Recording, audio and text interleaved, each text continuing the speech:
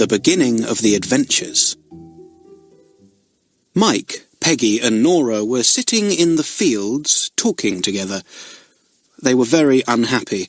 Nora was crying and would not stop. As they sat there, they heard a low call. "Cooey!" "There's Jack," said Mike. "Dry your eyes, Nora. Jack will cheer you up." A boy came running by the hedge and sat down by them. He had a face as brown as a berry and bright blue eyes that shone with mischief. "Hello," he said. "What's up, Nora? Crying again?" "Yes," said Nora, wiping her eyes. "Aunt Harriet yelled at me 6 times this morning because I didn't wash the curtains well enough. Look." She showed him her hands, which were red and sore from all the washing. "It's a shame," said Jack. "If only our father and mother were here, they wouldn't let us live like this," said Mike. "But somehow I don't believe they'll ever come back now." "How long is it since they've been gone?" asked Jack. "It's over 2 years now," said Mike. "Dad built a fine new aeroplane, you know, and he set off to fly to Australia. Mother went with him because she loves flying too. They got nearly there, and then nothing more was heard of them. And I know Aunt Harriet and Uncle Henry think they will never come back again," said Nora, beginning to cry once more. "Or they would never treat us as they do." "Oh, don't cry any more, Nora," said Peggy. "Your eyes will get so red and horrid. I'll do the washing instead of you next time." Jack put his arm round Nora. He liked her best of them all. She was the smallest, although she was Mike's twin. She had a little face and a head of black curls. Mike was exactly like her, but bigger.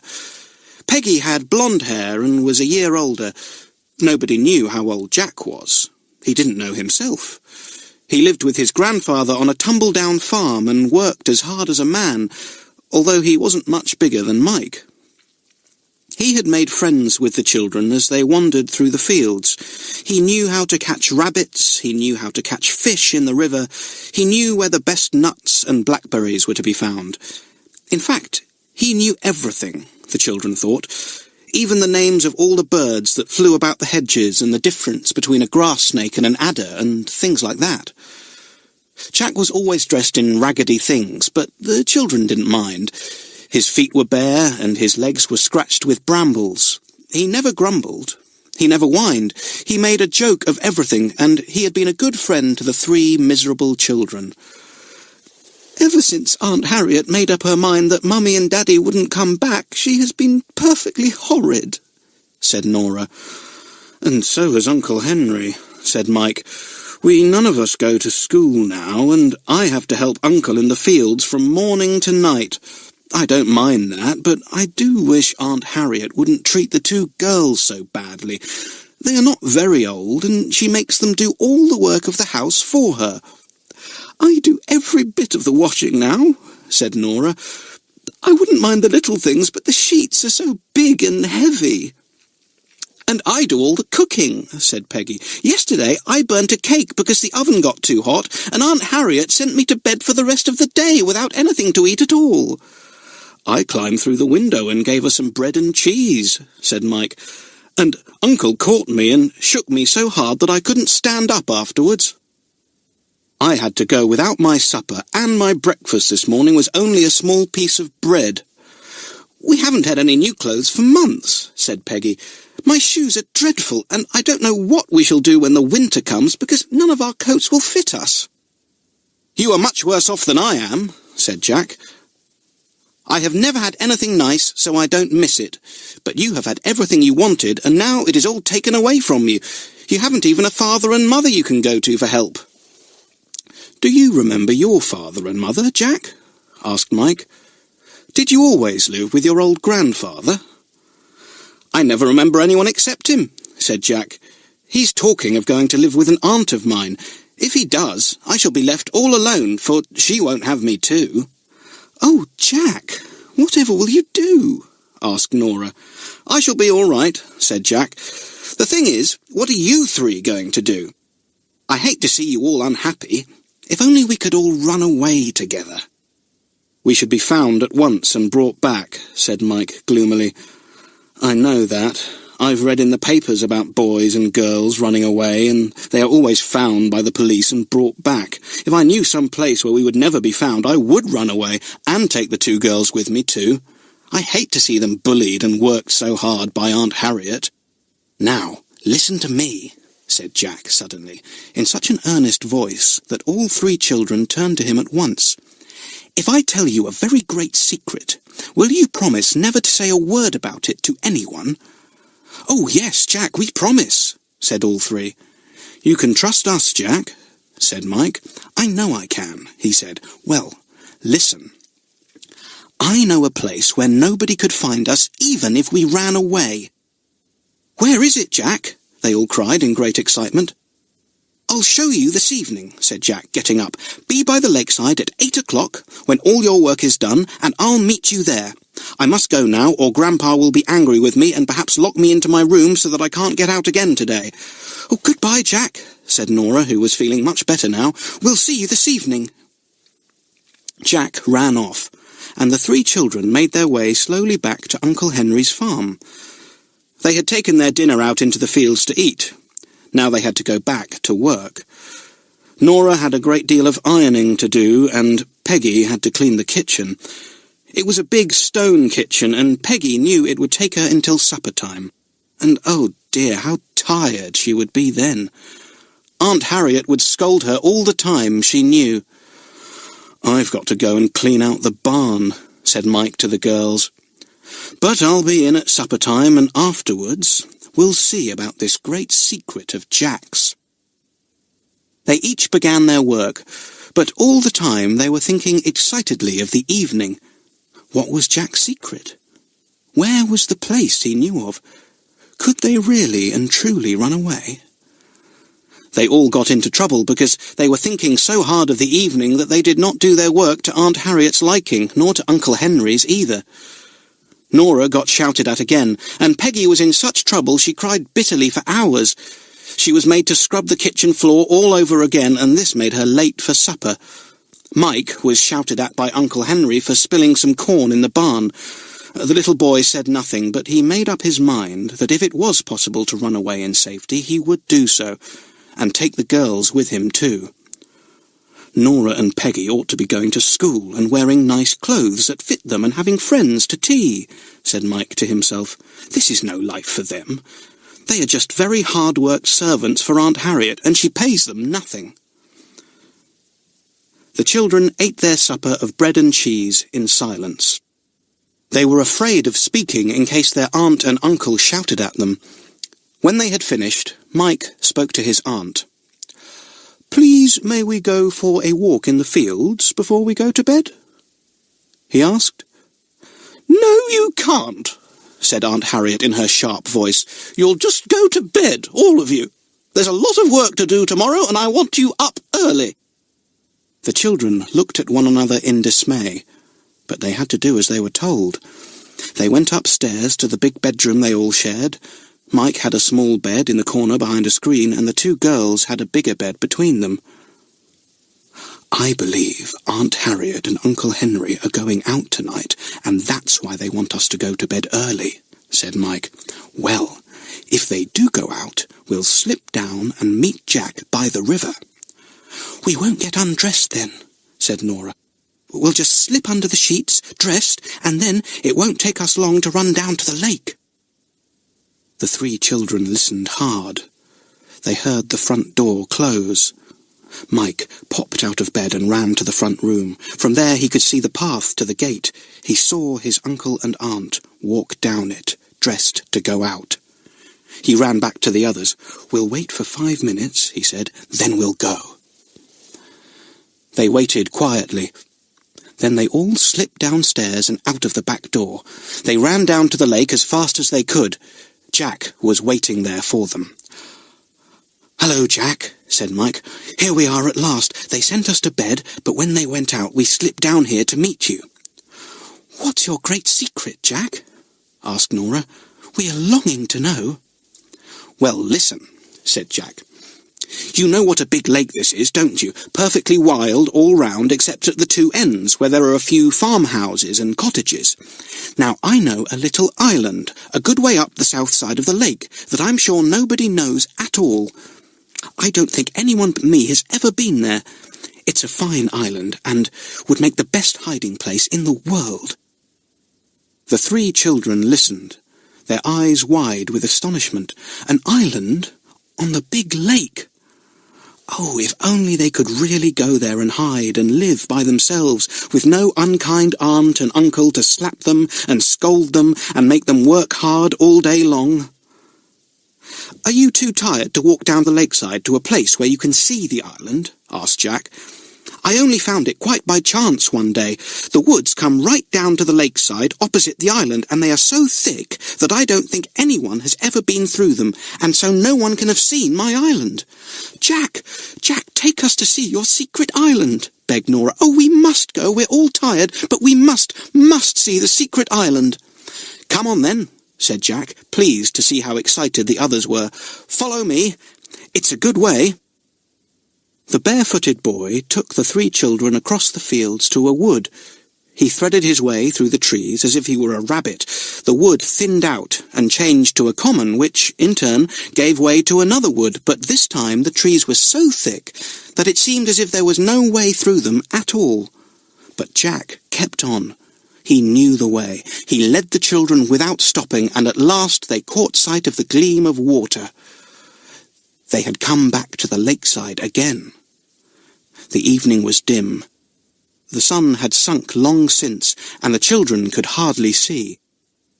Jack pushed his way through the trees that grew down to the waterside. He stood there and pointed silently to something. The children crowded round him. "My secret island," said Jack. And so it was. The little island seemed to float on the dark lake waters. Trees grew on it, and a little hill rose in the middle of it. It was a mysterious island, lonely and beautiful. All the children stood and gazed at it, loving it and longing to go to it. It looked so secret, almost magic. "Well," said Jack at last, "what do you think? Shall we run away and live on the secret island?" "Yes," whispered all the children. "Let's." Chapter 2. An Exciting Day. The three children thought of nothing else but Jack's secret island all the next day. Could they possibly run away and hide there? Could they live there? How could they get food? What would happen if people came to look for them? Would they be found? How busy their minds were, thinking, planning. Oh, the excitement of that secret island. It seemed so mysterious and lovely. If only they were all there, safe from all the shouting and unhappiness. The first time the children had a little time together to talk, they spoke about the island. "Mike, we must go," said Nora. "Mike, let's tell Jack we'll go," said Peggy. Mike scratched his curly black head. He felt old and worried. He wanted to go very badly, but would the three of them really be able to stand a wild life like that? No proper beds to sleep in, perhaps no proper food to eat, and suppose one of them was ill? Well, they would have to chance all that. They could always come back if things went too wrong. "We'll go," said Mike. "We'll plan it all with Jack. He knows better than we do." So that night, when they met Jack, the four of them laid their plans. Their faces were red with excitement. Their eyes were shining. An adventure. A real, proper adventure. Almost like Robinson Crusoe, for they were going to live all by themselves on a lonely island. "We must be careful in our plans," said Jack. "We mustn't forget a single thing, for we ought not to go back to get anything, or we might be caught." "Could we go over to the island and just see what it's like before we go to live there?" asked Nora. "I would so love to see it." "Yes," said Jack. "We'll go on Sunday." "How can we go?" asked Mike. "Do we have to swim?" "No," said Jack. "I have an old boat. It was one that had been left to fall to pieces, and I found it and patched it up. It still gets water in, but we can bail that out. I'll take you over in that." The children could hardly wait for Sunday to come. They had to do a certain amount of work on Sundays, but usually they were allowed to take their dinner out and have a picnic afterwards. It was June. The days were long and sunny. The farm garden was full of peas, broad beans, gooseberries, and ripening cherries. The children stole into it and picked as many pea pods as they could find and pulled up 2 big lettuces. Aunt Harriet gave them so little to eat that they always had to take something else as well. Mike said it wasn't stealing, because if Aunt Harriet had given them the food they earned by the hard work they did, they would have twice as much. They were only taking what they had earned. They had a loaf of bread between them, some butter, and some slices of ham, as well as the peas and lettuces. Mike pulled up some carrots, too. He said they would taste most delicious with the ham. They hurried off to meet Jack. He was by the lakeside, carrying a bag on his back. He had his dinner in it. He showed them some fine red cherries and a round cake. "Mrs. Lane gave me those for hoeing her garden yesterday," he said. "We'll have a fine dinner between us." "Where's the boat, Jack?" said Nora. "You wait and see," said Jack. "I don't leave my secret things out for everyone to see. No one else but you 3 knows about my boat." He set off in the hot June sunshine, and the 3 children followed him. He kept close to the lakeside, and although the children kept a sharp lookout for the boat, they did not see it until Jack stopped and showed it to them. "See that great alder bush hanging over the lake just there?" he said. "Well, my boat's underneath it. It's well hidden, isn't it?"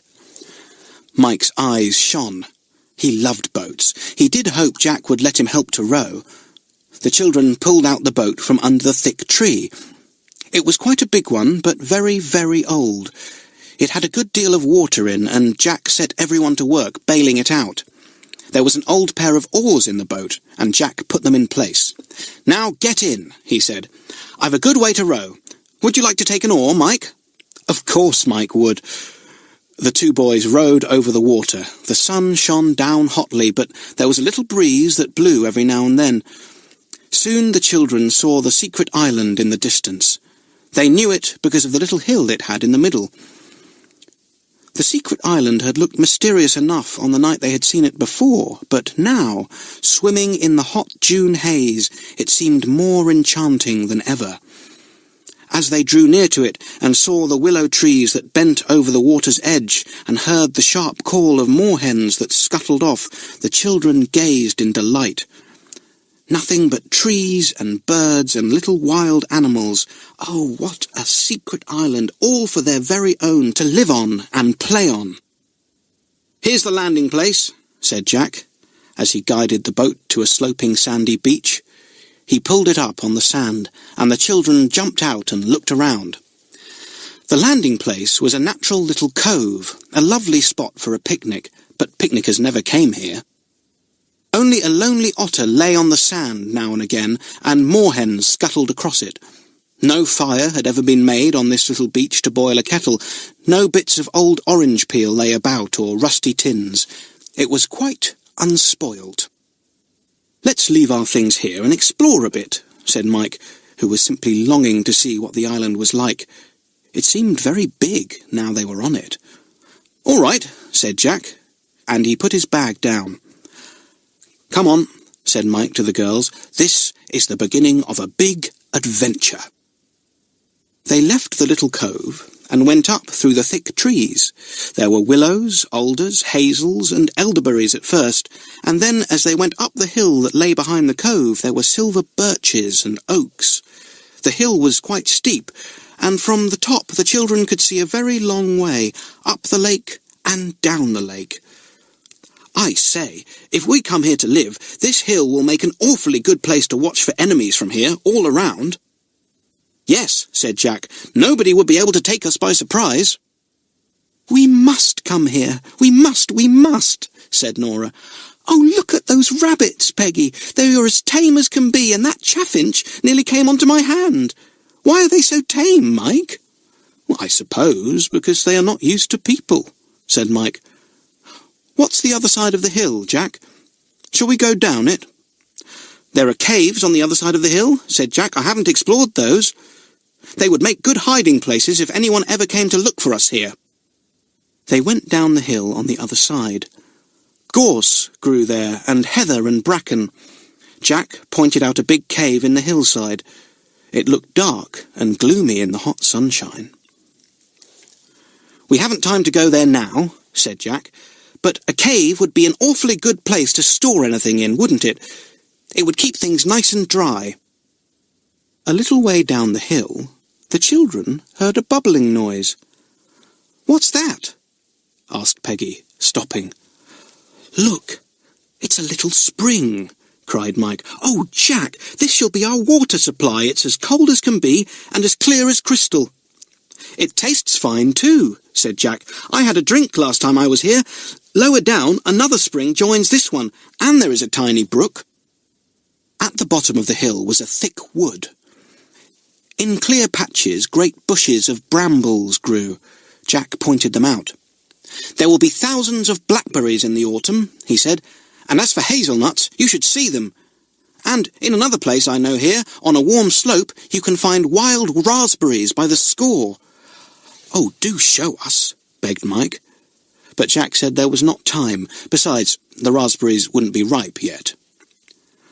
"The island is too big to explore all over today," said Jack. "You've seen most of it, the big hill with its caves, the springs, the thick wood, and beyond the wood is a grassy field, and then the water again. Oh, it's a glorious place." "Jack, where shall we live on this island?" said Peggy, who always liked to have everything well settled in her mind. "We shall build a house of wood," said Jack. "I know how to.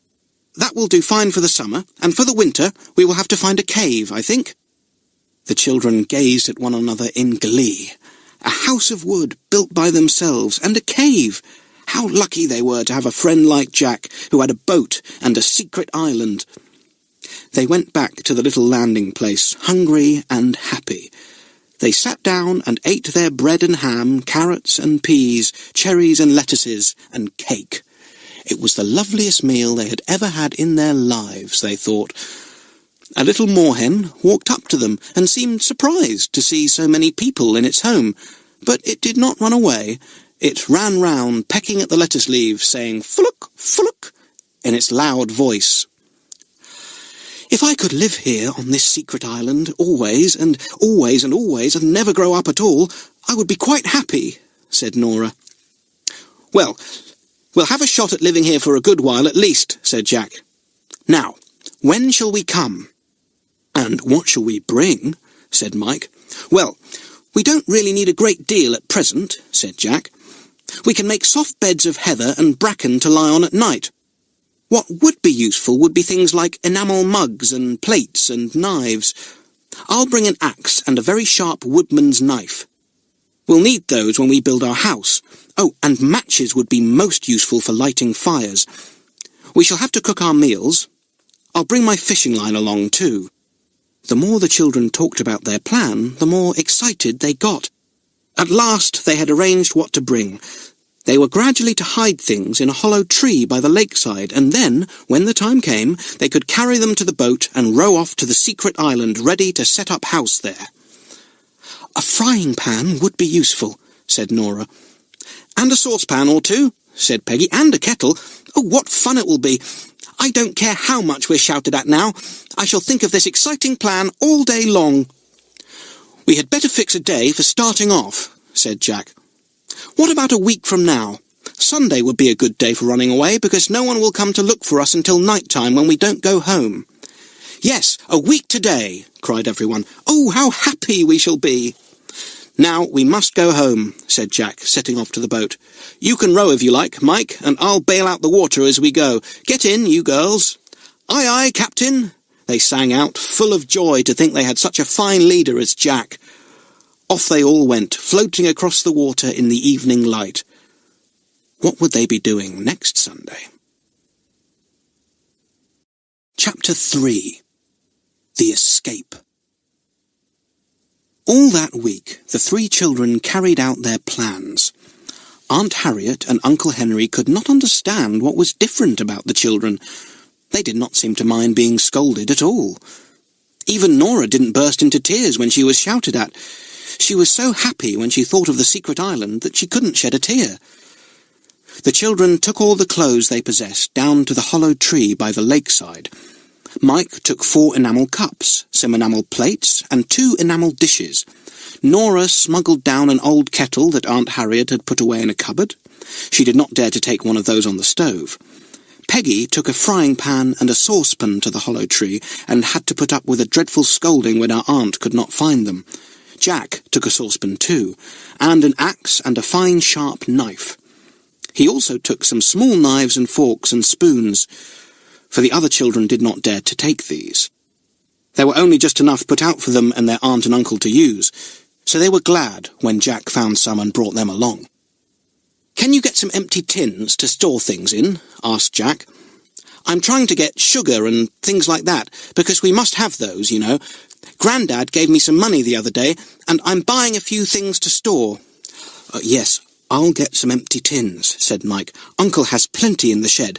I can wash them out and dry them. And could you get matches, Jack? Aunt only leaves 1 box out, and that won't go far." "Well, I've got a small magnifying glass," said Jack, and he showed it to the others. "Look, if I focus the rays of sun onto that bit of paper over there, see what happens. It burns it, and, hey presto, there's a fire ready-made." "Oh, good," said Mike. "We'll use that on a sunny day, Jack, and save our matches." "I'm bringing my work basket, in case we need to sew anything," said Peggy. "And I've got a box of mixed nails and an old hammer," said Mike. "I found them in the shed." "We're getting on," said Jack, grinning. "I say, what a time we're going to have." "I wish Sunday would come," sighed Nora. "I shall bring our snap cards and our game of Ludo and our dominoes," said Peggy. "We shall want to play games sometimes, and what about some books?" "Good for you," cried Mike. "Yes, books and papers we'll have too. We shall love to read quietly sometimes." The old hollow tree by the lakeside was soon full of the strangest collection of things. Not a day went by without something being added to it. One day it was a plank of wood, another day it was half a sack of potatoes, another day it was an old ragged rug. Really, it was a marvel that the tree held everything. At last, Sunday came. The children were up long before their aunt and uncle. They crept into the kitchen garden and picked a basket of peas, pulled up 6 lettuces, added as many ripe broad beans as they could find, a bunch of young carrots, some radishes, and, putting their hands into the nest boxes of the hens, they found 6 new-laid eggs. Nora crept indoors and went to the larder. What could she take that Aunt Harriet would not notice that morning? Some tea? Yes. A tin of cocoa from the top shelf, a packet of currants, and a tin of rice from the store shelf too. A big loaf, a few cakes from the cake tin. The little girl stuffed them all into her basket and raced out to join the others. Long before Aunt Harriet was up, all these things were safely in the hollow tree. Peggy didn't quite like taking anything from the larder, but Mike said that, as Aunt and Uncle wouldn't have to keep them after that day, they could quite well spare a few odds and ends for them. "Anyway, if they paid us properly for our work, we would have enough to buy all these things and more," he said, as he stuffed them into the tree. They went back to the farm for the last time to breakfast. Peggy cooked the breakfast and hoped Aunt would not notice that her long iron cooking spoon was gone. She also hoped that Aunt would not want to get another candle from the packet in the larder, for Peggy knew Mike had taken the rest of them, and had taken an old lantern of Uncle's too. The children ate their breakfast in silence. Aunt Harriet looked at them. "I suppose you think you are going off for a picnic today," she said. "Well, you are not. You can stay and weed the kitchen garden, Peggy and Nora, and I've no doubt Uncle Henry can set Mike something to do. Someone has been taking cakes out of my tin, and so you'll all stay in today." The hearts of the 3 children sank. Today of all days! As soon as the girls were washing up alone in the scullery, Mike looked in at the window. "You girls "Slip off down to the lake as soon as you get a chance," he said. "Wait there for me. I won't be long." Peggy and Nora felt happier. They were to escape after all, then. They washed up a few more things and then saw their aunt going upstairs. "She has gone to look out Uncle's Sunday suit and shirt," whispered Nora. "Quick! Now's our chance. We can slip out of the back door." Peggy ran to the cupboard under the dresser and took out a long bar of soap. "We forgot all about soap," she said. "We shall want some. I just remembered it in time." Nora looked round for something to take too. She saw a great slab of margarine on the dresser, and she caught it up. "This will help us in our frying," she said. "Come on, Peggy, we've no time to lose." They raced out of the back door, down the path, and out into the fields. In 5 minutes' time, they were by the hollow tree, well out of sight. Jack was not yet there. They did not know how long Mike would be. He would not find it so easy to get away. But Mike had laid his plans. He waited for the moment when his aunt discovered that the girls had gone, and then walked into the kitchen. "What's the matter, Aunt Harriet?" he asked, pretending to be very much surprised at her angry face and voice. "Where have those 2 girls gone?" cried his aunt. "I expect they have only gone to get in the clothes or something," said Mike. "Shall I go and find them for you?" "Yes, and tell them they'll get into big trouble for running off without finishing their work," said his aunt in a rage. Mike ran off, calling to his uncle that he was on an errand for his aunt. So Uncle Henry said nothing, but let him go. Mike tore across the fields to the lakeside and met the 2 girls there. They hugged one another in joy. "Now, where's Jack?" said Mike. "He said he would meet us as soon as he could." "There he is," said Nora.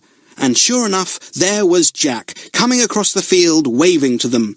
He carried a heavy bag into which he had crammed all sorts of things at the very last moment: rope, an old mackintosh, 2 books, some newspapers and other things. His face was shining with excitement.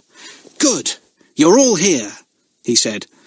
"Yes, but we nearly couldn't come," said Nora, and she told Jack what had happened. "I say, I hope this won't mean that your uncle and aunt will start to look for you too soon," said Jack. "Oh, no," said Mike. "It only means that they will make up their minds to punish us well when we get back this evening, but we shan't go back. They'll think we've gone off on our usual Sunday picnic." "Now, we've got a lot to do," said Jack seriously. "This is all fun and excitement to us, but it's work too, and we've got to get on with it. First, all these things must be carried from the hollow tree to the boat. Mike, you get out some of them and give them to the girls. Then we'll take the heavier things. I expect we shall have to come back to the tree 3 or 4 times before it's emptied." The 4 of them set off happily, carrying as much as they could.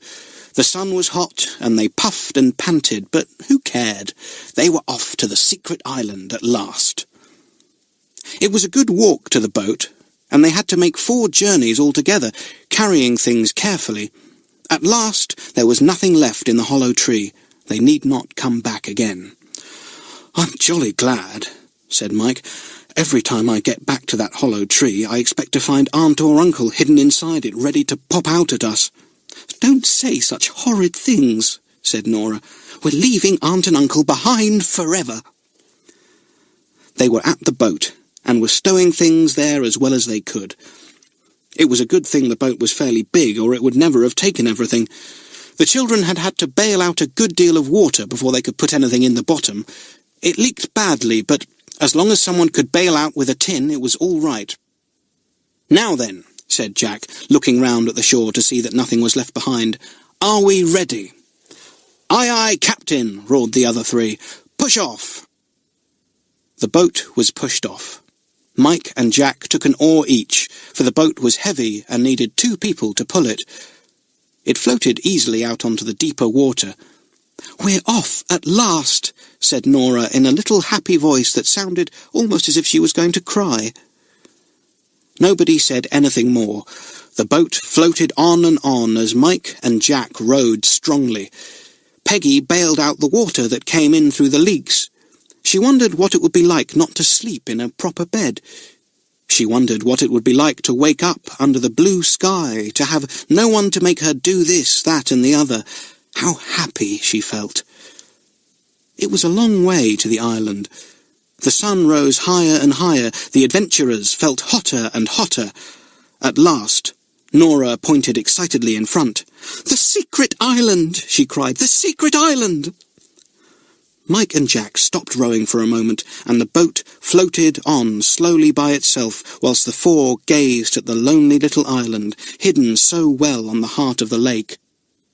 Their own island. It had no name. It was just the secret island. Mike and Jack rowed on again. They came to the little sandy cove beneath the willow trees. Jack jumped out and pulled the boat in. The others jumped out too and gazed around. "We're really here! We're really here! We're really here!" squealed Nora, jumping up and down and round in delight. "We've escaped! We've come to live on this dear little hidden island!" "Come on, Nora, give a hand," ordered Jack. "We've a lot to do before night, you know." Nora ran to help. The boat had to be unloaded, and that was quite a job. All the things were put on the beach under the willow trees for the time being. By the time that was finished, the children were hotter than ever and very hungry and thirsty. "Oh, for a drink," groaned Mike. "Peggy, do you remember the way to the spring?" asked Jack. "You do? Well, just go and fill this kettle with water, will you? We'll all have a drink and something to eat." Peggy ran off up the hill and down the other side to the spring. She filled the kettle and went back. The others had put out enamel mugs ready to drink from. Mike was busy looking out something to eat, too. He had put out a loaf of bread, some young carrots, which they all loved to nibble, a piece of cheese each, and a cake. What a meal that was! How they laughed and giggled and chattered. Then they lay back in the sun and shut their eyes. They were tired with all their hard work. One by one, they fell asleep. Jack awoke first. He sat up. "Hey," he said, "this won't do. We've got to get our beds for the night and arrange a good sleeping place. We've dozens of things to do. Come on, everyone, to work, to work." But who minded work when it was in such a pleasant place? Peggy and Nora washed up the mugs and dishes in the lake water and set them in the sun to dry. The boys put all the stores in a good place and covered them with the old mackintosh in case it should rain. Tomorrow they would start to build their house. "Now to get a sleeping place and bedding," said Jack. "Won't it be fun to sleep for the first time on the secret island?" Chapter 4. The First Night on the Island. "Where do you think would be the best place to sleep?" said Peggy, looking round the little cove. "Well," said Jack, "I think it would be best to sleep under some thick trees somewhere. Then, if it rains tonight, we shall not get too wet. But I don't think it will rain. The weather is quite settled." "There are 2 nice big thick oak trees just beyond the cove," said Mike, pointing. "Shall we find a place there?" "Yes," said Jack. "Find a bramble bush or gorse bush near them to keep any wind off. Let's go and see what we think." They all went to the 2 big oak trees. Their branches swung almost down to the ground in places. Below grew clumps of soft heather, springy as a mattress. To the north was a great growth of gorse, thick and prickly.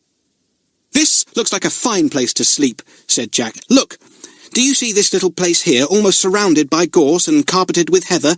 The girls could sleep here, and we could sleep just outside their cosy spot to protect them. The oak trees would shelter us nicely overhead." "Oh, I do think this is fine, I do," cried Nora, thinking that their green, heathery bedroom was the nicest in the world. She lay down on the heather. "It's as soft as can be," she said, "and oh, there is something making a most delicious smell. What is it?" "It's a patch of wild thyme," said Jack. "Look, there is a bit in the middle of the heather. You will smell it when you go to sleep, Nora." "All the same, Jack, the heather won't feel quite so soft when we have lain on it a few hours," said Mike. "We'd better get some armfuls of bracken, too, hadn't we?" "Yes," said Jack. "Come on up the hill. There's plenty of bracken there, and heaps of heather, too. We will pick the bracken there and put it in the sun to dry. The heather doesn't need drying.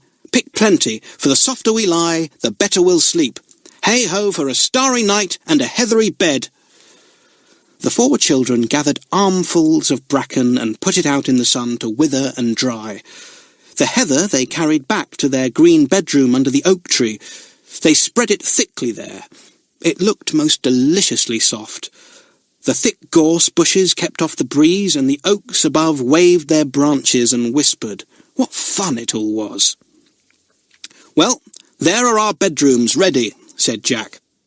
"Now, we'd better find a place to put our stores in. We won't be too far from the water because it's so useful for washing ourselves and our dishes in." The children were hungry again. They got out the rest of the cakes and finished up the bread, eating some peas with it, which they shelled as they ate. "Are we going to have any supper?" asked Mike. "We might have a cup of cocoa each and a piece of my cake," said Jack. "We must be careful not to eat everything at once that we've brought, or we'll go short. I'll do some fishing tomorrow." "Shall we begin to build the house tomorrow?" asked Mike, who was longing to see how Jack meant to make their house. "Yes," said Jack. "Now, you 2 girls wash up the mugs again, and Mike and I will find a good place for the stores." The girls went to the water and washed the things. The boys wandered up the beach, and at the back of the sandy cove they found just the very place they wanted. There was a sandy bank there with a few old willows growing on top of it, their branches drooping down. Rain had worn away the sandy soil from their roots, and underneath there was a sort of shallow cave with roots running across it here and there. "Look at that!" said Jack in delight. "Just the place we want for our stores. Nora, Peggy, come and look here." The girls came running. "Oh," said Peggy, pleased, "we can use those big roots as shelves, and stand our tins and cups and dishes on them. Oh, it's a proper little larder." "Well, if you girls get the stores from the cove and arrange them neatly here," said Jack, "Mike and I will go and fill the kettle from the spring, and we'll see if there isn't a nearer spring, because it's a long way up the hill and down the other side." "Can't we come with you?" asked Peggy. "No, you arrange everything," said Jack. "It had better all be done as quickly as possible, because you never know when it's going to turn wet. We don't want our stores spoiled." Leaving Peggy and Nora to arrange the tins, baskets and odds and ends neatly in the root larder, the 2 boys went up the hill behind the cove. They separated to look for a spring, and Mike found one. It was a very tiny one, gushing out from under a small rock, and it ran down the hill like a little waterfall, getting lost in the heather and grass here and there. Its way could be seen by the rushes that sprang up beside its course. "I expect it runs down into the lake," said Mike. "It's a very small spring, but we can use it to fill our kettle, and it won't take us quite so long as going to the other spring. If we have to live in the caves during the winter, the other spring will be more useful then, for it will be quite near the cave." They filled the kettle. It was lovely up there on the hillside in the June sun. Bees hummed and butterflies flew all around. Birds sang, and 2 or 3 moorhens cried, "Fullock, fullock," from the water below. "Let's go to the top of the hill and see if we can spy anyone coming up or down the lake," said Jack. So they went right up to the top, but not a sign of anyone could they see. The waters of the lake were calm and clear and blue. Not a boat was on it. The children might have been quite alone in the world. They went down to the girls with the full kettle. Nora and Peggy proudly showed the boys how they had arranged the stores. They had used the big roots for shelves, and the bottom of the little cave they had used for odds and ends, such as Jack's axe and knife, the hammer and nails, and so on. "It's a nice dry place," said Peggy. "It's just right for a larder, and it's so nice and near the cove. Jack, where are we going to build our house?" Jack took the girls and Mike to the west end of the cove, where there was a thicket of willows. He forced his way through them and showed the others a fine clear place right in the very middle of the trees. "Here's the very place," he said. "No one would ever guess there was a house just here if we built one.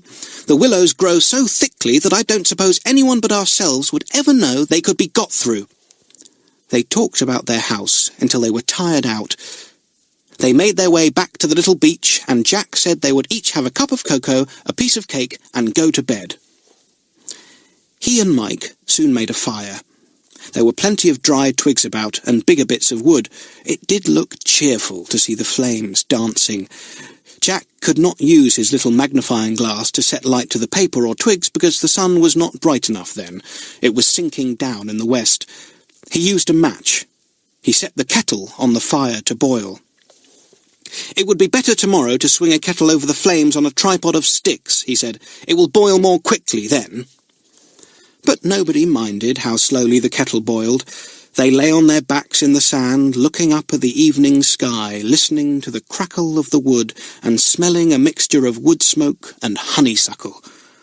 At last the kettle sent out a spurt of steam and began to hiss. It was boiling. Nora made the cocoa and handed it round in mugs. "There's no milk," she said, "but there is some sugar." They munched their cake and drank their cocoa.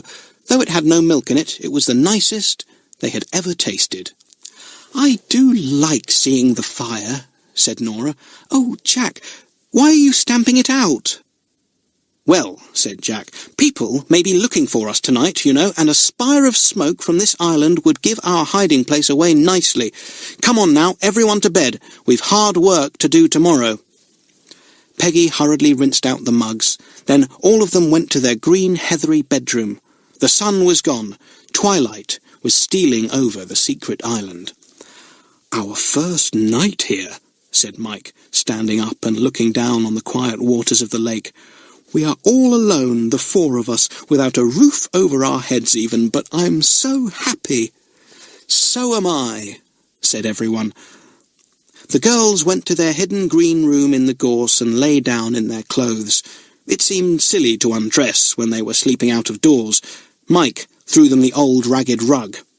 "Throw that over yourselves," he said. "It may be cold tonight, sleeping out for the first time. You won't be frightened, will you?" "No," said Peggy. "You two boys will be near, and anyway, what is there to be frightened of?" They lay down on the soft heather and pulled the old rug over them. The springy heather was softer than the old hard bed the two girls had been used to at home. The little girls put their arms round one another and shut their eyes. They were fast asleep almost at once. But the boys did not sleep so quickly. They lay on their heathery beds and listened to all the sounds of the night. They heard the little grunt of a hedgehog going by. They saw the flicker of bats overhead. They smelt the drifting scent of honeysuckle and the delicious smell of wild thyme crushed under their bodies. A reed warbler sang a beautiful little song in the reeds below, and then another answered. "Is that a blackbird?" asked Mike. "No, a reed warbler," said Jack. "They sing as beautifully as any bird that sings in the daytime. Listen, do you hear that owl?" "Hoo, hoo, hoo, hoo," came a long, quivering sound. "Hoo, hoo, hoo, hoo." "He's hunting for rats and voles," said Jack. "I say, look at the stars, Mike." "Don't they seem far away?" said Mike, looking up into the purple night sky, which was set with thousands of bright stars. "I say, Jack, it's awfully nice of you to come away with us like this and share your secret island." "It isn't nice of me at all," said Jack. "I wanted to. I'm doing just exactly what I most want to do. I only hope we shan't be found and taken back, but I'll take jolly good care no one finds us. I'm laying my plans already." But Mike was not listening. His eyes shut. He forgot the owls and the stars. He fell asleep and dreamt of building a house with Jack. A lovely house. Jack fell asleep too, and soon the rabbits that lived under their gorse bush came slyly out and peeped at the sleeping children in surprise. Who were they? But as the children did not move, the rabbits grew bold and went out to play just as usual. Even when one ran over Mike by mistake, the little boy did not know it. He was much too fast asleep. Chapter 5. The Building of the House. What fun it was to wake up that first morning on the island. Jack awoke first. He heard a thrush singing so loudly on a tree nearby that he woke up with a jump. "Mind how you do it," said the thrush. "Mind how you do it." Jack grinned. "I'll mind how I do it, all right," he said to the singing thrush. "Hi, Mike, wake up! The sun is quite high." Mike woke and sat up.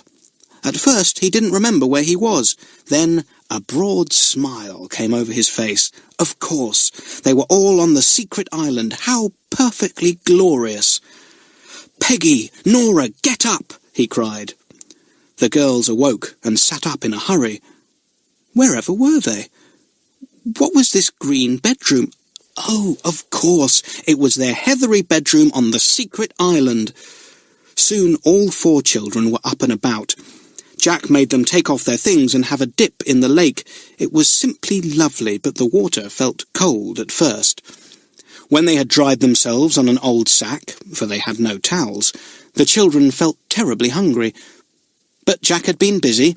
He had set his fishing line, and even as they bathed, he had seen the float jerk up and down. It was not long before Jack proudly laid 4 fine trout on the sand of the cove and set about to make a fire to cook them. Mike went to fill the kettle to make some tea. Peggy got some big potatoes out of the sack and put them almost in the fire to cook in their skins. Jack found the frying pan in their storeroom and put a piece of margarine in to fry the fish, which he knew exactly how to clean. "I don't know what we should do without you," said Mike as he watched Jack. "Goodness, how I shall enjoy my breakfast." They all did. The tea did not taste very nice without milk. "It's a pity we can't get milk," said Jack. "We shall miss that, I'm afraid. Now, let's all wash up and put everything away, and then we'll start on our house." In great excitement, everything was washed up and put away. Then Jack led the way through the thick willow trees, and they came to the little clear place in the centre of them. "Now, this is how I mean to build the house," he said. "Do you see these little willow trees here? 1 there, 1 there, 2 there, and 2 there. Well, I think you will find that if we climb up and bend down the top branches, they will meet each other nicely in the centre, and we can weave them into one another. That will make the beginning of a roof. With my axe, I shall chop down some other young willow trees and use the trunk and thicker branches for walls. We can drive the trunks and branches into the ground between the 6 willow trees we are using and fill up any cracks with smaller branches woven across. Then, if we stuff every corner and crevice with bracken and heather, we shall have a fine big house with a splendid roof, windproof and rainproof. What do you think of that?" The other children listened in the greatest excitement. It sounded too good to be true. Could it be as easy as all that? "Jack, can we really do it?" said Mike. "It sounds all right, and those willow trees are just the right distance from one another to make a good big house, and their top branches will certainly overlap well." "Oh, let's begin," cried Nora, impatient, as usual, dancing up and down. "I'll climb up this first willow tree and swing the branches over with my weight," said Jack. "All you others must catch hold of them and hold till I slip down. Then I'll climb another tree and bend those branches over too. We'll tie them together, and then I'll climb the other trees. Once we've got all the top branches bending down, touching one another, and overlapping nicely, we can cut long willow sticks and lace our roof together. I'll show you how to." Jack swung himself up into one of the little willow trees. It was only a young one, with a small trunk, but it had a head of long, fine branches, easy to bend. Jack swung them down, and the girls and Mike caught them easily. They held on to them whilst Jack slid down the tree and climbed another. He did the same thing there, bending down the supple branches until they reached and rested on top of those bent down from the other tree. "Tie them together, Mike," shouted Jack. "Peggy, go and find the rope I brought." Peggy darted off. She soon came back with the rope. Mike twisted it round the branches of the 2 trees and tied them firmly together. "It's beginning to look like a roof already," shouted Nora in excitement. "Oh, I want to sit underneath it." She sat down under the roof of willow boughs, but Jack called to her. "Get up, Nora. You've got to help. I'm up the 3rd tree now. Look, here come the top branches bending over with my weight. Catch them and hold them." Nora and Peggy caught them and held on tightly. The branches reached the others and overlapped them. Mike was soon busy tying them down too. The whole morning was spent in this way. By dinner-time, all the 6 trees had been carefully bent over. Jack showed Mike and the girls how to weave the branches together so that they held one another and made a fine, close roof. You see, if we use the trees like this, their leaves will still grow and will make a fine, thick roof, said Jack. Now, although our house has no walls as yet, we at least have a fine roof to shelter under if it rains. I want something to eat, said Nora. I'm so hungry that I feel I could eat snails. Well, get out 4 eggs, and we'll have some with potatoes, said Jack. We'll boil the eggs in our saucepan. There's plenty of potatoes, too. After the eggs are boiled, we'll boil some potatoes and mash them up. That will be nice for a change. We'll nibble a few carrots, too, and have some of those cherries. We do have funny meals, said Peggy, going to get the saucepan and the eggs, but I do like them. Come on, Nora, help me get the potatoes and peel them whilst the eggs are boiling. And, Mike, get some water, will you? We haven't enough. Soon the fire was burning merrily and the eggs were boiling in the saucepan. The girls peeled the potatoes and Jack washed the carrots. He went to get some water to drink too, for everyone was very thirsty. You'd better catch some more fish for tonight, Jack, said Peggy. I hope our stores are going to last out a bit. We do seem to eat a lot. I've been thinking about that, said Jack, watching the potatoes boiling. I think I'll have to row to land occasionally and get more food. I can get it from Grandad's farm. There are plenty of potatoes there, and I can always get the eggs from the hen house. Some of the hens are mine, and there's a cow that's really mine too, for Grandad gave her to me when she was a calf. I wish we had hens and a cow here, said Peggy. We should have lots of milk then, and plenty of eggs. How would we get the hens and cow here, said Mike, laughing. I think Jack's idea of rowing across to land sometimes is a good one. He can go at night. He knows the way and could get back before day breaks. It's dangerous, though, said Peggy. Suppose he were caught. We couldn't do without Jack. The children ate their dinner hungrily. They thought that eggs and potatoes had never tasted so nice before.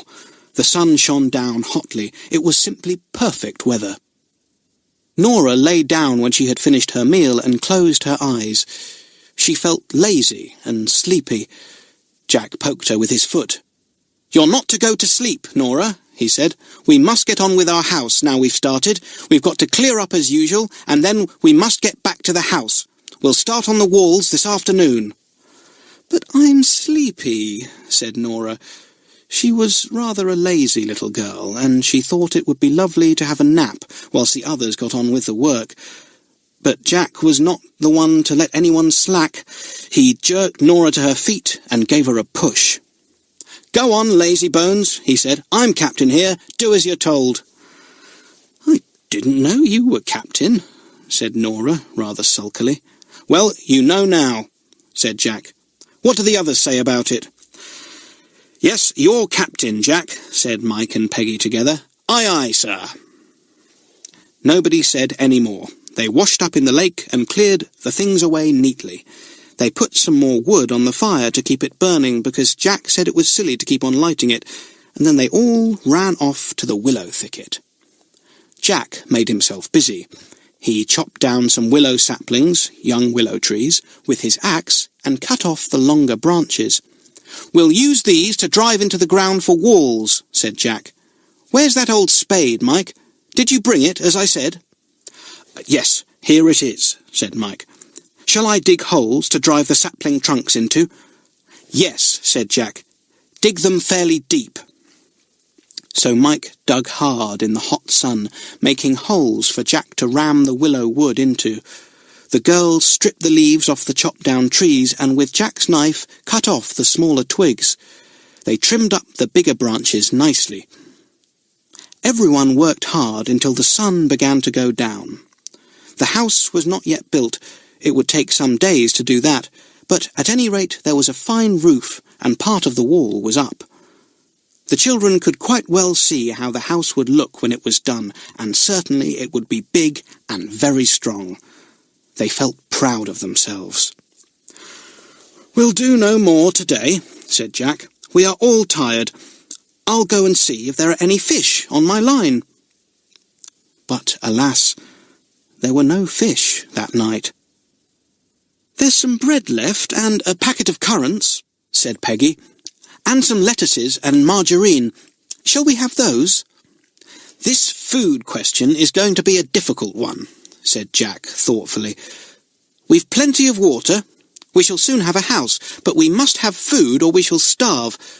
I shall catch rabbits, I think." "Oh, no, Jack, don't do that," said Nora. "I do like rabbits so much." "So do I, Nora," said Jack. "But if rabbits were not caught, the land would soon be overrun with them, you know. You have often had rabbit pie, haven't you?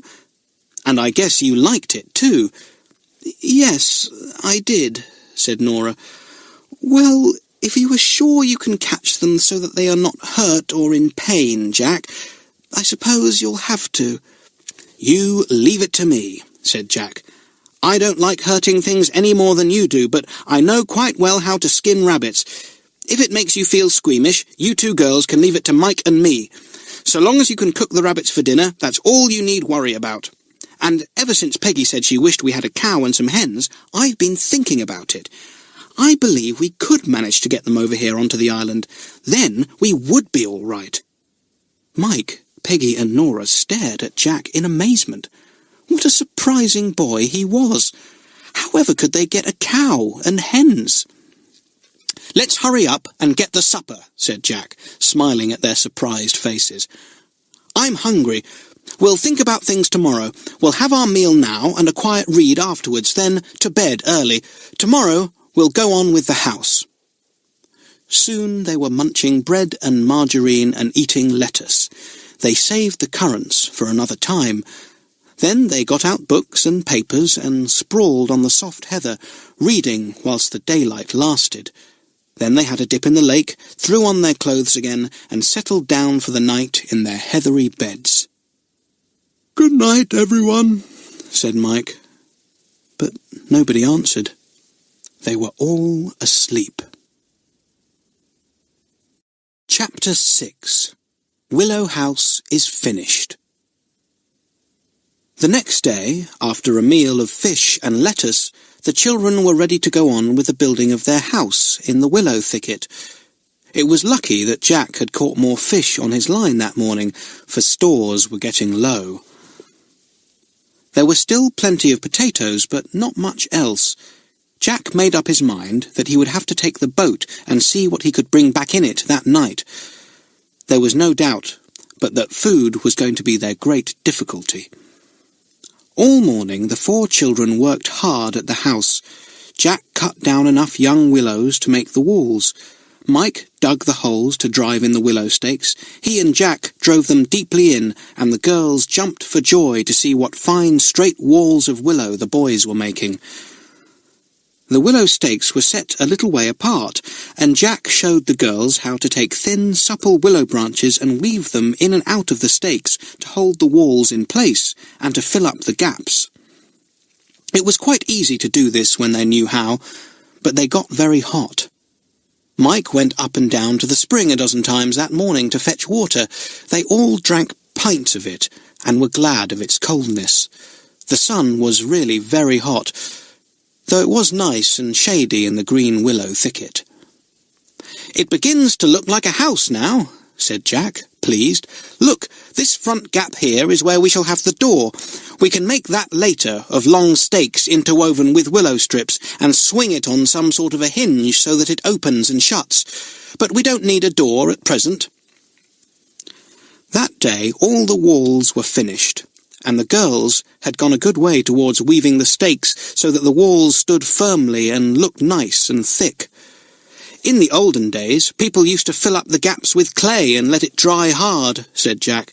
"But I don't think there's any clay on this island, so we must stuff up the cracks with dried bracken and heather. That will do nicely. And the willow stakes we have rammed into the ground will grow and throw out leaves later on, making the wall thicker still." "How do you mean the stakes we have cut will grow?" asked Mike in surprise. "Sticks don't grow, surely?" Jack grinned. "Willow sticks do," he said. You can cut a willow branch off the tree, strip it of all buds and leaves and stick it in the ground, and you'll find that, although it has no roots and no shoots, it will put out both and grow into a willow tree by itself. Willows are full of life, and you can't stamp it out of them." "Well, our house will be growing all the year round then," cried Nora. "How funny!" "I think it's lovely," said Peggy. "I like things to be as alive as that. I shall love to live in a house that's growing over me, putting out roots and shoots and buds and leaves. What shall we call our house, Jack?" "Willow House," said Jack. "That's the best name for it." "It's a good name," said Peggy. "I like it. I like everything here. It's glorious. Just us four and our secret island. It's the loveliest adventure that ever was." "If only we had more to eat," said Mike, who seemed to feel hungry every hour of the day. "That's the only thing I don't like about this adventure." "Yes," said Jack. "We'll have to put that right. Don't worry. We shall get over it somehow." That night there was nothing much to eat but potatoes. Jack said he would go off in the boat as soon as it was dark to see what he could find at his old farm. So he set off. He took with him a candle set in the lantern, but he did not light it, in case he should be seen. "Wait up for me," he said to the others, "and keep a small fire going, not big, in case the glow could be seen." The other three waited patiently for Jack to come back. He seemed a long, long time. Nora stretched herself out on the old rug and fell asleep, but Mike and Peggy kept awake. They saw the moon come up and light everything. The secret island seemed mysterious again in the moonlight. Dark shadows stretched beneath the trees. The water lapped against the sand, black as night, close by them, but silvered where the moon caught it beyond. It was a warm night, and the children were hot, even though they had no covering. It seemed hours before they heard the splash of oars. Mike ran down to the edge of the water and waited. He saw the boat coming softly over the water in the moonlight. He called to Jack. "Hello there, Jack! Are you all right?" "Yes," said Jack's voice. "I've got plenty of news, too." The boat scraped on the sand and stones. Mike pulled it up the beach, and Jack jumped out. "I've got something here for us," said Jack, and they saw his white teeth in the moonlight as he grinned at them. "Put your hands down there in the boat, Nora." Nora did, and squealed. "There's something soft and warm and feathery there," she said. What is it?" "6 of my hens," said Jack. "I found them roosting in the hedges. I caught them and trussed them up so that they couldn't move. My word, they were heavy to carry, but we shall have plenty of eggs now. They can't escape from the island." "Hurrah!" cried Peggy. "We can have eggs for breakfast, dinner and tea." "What else have you brought?" asked Mike. "Corn for the hens," said Jack, "and packets of seeds of all kinds from the shed, and some tins of milk, and a loaf of bread, rather stale, and lots more vegetables." "And here are some cherries," said Nora, pulling out handfuls of red cherries from the boat. "Did you pick these, Jack?" "Yes," said Jack. "They are from the tree in our garden. It's full of them now." "Did you see your grandfather?" asked Mike. "Yes," grinned Jack, "but he didn't see me. He's going away to live with my aunt. The farm is to be shut up, and someone is to feed the animals until it's sold. So I think I shall try and get my own cow somehow and make her swim across the lake to the island." "Don't be silly, Jack," said Peggy. "You could never do that." "You don't know what I can do," said Jack. "Well, listen. I heard my granddad talking to 2 friends of his, and everyone is wondering where we've all gone. They've searched everywhere for us, in all the nearby towns and villages, and in all the country round about." "Oh," said the 3 children, feeling rather frightened. "Do you suppose they'll come here?" "Well, they may," said Jack. "You never know. I've always been a bit afraid that the smoke from our fire will give the game away to someone, but don't let's worry about that till it happens." "Are the police looking for us too?" asked Peggy. "Oh, yes. said Jack. "Everyone is, as far as I can make out. I heard Grandad tell how they've searched barns and stacks and ditches and gone to every town for 20 miles round, thinking we might have run away on a lorry. They don't guess how near we are." "Is Aunt Harriet very upset?" asked Peggy. "Very," grinned Jack. "She's got no one to wash and scrub and cook for her now. But that's all she cares, I expect. Well, it's good news about my Grandad going to live with my aunt. I can slip to and fro and not be seen by him now. My word, I wish you were with me when I got these hens. They did peck and scratch and flap about. I was afraid someone would hear them." "Where shall we put them?" said Mike, helping Jack to carry them up the beach. "I vote we put them into Willow House till the morning," said Jack. "We can stop up the doorway with something." So they bundled the squawking hens into Willow House and stopped up the doorway with sticks and bracken. The hens fled to a corner and squatted there, terrified. They made no more noise. "I'm jolly tired," said Jack. "Let's have a few cherries and go to bed." They munched the ripe cherries and then went to their green bedroom. The bracken, which they had picked and put on the hillside to dry, had been quite brown and withered by that afternoon, so the girls had added it to their bed and the boys', and tonight their bed seemed even softer and sweeter smelling than usual. They were all tired. Mike and Jack talked for a little while, but the girls went to sleep quickly. They slept late the next morning. Peggy woke first and sat up, wondering what the unusual noise was that she heard. It was a loud cackling. "Of course, the hens," she thought. She slipped off her bracken and heather bed, jumped lightly over the two sleeping boys and ran to Willow House. She pulled aside the doorway and squeezed inside. The hens fled to a corner when they saw her, but Peggy saw a welcome sight. 4 of the hens had laid eggs. Goody! Now they could have a fine breakfast. The little girl gathered them up quickly, then, stopping up the doorway again, she ran out. She soon had a fire going, and when the others sat up, rubbing their eyes, Peggy called them. "Come on, breakfast! The hens have laid us an egg each!" They ran to breakfast.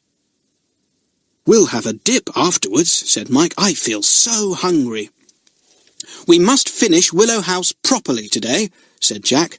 "And we must decide what to do with the hens, too. They can't run loose till they know us and their new home. We must put up some sort of enclosure for them."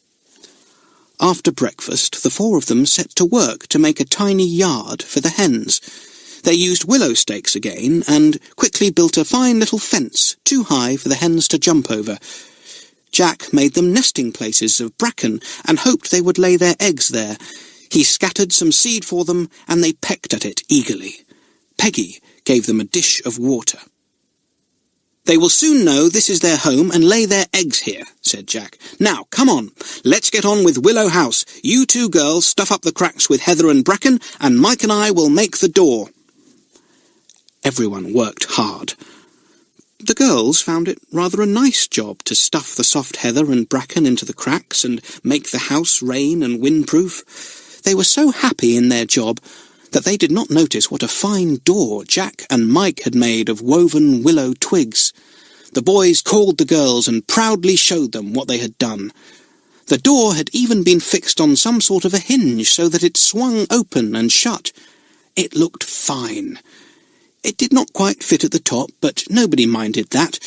It was a door, and could be shut or opened just as they pleased.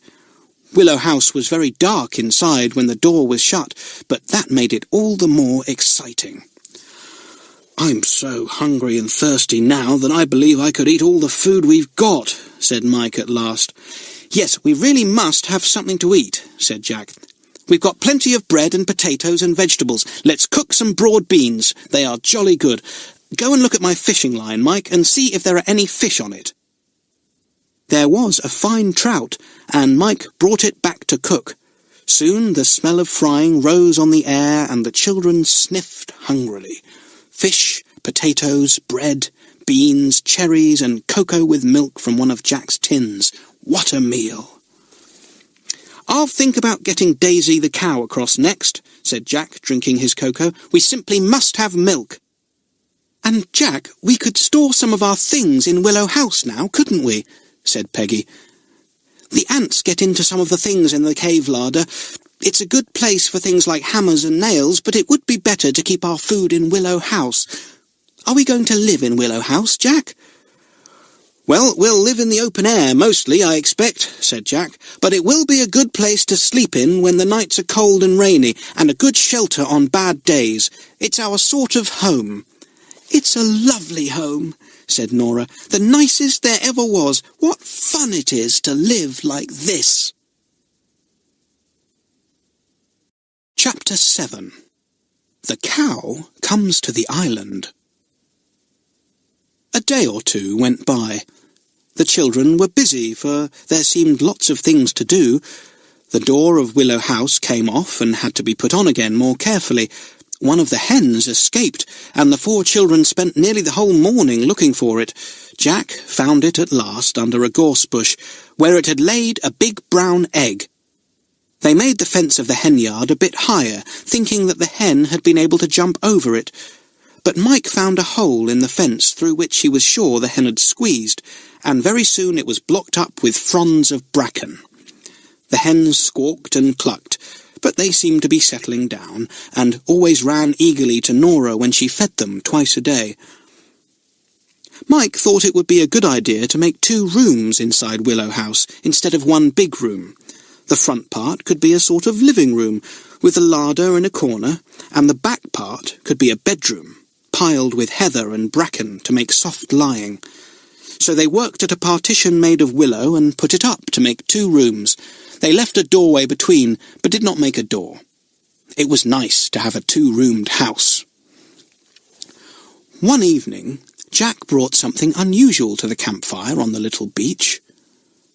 Mike stared at what he was carrying. "You've caught some rabbits," he said, "and you've skinned them too, and got them ready for cooking." "Oh, Jack," said Nora, "must you catch those dear little rabbits? I do love them so much, and it is such fun to watch them playing about round us in the evenings."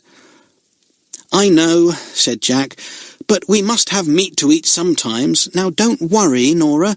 They did not suffer any pain, and you know you have often eaten rabbit pie at home." All the same, none of the children enjoyed cooking the rabbits, though they couldn't help being glad of a change of food. They were getting a little tired of fish. Nora said she felt as if she couldn't look a rabbit in the face that evening. "In Australia, rabbits are as much of a pest as rats are here," said Jack, who seemed to know all sorts of things. "If we were in Australia, we would think we had done a good deed to get rid of a few pests." "But we're not in Australia," said Peggy. Nobody said any more, and the meal was finished in silence. The girls washed up as usual, and the boys went to get some water from the spring ready to boil in the morning. Then they all had a dip in the lake. "I think I'll have a shot at getting my cow along tonight," said Jack, as they dressed themselves again. "You can't, Jack," cried Nora. "You'd never get a cow here."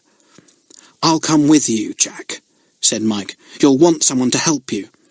"Right," said Jack. "We'll start off as soon as it's dark." "Oh, Jack," said the girls, excited to think of a cow coming. "Where shall we keep it?" "It had better live on the other side of the island," said Jack. "There is some nice grass there. It won't like to eat heather." "How will you bring it, Jack?" asked Mike. "It will be difficult to get it into the boat, won't it?" "We shan't get it into the boat, silly," said Jack, laughing. "We shall make it swim behind the boat." The other 3 stared at Jack in surprise. Then they began to laugh. It was funny to think of a cow swimming behind the boat to their secret island. When it was dark, the 2 boys set off. The girls called goodbye and then went to Willow House, for the evening was not quite so warm as usual. They lighted a candle and talked. It was fun to be on the secret island alone. The boys rowed down the lake and came to the place where Jack usually landed, a well-hidden spot by the lakeside where trees came right down to the water. They dragged the boat in and then made their way through the wood. After some time, they came to the fields that lay round the house of Jack's grandfather. Jack looked at the old cottage. There was no light in it. No one was there. His grandfather had gone away. In the field nearby, some cows and horses stood, and the boys could hear one of the horses saying, "Hrum, hrum." "Do you see that shed over there, Mike?" said Jack, in a low voice.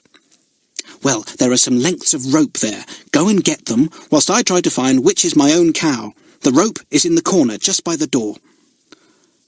Mike stumbled off over the dark field to the tumble-down shed in the corner. Jack went among the cows, making a curious chirrupy noise. A big brown and white cow left the others and went lumbering towards Jack. Jack cautiously struck a match and looked at it. It was Daisy, the cow he had brought up from a calf. He rubbed its soft nose and called to Mike, "Hurry up with that rope! I've got the cow!" Mike had been feeling about in the shed for rope and had found a great coil of it. He stumbled over the field to Jack. "Good," said Jack, making a halter for the patient animal. "Now, before we go, I'd like to pop into the old cottage and see if I can find anything we'd be glad of." "Could you find some towels, do you think?" asked Mike. "I do hate having to dry myself with old sacks." "Yes, I'll see if there are any left," said Jack, and he set off quietly towards the old cottage. He found the door locked, but easily got in at a window. He struck a match and looked round. There were only 2 rooms in the cottage, a living room and a bedroom. All the furniture had gone. Jack looked behind the kitchen door and found what he had hoped to see, a big roller towel still hanging there. It was very dirty, but could easily be washed. He looked behind the bedroom door. Yes, there was a roller towel there too. Good. His grandfather hadn't thought of looking behind the doors and taking those when he went.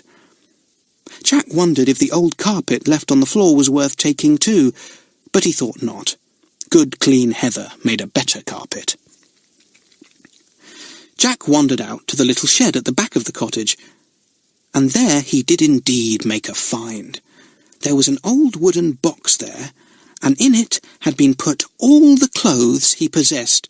His grandfather had not thought it worth while to take those with him. There they were, rather ragged, it is true, but still they were clothes. There were 3 shirts, a few vests, an odd pair of trousers, an overcoat, a pair of old shoes, and a ragged blanket. Jack grinned. He would take all these back with him. They might be useful when the cold weather came. He thought the best way to take them back would be to wear them all. So the boy put on all the vests, the shirts, the trousers, the shoes, and the overcoat over his own clothes, and wrapped the blanket round him too. What a strange sight he looked. Then he went out to the garden, and filled his many pockets with beans and peas and new potatoes. After that, he thought it was time to go back to Mike and the cow. Mike would be tired of holding the animal by now. So carrying the 2 dirty towels, Jack made his way slowly over the field to Mike. "I thought you were never coming," said Mike, half cross. "Whatever happened to you? This cow is getting tired of standing here with me." "I found a lot of my clothes," said Jack, "and an old blanket and 2 towels. The cow will soon get some exercise. Come on, you carry the towels and this blanket, and I'll take Daisy." They went back over the fields and through the thick wood to the boat. The cow did not like it when they came to the wood. She could not see where they were going, and she disliked being pulled through the close-set trees. She began to moo. "Oh, don't do that," said Jack, scared. "You will give us away, Daisy." "Moo," said Daisy sorrowfully, trying her hardest to stand still, but Jack and Mike pulled her on. It was hard work getting her down to the boat. It took the boys at least 2 hours before they were by the lake, panting and hot. Daisy had mooed dozens of times, each time more loudly than before, and Jack was beginning to think that his idea of taking her across to the island was not such a good one after all. Suppose her mooing gave them away, and people came after them. Suppose she mooed a great deal on the island, whatever would they do? Still, They had at last got her to the boat. Jack persuaded the poor frightened cow to step into the water. She gave such a moo that she startled even the two boys, but at last she was in the water. The boys got into the boat and pushed off. Jack had tied the cow's rope to the stern of the boat. The boys bent to their oars, and poor Daisy found that she was being pulled off her feet into deeper water. It was a dreadful adventure for a cow who had never been out of her field before, except to be milked in a nearby shed. She waggled her long legs about and began to swim in a funny sort of way, holding her big head high out of the water. She was too frightened to moo. Jack lighted the lantern and fixed it to the front of the boat. It was very dark, and he wanted to see where he was going. Then off they rowed up the lake towards the secret island, and Daisy the cow came after them, not able to help herself. "Well, my idea is working," said Jack after a bit. "Yes," said Mike, "but I'm jolly glad it's only one cow we're taking, not a whole herd." They said no more till they came in sight of the island, which loomed up nearby, black and solid. The girls had heard the splashing of the oars and had come down to the beach with the candle. "Have you got the cow, Jack?" they called. "Yes," shouted back the boys. "She came along behind beautifully, but she doesn't like it, poor creature." They pulled the boat up the beach and then dragged out the shivering, frightened cow. Jack spoke to her kindly, and she pressed against him in wonder and fear. He was the one thing she knew, and she wanted to be close to him. Jack told Mike to get a sack and help him to rub the cow down, for she was cold and wet. "Where shall we put her for tonight?" asked Mike. "In the hen yard," said Jack. "She's used to hens, and hens are used to her. There is a lot of bracken and heather there, and we can put some more armfuls in for her to lie on. She will soon be warm and comfortable. She will like to hear the clucking of the hens, too." So Daisy was pushed into the hen yard, and there she lay down on the warm heather, comforted by the sound of the disturbed hens. The girls were so excited at seeing the cow. They asked the boys over and over again about their adventure, till Mike and Jack were tired of telling it. "Jack, you do look awfully fat tonight," said Nora suddenly, swinging the lantern so that its light fell on Jack. The others looked at him in surprise. Yes, he did look enormous. "Have you swollen up or something?" asked Peggy anxiously. Jack laughed loudly. "No," he said. "I found some clothes of mine in a box and brought them along. As the easiest way to carry them was to wear them, I put them on. That's why I look so fat." It took him a long time to take all the clothes off because they were all laughing so much. Peggy looked at the holes in them and was glad she had brought her work basket along. She could mend them nicely. The blanket, too, would be useful on a cold night. "What's that funny light in the sky over there?" said Nora suddenly, pointing towards the east. "Look!" "You silly, it's the dawn coming," said Jack. "It must be nearly daylight. Come on, we really must go to sleep. What a night we've had." "Moo," said Daisy from the hen yard, and the children laughed. "Daisy thinks so too," cried Peggy. Chapter 8. A lazy day with a horrid ending. The next morning the children slept very late indeed. The sun was high in the sky before anyone stirred, and even then they might not have awakened if Daisy the cow hadn't decided that it was more than time for her to be milked.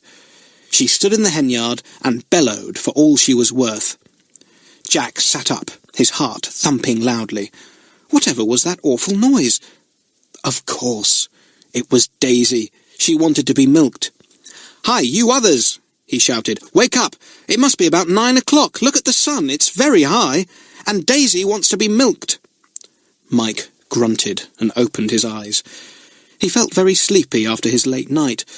The girls sat up and rubbed their eyes. Daisy bellowed again, and the hens clucked in fright. "Our farmyard wants its breakfast," grinned Jack. "Come on, lazybones, come and help. We'll have to see to them before we get our own meal." They scrambled up. They were so very sleepy that they simply had to run down to the lake and dip their heads into the water before they could do anything. Then they all went to gloat over their cow. How pretty she was in her brown and white coat, how soft and brown her eyes were, a cow of their own, how lovely. "And what a voice she has," said Jack, as the cow mooed again. "I must milk her." "But I say, we haven't a pail," said Mike.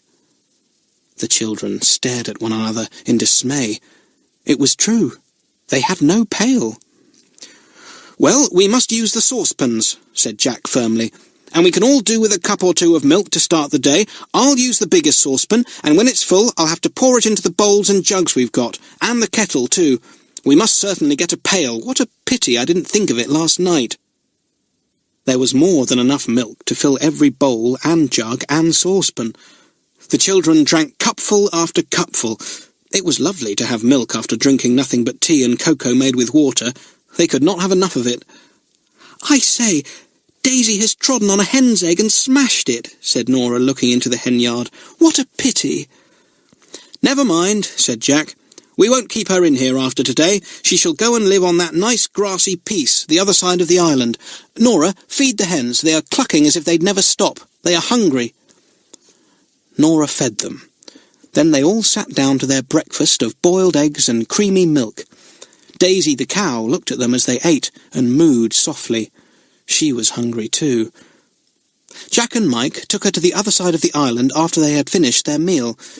She was delighted to see the juicy green grass there, and set to work at once, pulling mouthfuls of it as she wandered over the field. "She can't get off the island, so we don't need to fence her in," said Jack. "We must milk her twice a day, Mike. We must certainly get a pail from somewhere." "There's an old milking pail in the barn at Aunt Harriet's farm," said Peggy. "I've seen it hanging there often." "Has it got a hole in it?" asked Jack. "If it has, it's no use to us. We'll have to stand our milk in it all day, and we don't want it to leak away." "No, it doesn't leak," said Peggy. "I filled it with water one day to take to the hens. It's only just a very old one, and not used now." "I'll go and get it tonight," said Mike. "No, I'll go," said Jack. "You might get caught." "Well, so might you," said Mike. "We'll go together." "Can't we come too?" asked the girls. "Certainly not," said Jack at once. "There's no use the whole lot of us running into danger." "How shall we keep the milk cool?" wondered Peggy. "It's jolly hot on this island." "I'll make a little round place to fit the milk pail into, just by one of the springs," said Jack at once. "Then, with the cool spring water running round the milk pail all day, the milk will keep beautifully fresh and cool." "How clever you are, Jack," said Nora. "No, I'm not," said Jack. "It's just common sense, that's all. Anyone can think of things like that." "I do feel tired and stiff today," said Mike, stretching out his arms. "It was pretty hard work pulling old Daisy along last night." "We'd better have a restful day," said Jack, who was also feeling tired. "For once in a while we won't do anything. We'll just lie about and read and talk." The children had a lovely day. They bathed 3 times, for it was very hot. Nora washed the 2 big roller towels in the lake and made them clean. They soon dried in the hot sun, and then the 2 boys took one for themselves, and the 2 girls had the other. How nice it was to dry themselves on towels instead of rough sacks. "Fish for dinner," said Jack, going down to look at his lines. "And custard," said Nora, who had been doing some cooking, with eggs and milk. "Well, I feel just as hungry as if I'd been hard at work building all morning," said Mike. The afternoon passed lazily. The boys slept. Nora read a book. Peggy got out her work-basket and began on the long, long task of mending up the old clothes Jack had brought back the night before. She thought they would be very useful indeed when the cold weather came. She wished she and Nora and Mike could get some of their clothes too. The hens clucked in the hen yard. Daisy the cow mooed once or twice, feeling rather strange and lonely, but she seemed to be settling down very well. "I hope she won't moo too much," thought Peggy, her needle flying in and out busily. "She might give us away with her mooing if anyone comes up the lake in a boat, but thank goodness no one ever does." Everyone felt very fresh after their rest. They decided to have a walk round the island. Nora fed the hens, and then they set off. It was a nice little island. Trees grew thickly down to the waterside all round. The steep hill that rose in the middle was a warm, sunny place covered with rabbit runs and burrows. The grassy piece beyond the hill was full of little wild flowers, and birds sang in the bushes around.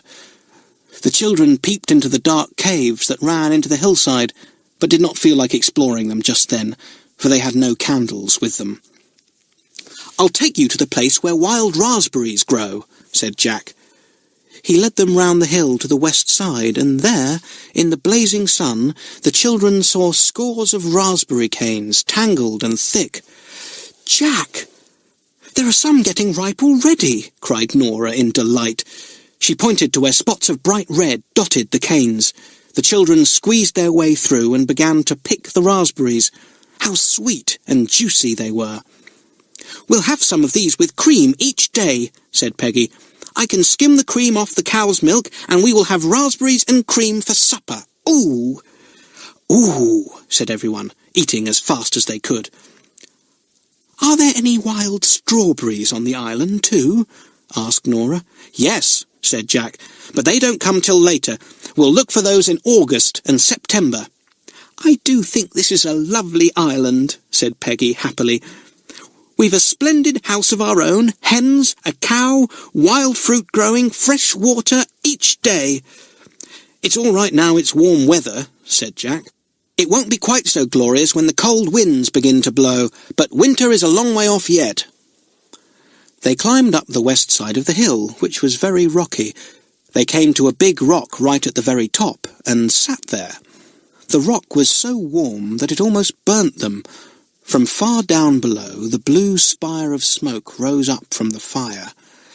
"Let's play a game," said Jack. "Let's play—" But what game Jack wanted, the others never knew, for Jack suddenly stopped, sat up very straight, and stared fixedly down the blue, sparkling lake. The others sat up and stared too, and what they saw gave them a dreadful shock. "Some people in a boat," said Jack. "Do you see them? Away down there." "Yes," said Mike, going pale. "Are they after us, do you think?" "No," said Jack after a while. "I think I can hear a radio playing, and if it was anyone after us, they surely wouldn't bring that. They are probably just day trippers from the village at the other end of the lake." "Do you think they'll come to the island?" asked Peggy. "I don't know," said Jack. "They may. But anyway, it would only be for a little while. If we can hide all traces of our being here, they won't know a thing about us." "Come on then," said Mike, slipping off the rock. "We'd better hurry. It won't be long before they're here." The children hurried down to the beach. Jack and Mike stamped out the fire and carried the charred wood to the bushes.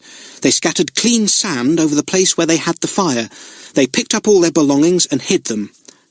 "I don't think anyone would find Willow House," said Jack. "The trees really are too thick all round it for any day tripper to bother to squeeze through." "What about the hens?" said Peggy. "We'll catch them and pop them into a sack just for now," said Jack. "The henyard will have to stay. I don't think anyone will find it. It's well hidden, but we certainly couldn't have the hens clucking away there." "And Daisy the cow?" said Peggy, looking worried. "We'll watch and see which side of the island the day trippers come," said Jack. "As far as I know, there is only one landing place, and that is our beach. As Daisy is right on the other side of the island, they are not likely to see her unless they go exploring, and let's hope they don't do that." "Where shall we hide?" said Nora. "We'll keep a lookout from the hill, hidden in the bracken," said Jack. "If the day trippers begin to wander about, we must just creep about in the bracken and trust to luck they won't see us.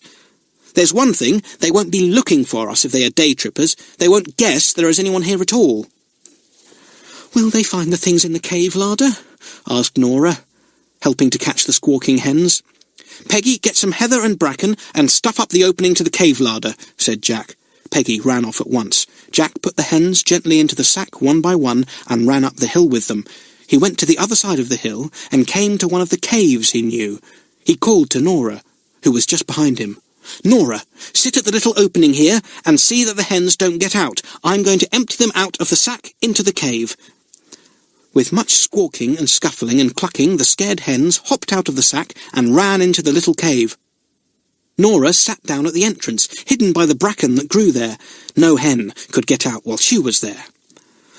"The boat is going round the island," whispered Jack as he parted the bracken at the top of the hill and looked down to the lake below. "They can't find a place to land. They're going round to our little beach. Well, Daisy the cow is safe, if they don't go exploring. Hope she doesn't moo." Chapter 9. The Day Trippers Come to the Island. Nora sat crouched against the entrance of the little cave. She could hear the 6 hens inside, clucking softly as they scratched about. Jack knelt near her, peering through the bracken, trying to see what the boat was doing. "Mike has rowed our own boat to where the brambles fall over the water and has pushed it under them," said Jack in a low voice. "I don't know where he is now. I can't see him." "Where's Peggy?" whispered Nora. "Here I am," said a low voice, and Peggy's head popped up above the bracken a little way down the hill. "I say, isn't this horrid? I do wish those people would go away." The sound of voices came up the hillside from the lake below. "Here's a fine landing place," said one voice. "They've found our beach," whispered Jack. "Pull the boat in," said a woman's voice.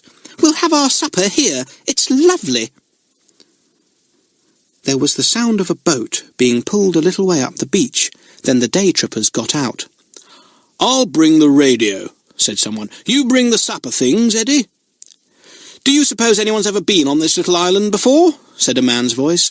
"No," said someone else. "The countryside round about is quite deserted. No one ever comes here, I should think."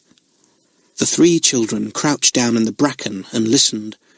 The day trippers were setting out their supper. One of the hens in the cave began to cluck loudly. Nora thought it must have laid an egg.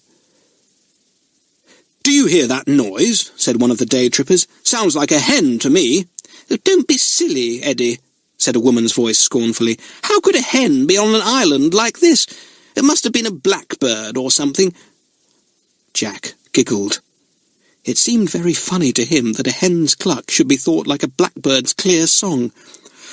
"Pass the salt," said someone. "Thanks. I say, isn't this a fine little island?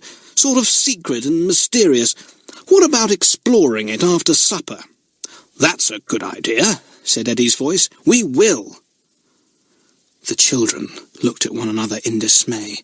Just the one thing they had hoped the day trippers wouldn't do. "Where's Mike, do you suppose?" said Peggy in a low voice.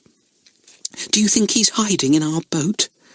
"I expect so," whispered Jack. "Don't worry about him. He can look after himself all right." "Oh, my goodness! There's Daisy beginning to moo," groaned Peggy as a dismal moo reached her ears. "She knows it's time she was milked." "And just wouldn't I like a cup of milk," said Jack, who was feeling very thirsty. "Can you hear that cow mooing somewhere?" said one of the day trippers in surprise. "I expect it's a cow in a field on the mainland," said another lazily. "You don't suppose there's a cow wandering loose on this tiny island, do you, Eddie?" "Well, I don't know," said Eddie in a puzzled voice. "Look over there. Doesn't that look like a footprint in the sand to you?" The children held their breath. Could it be true that they had left a footprint in the sand? "And see here," went on the day tripper, holding up something. "Here's a piece of string I found on the beach. String doesn't grow, you know." "You are making a great mystery about nothing," said one of the women crossly. "Other day trippers have been here, that's all." "Perhaps you are right," said Eddie. "But all the same, I'm going to explore the island after supper." "Oh, put on the radio, Eddie," said someone. "I'm tired of hearing you talk so much." Soon loud music blared through the air, and the children were glad, for they knew it would drown any sound of Daisy's mooing or the hens clucking. They sat in the bracken, looking scared and miserable. They did not like anyone else sharing their secret island. And what would happen if the day trippers did explore the island and found the children? Nora began to cry softly. Tears ran down her cheeks and fell on her hands. Jack looked at her and then crept silently up. He slipped his arm round her. "Don't cry, Nora," he said. "Perhaps they won't have time to explore. It's getting a bit dark now. Do you see that big black cloud coming up? It will make the night come quickly, and perhaps the day trippers will think there's a storm coming and row off." Nora dried her eyes and looked up. There certainly was a big black cloud. "It looks like a thunderstorm," said Peggy, creeping up to join them. "Oh," said Nora suddenly, almost squealing out loud. "Look! Someone's coming up the hill. I can see the bracken moving. It must be one of the day trippers creeping up to find us." The children went pale. They looked to where Nora pointed, and sure enough, they could see first one frond of bracken moving, and then another and another. Someone was certainly creeping up the hill, hidden under the fronds. Nora clutched hold of Jack. "Don't make a sound," he whispered. "No one can possibly know we're here. Keep quiet, Nora. We'll slip inside the cave if he comes much nearer." They sat silently watching the swaying of the tall bracken as the newcomer crept through it. It was a horrid moment. Was someone going to spring out on them? "Get inside the cave, you two girls," whispered Jack.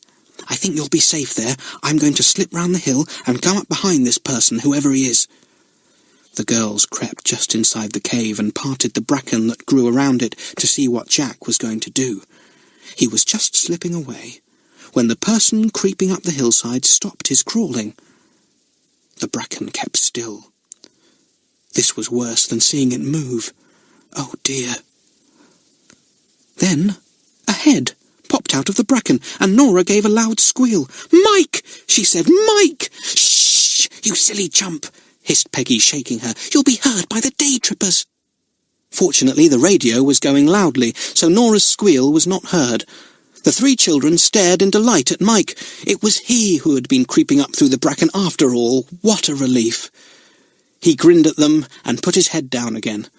Once more the bracken fronds began to move slightly as Mike made his way through them up to the cave. "Oh, Mike," said Nora when he came up to them. "You did give us such a fright. We thought you were a day tripper coming after us." "I got a good view of them," said Mike, sitting down beside the others. "There are 3 men and 2 women. They are tucking into an enormous supper." "Do you think they'll explore the island as they said?" asked Peggy anxiously. "Perhaps this thunderstorm will put them off," said Mike, looking up at the black sky. "My word, it's brought the bats out early. Look at them." Certainly the little black bats were out in their hundreds. The hot, thundery evening had brought out thousands of insects, and the bats were having a great feast, catching the flies and beetles that flew through the air. It was the bats that sent the day trippers away. One of the women caught sight of 2 or 3 bats darting round under the trees, and she gave a shriek. "Oh, bats! Oh, I can't bear bats. I'm frightened of them. Let's pack up and go quickly." "I can't bear bats either," squealed the other woman. "Horrid little creatures." "They won't hurt you," said a man's voice. "Don't be silly." "I can't help it. I'm frightened of them," said a woman. "I'm going." "But I want to explore the island," said Eddie. "Well, you'll have to explore it another day," said the woman. "Just look at the sky, too. There's going to be a dreadful storm." All right, said Eddie in a sulky voice. "We'll go. Fancy being frightened of a few bats." The children on the hillside stared at one another in delight. The day trippers were really going, and no one had discovered them. Goody, goody. "Good old bats," whispered Jack. "Would you think anyone would be scared of those little flitter mice, Nora?" "Aunt Harriet was," said Nora. "I don't know why. I think they are dear little creatures with their funny black wings. Anyway, I shall always feel friendly towards them now. They have saved us from being found." Daisy the cow mooed loudly. Jack frowned. "If only we had milked Daisy before the day trippers came," he said. "Did you hear that?" said one of the day trippers. "That was thunder in the distance." The 4 children giggled. Nora rolled over and stuffed her hands into her mouth to stop laughing loudly. "Good old Daisy," whispered Mike. "She's pretending to be a thunderstorm now to frighten them away." Nora gave a squeal of laughter and Jack punched her. "Be quiet," he said. "Do you want us to be discovered just when everything is going so nicely?" The day trippers were getting into their boat. They pushed off. The children heard the sound of oars and peeped out. They could see the boat far down below being rowed out onto the lake. A big wind sprang up and ruffled the water. The boat rocked to and fro. "Hurry!" cried a woman's voice. "We shall get caught in the storm. Oh, there's one of those horrid bats again. I'll never come to this nasty island any more." "I jolly well hope you won't," said Jack, pretending to wave goodbye. The children watched the boat being rowed down the lake. The voices of the people came more and more faintly on the breeze. The last they heard was the radio being played once again. Then they saw and heard no more. The day trippers were gone. "Come on," said Jack, standing up and stretching himself. "We've had a very narrow escape, but thank goodness no one saw us or our belongings." "Except that footprint and a bit of string," said Mike. "Yes," said Jack thoughtfully. "I hope that man called Eddie doesn't read anywhere about 4 runaway children and think we might be here because of what he heard and found. We must be prepared for that, you know. We must make some plans to prevent being found if anyone comes again to look for us." A distant rumble of thunder was heard. Jack turned to the others. "Not Daisy mooing this time," he grinned. "Come on, there's a storm coming. We've plenty to do. I'll go and get Daisy to milk her. Nora and Mike, you catch the hens and take them back to the hen yard. And Mike, make some sort of shelter for them with a couple of sacks over sticks or something, so that they can hide there if they are frightened. Peggy, see if you can light the fire before the rain comes." "Aye, aye, Captain," shouted the children joyfully, full of delight to think that they had their island to themselves once more. Chapter 10. A Stormy Night in Willow House. There was certainly a thunderstorm coming. The sky was very black indeed, and it was getting dark. Nora and Mike caught the 6 hens in the little cave, bundled them gently into the sack, and raced off to the hen yard with them. Mike stuck 2 or 3 willow sticks into the ground at one end of the hen yard, and draped the sack over them. "There you are, Henny Pennies," said Nora. "There is a nice little shelter for you." Plop, plop, plop. Enormous drops of rain fell down, and the hens gave a frightened squawk. They did not like the rain.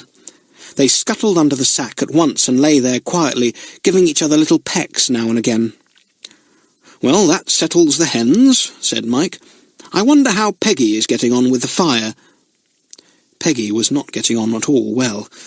The rain was now coming down fast, and she could not get the fire going. Jack arrived with Daisy the cow and shouted to Peggy, "Never mind about the fire. Now that the rain's coming down so fast, you won't be able to light it. Get into Willow House, all of you, before you get too wet."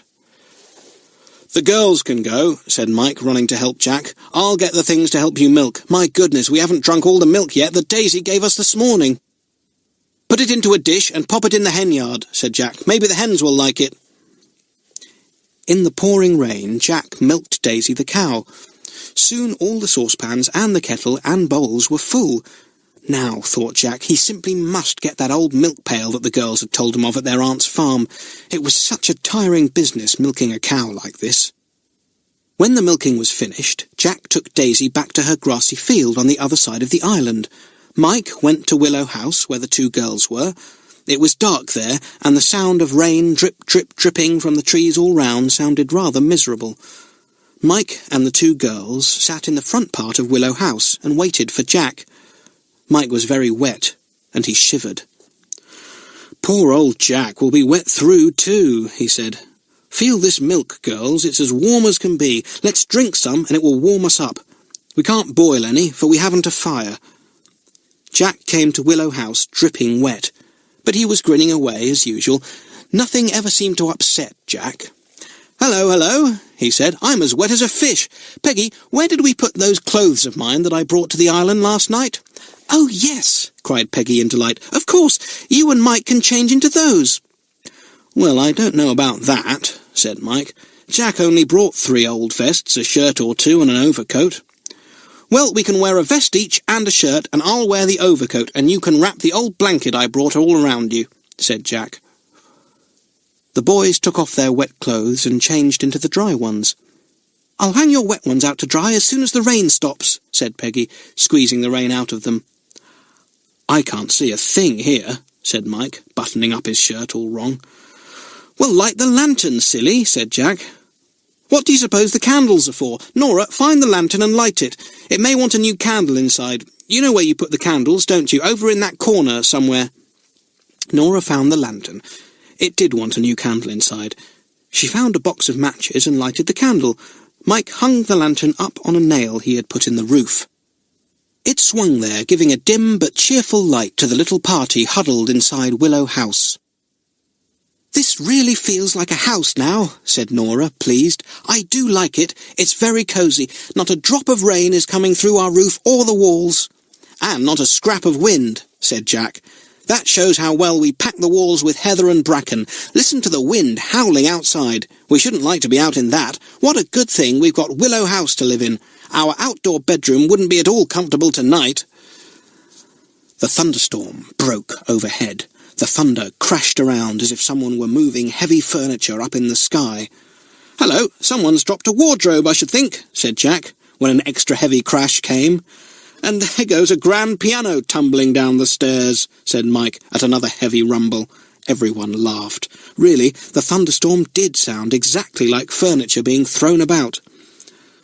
The lightning flashed brightly, lighting up the inside of Willow House. Nora was not sure that she liked it. She cuddled up to Mike. "I feel a bit frightened," she said. "Don't be silly," said Mike. "You're as bad as those women day trippers over the bats. There's nothing to be frightened of. A storm is a grand thing. We're perfectly safe here." "A storm is just a bit of weather being noisy," laughed Jack. "Cheer up, Nora. We're all right. You can think you're lucky you're not Daisy the cow. After all, we do know that a storm is only a storm, but she doesn't."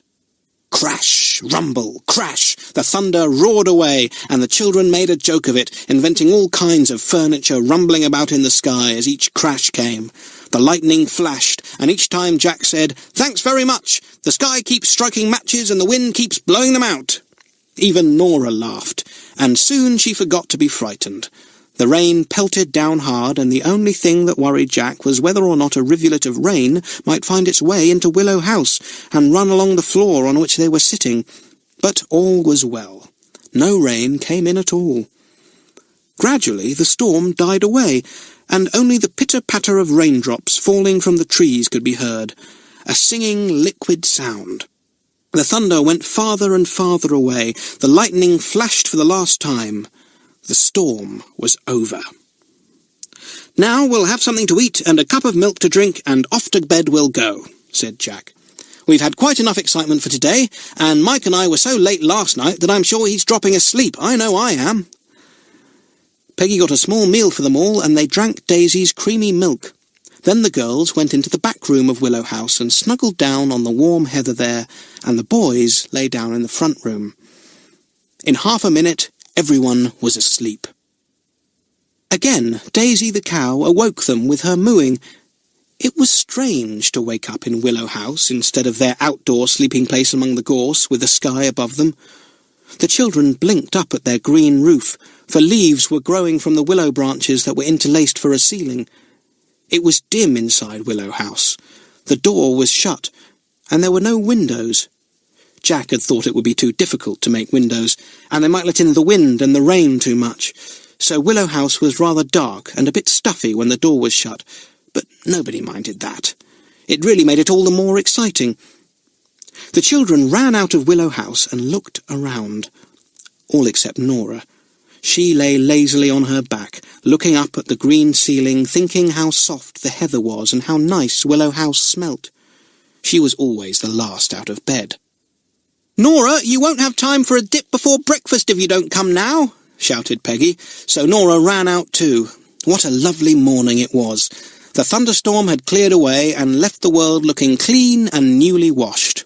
Even the pure blue sky seemed washed too. The lake was as blue as the sky. The trees still dripped a little with the heavy rain of the night before, and the grass and heather were damp to the foot. "The world looks quite new," said Mike, just as if it had been made this very morning. Come on, let's have our dip. Splash! Into the lake they went. Mike and Jack could both swim. Jack swam like a fish. Peggy could swim a little way, and Nora hardly at all. Jack was teaching her, but she was a bit of a baby, and would not get her feet off the sandy bed of the lake. Peggy was the first out of the water, and went to get the breakfast. But when she looked round their little beach, she stood still in disgust. "Look here, boys," she cried. "Look, Nora, how those day-trippers have spoiled our beach." They all ran out of the cold water, and, rubbing themselves down with their 2 towels, they stared round at their little beach, which was always such a beautiful place, clean and shining with its silvery sand. But now, what a difference! Orange peel lay everywhere. Banana skins, brown, slippery and soaked with rain, lay where they had been thrown. A tin that had once had canned pears in, and 2 cardboard cartons that had been full of cream, rolled about on the sand, empty. A newspaper, pulled into many pieces by the wind, blew here and there. An empty cigarette packet joined the mess. The children felt really angry. The little beach was theirs, and they loved it. They had been careful to keep it clean, tidy and lovely, and had always put everything away after a meal. Now some horrid day-trippers had come there just for one meal, and had left it looking like a rubbish heap. "And they were grown-up people, too," said Jack in disgust. "They ought to have known better. Why couldn't they take their rubbish away with them? People that leave rubbish about in beautiful places like this are just rubbishy people themselves," cried Peggy fiercely, almost in tears. "Nice people never do it. I'd like to put those people into a big dustbin with all their horrid rubbish on top of them, and wouldn't I bang on the lid, too?" The others laughed. It sounded so funny, but they were all angry about their beach being spoiled. "I'll clear up the mess and burn it," said Mike. "Wait a minute," said Jack. "We might find some of the things useful." "What, old banana skins and orange peel?" cried Mike. "You're not thinking of making a pudding or something of them, Jack?" "No," said Jack with a grin, "but if we keep the tin and a carton and the empty cigarette packet in our cave cupboard, we might put them out on the beach if anyone else ever comes, and then, if they happen to find the remains of our fire, or a bit of string, or anything like that, why, they won't think of looking for us. They'll just think day-trippers have been here." "Good idea, Jack!" cried everyone. "You really are good at thinking out clever things," said Peggy, busy getting the fire going. Its crackling sounded very cheerful, for they were all hungry. Peggy put some milk on to boil. She meant to make cocoa for them all to drink. Mike picked up the cigarette packet, the tin, and one of the cardboard cartons. He washed the carton and the tin in the lake, and then went to put the 3 things away in their little cave cupboard. They might certainly come in useful some day. Nora brought in 5 eggs for breakfast. Peggy fried them with 2 trout that Jack had caught on his useful lines. The smell was delicious. "I say, poor old Daisy must be milked," said Jack, gobbling down his breakfast and drinking his hot cocoa. Suddenly, Nora gave a squeal and pointed behind him. Jack turned, and to his great astonishment he saw the cow walking towards him. "You wouldn't go to milk her in time, so she has come to you," laughed Peggy. "Good old Daisy. Fancy her knowing the way." Chapter 11. Nora Gets into Trouble. There seemed quite a lot of jobs always waiting to be done each day on the island. Daisy had to be milked, the hens had to be seen to, the fishing lines had to be baited and looked at 2 or 3 times a day, the fire had to be kept going, meals had to be prepared and dishes washed up, Willow House had to be tidied up each day, for it was surprising how untidy it got when the 4 children were in it, even for an hour. "I'll milk Daisy each morning, and Mike can milk her in the evenings," said Jack, as they sat eating their breakfast that morning. "Nora, you can look after the hens. It won't only be your job to feed them and give them water and collect the eggs, but you'll have to watch the fence round the hen yard carefully to see that the hens don't peck out the heather we've stuffed into the fence to stop up the holes. We don't want to lose our hens." "What's Peggy going to do?" asked Nora. "Peggy had better do the odd jobs," said Jack. "She can look after the fire, think of meals, and tidy up. I'll see to my fishing lines, and every now and again one or other of us had better go to the top of the hill to see if any more day-trippers are coming. Our plans worked quite well last time, but we were lucky enough to spot the boat coming. If we hadn't seen it when we did, we would have been properly caught." "I'd better go and get the boat out from where I hid it under the overhanging bushes, hadn't I?" said Mike, finishing his cocoa. "No," said Jack. "It would be a good thing to keep it always hidden there except when we need it. Now, I'm off to milk Daisy." He went off, and the children heard the welcome sound of the creamy milk splashing into a saucepan, for they still had no milking pail. Mike and Jack were determined to get one that night. It was so awkward to keep milking a cow into saucepans and kettles. Peggy began to clear away and wash up the dishes. Nora wanted to help her, but Peggy said she had better go and feed the hens. So off she went, making the little clucking noise that the hens knew. They came rushing to her as she climbed over the fence of their little yard. Nora scattered the seed for them, and they gobbled it up, scratching hard with their strong clawed feet to find any they had missed.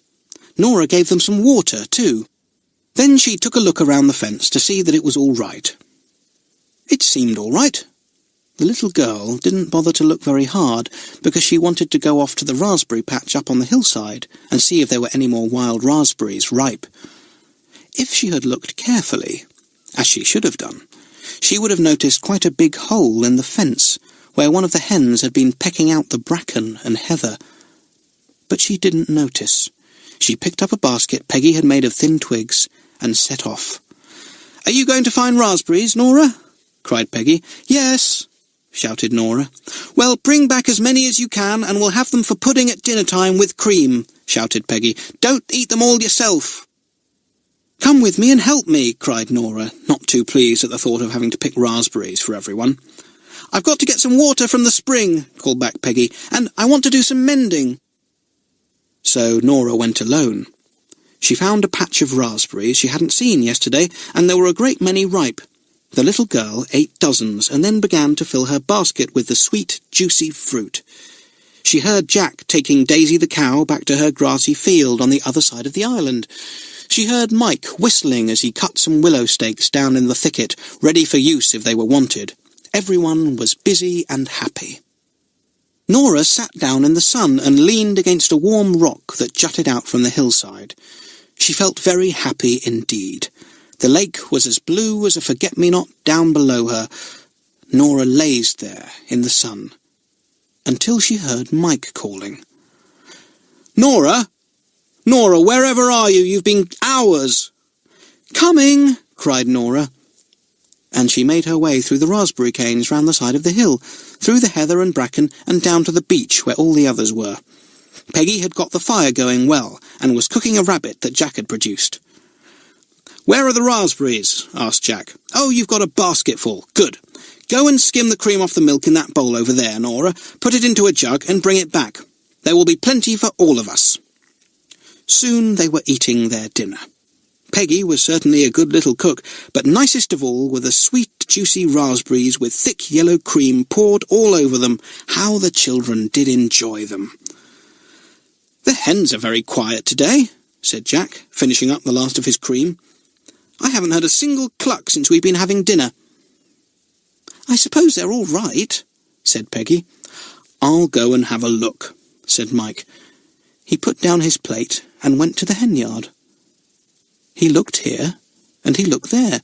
He lifted up the sack that was stretched over one corner of the yard for shelter, but no hens were there. "Are they all right?" called Jack. Mike turned in dismay. "No," he said, "they're not here. They've gone." "Gone?" cried Jack, springing up in astonishment. "They can't have. They must be there." "Well, they're not," said Mike. "They've completely vanished, not even a cluck left." All the children ran to the henyard and gazed in amazement and fright at the empty space. "Do you suppose someone has been here and taken them?" asked Peggy.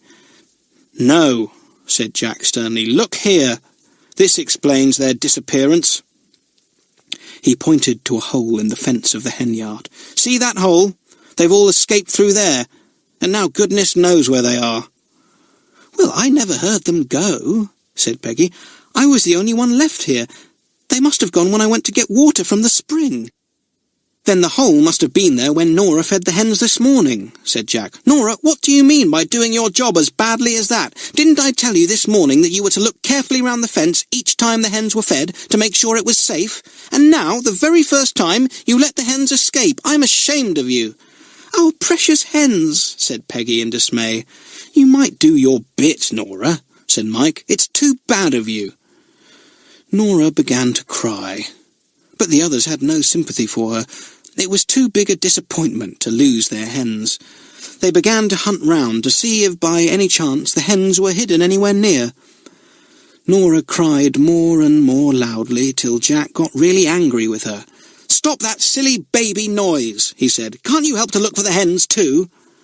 "You're not to talk to me like that," wept Nora. "I shall talk to you how I like," said Jack. "I'm the captain here, and you've got to do as you're told. If one of us is careless, we all suffer, and I won't have that. Stop crying, I tell you, and help to look for the hens." Nora started to hunt, but she didn't stop crying. She felt so unhappy and ashamed and sad, and it was really dreadful to have all the others angry with her and not speaking a word to her. Nora could hardly see to hunt for the hens. "Well, they are nowhere about here," said Jack at last. "We better spread out and see if we can find them on the island somewhere. They may have wandered right to the other side. We'll all separate and hunt in different places. Peggy, you go that way, and I'll go over to Daisy's part." The children separated and went different ways, calling to the hens loudly. Nora went where Jack had pointed. She called to the hens too, but none came in answer. Wherever could they be? What a hunt there was that afternoon for those vanished hens. It was really astonishing that not one could be found. Jack couldn't understand it. They were nowhere on the hill. They were not even in the little cave where Jack had hidden them the day before, because he looked. They were not among the raspberry canes. They were not in Daisy's field. They were not under the hedges. They were not anywhere at all, it seemed. Nora grew more and more unhappy as the day passed. She felt that she really couldn't face the others if the hens were not found. She made a hidey-hole in the tall bracken and crouched there, watching the others returning to the camp for supper. They had had no tea and were hungry and thirsty. So was Nora, but nothing would make her go and join the others. No, she would rather stay where she was, all alone, than sit down with Mike, Jack and Peggy while they were still so cross and upset. "Well, the hens are gone," said Mike as he joined Jack, going down the hill to the beach. "It's strange," said Jack. "They can't have flown off the island, surely." "It's dreadful, I think," said Peggy. "We did find their eggs so useful to eat." Nora sat alone in the bracken.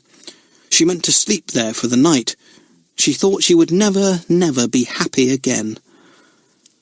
The others sat down by the fire, whilst Peggy made some cocoa and doled out a rice pudding she had made. They wondered where Nora was. "She'll be along soon, I expect," said Peggy. They ate their meal in silence. And then, oh, what a lovely sound came to their ears. Yes, it was cluck, cluck, cluck.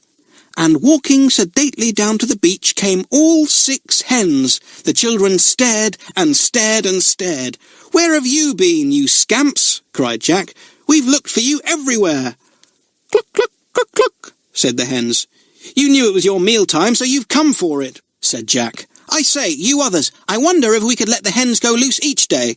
"Oh, no, we couldn't. They'd lay their eggs away, and then we'd never be able to find them." "I'll feed them," said Peggy. She threw them some corn, and they pecked it up eagerly. Then they let Mike and Jack lift them into their mended yard, and they settled down happily, roosting on the perch made for them at one end. "We'd better tell Nora," said Jack, so they went up the hillside, calling Nora.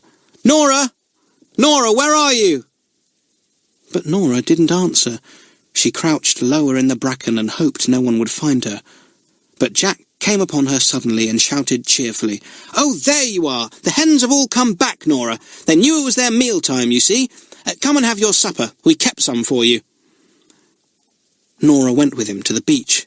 Peggy kissed her and said, "Now don't worry any more. It's all right. We've got all the hens safely again." "Had I better see to the hens each day, do you think, instead of Nora?" Mike asked Jack, but Jack shook his head. "No," he said, "that's Nora's job, and you'll see she'll do it splendidly now, won't you, Nora?" "Yes, I will, Jack," said Nora, eating her rice pudding and feeling much happier. "I do promise I will. I'm so sorry I was careless."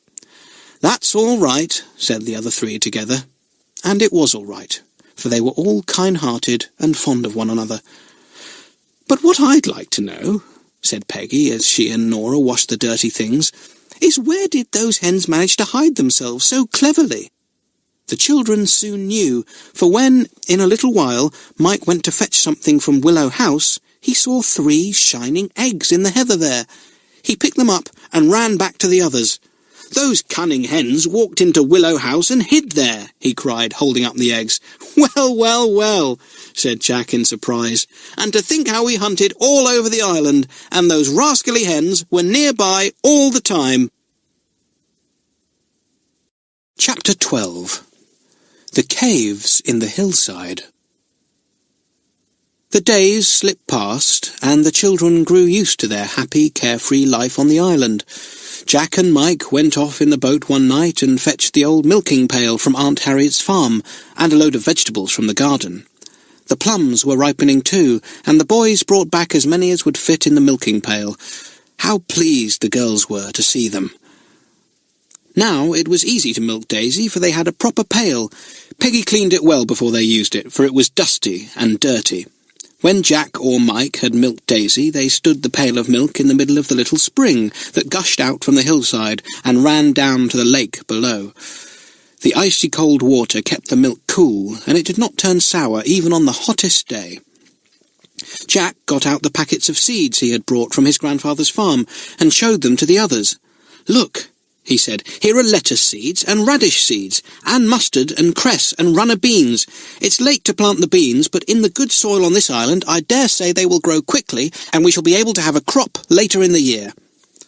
"The mustard and cress and radish will grow very quickly," said Peggy. "What fun! The lettuces won't be very long either, this hot weather, if we keep them well watered." "Where shall we plant them?" asked Mike. "Well, we better plant them in little patches in different corners of the island," said Jack. "If we dig out a big patch and have a sort of vegetable garden, and anyone comes here to look for us, they will see our garden and know someone is here. But if we just plant out tiny patches, we can easily throw heather over them if we see anyone coming." "Jack's always full of good ideas," said Nora. "I'll help to dig and plant, Jack." "We'll all do it," said Jack. So together they hunted for good places and dug up the ground there and planted their precious seeds. It was Peggy's job to water them each day and see that no weeds choked the seeds when they grew. "We're getting on," said Nora happily. "Milk and cream each day, eggs each day, wild raspberries when we want them, and lettuces, mustard and cress, and radishes soon ready to be pulled." Jack planted the beans in the little bare places at the foot of a brambly hedge. He said they would be able to grow up the brambles and probably wouldn't be noticed if anyone came. The bean seedlings were carefully watched and nursed until they were strong and tall, and had begun to twist themselves round any stem near. Then Peggy left them to themselves, only watering them when they needed it. It was sometimes difficult to remember which day it was. Jack had kept account as best he could, and sometimes on Sundays the children could hear a church bell ringing if the wind was in the right direction. "We ought to try and keep Sunday a day of rest and peace," said Mike. "We can't go to church, but we could make the day a good sort of day, if you know what I mean." So they kept Sunday quietly, and the little island always seemed an extra peaceful day then. They hardly ever knew what the other days were, whether it was Tuesday or Thursday or Wednesday, but Jack always told them when it was Sunday, and it was the one day they really knew. Nora said it had a different feel, and certainly the island seemed to know it was Sunday, and was a dreamier, quieter place then. One day Jack said they must explore the caves in the hillside. "If anyone does come here to look for us, and it's quite likely," he said, "we must really have all our plans made as to what to do, and know exactly where to hide. People who are really looking for us won't just sit about on that beach as the day trippers did, you know.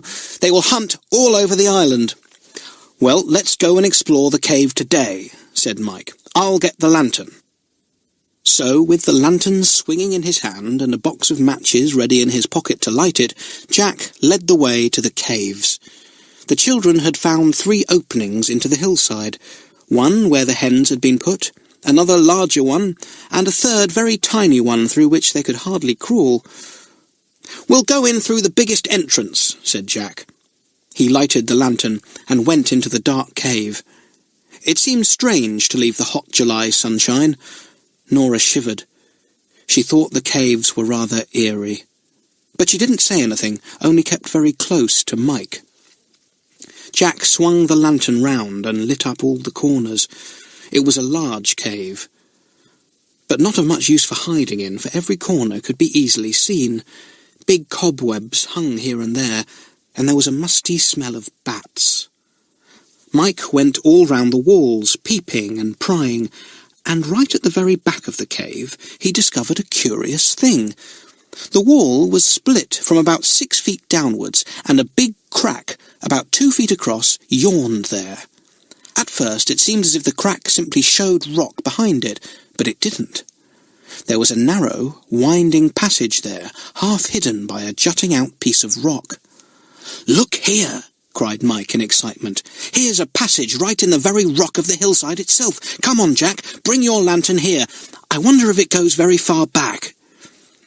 Jack lifted up his lantern, and the others saw the curious half-hidden passage, the entrance to which was by the crack in the wall. Jack went through the crack and walked a little way down the passage.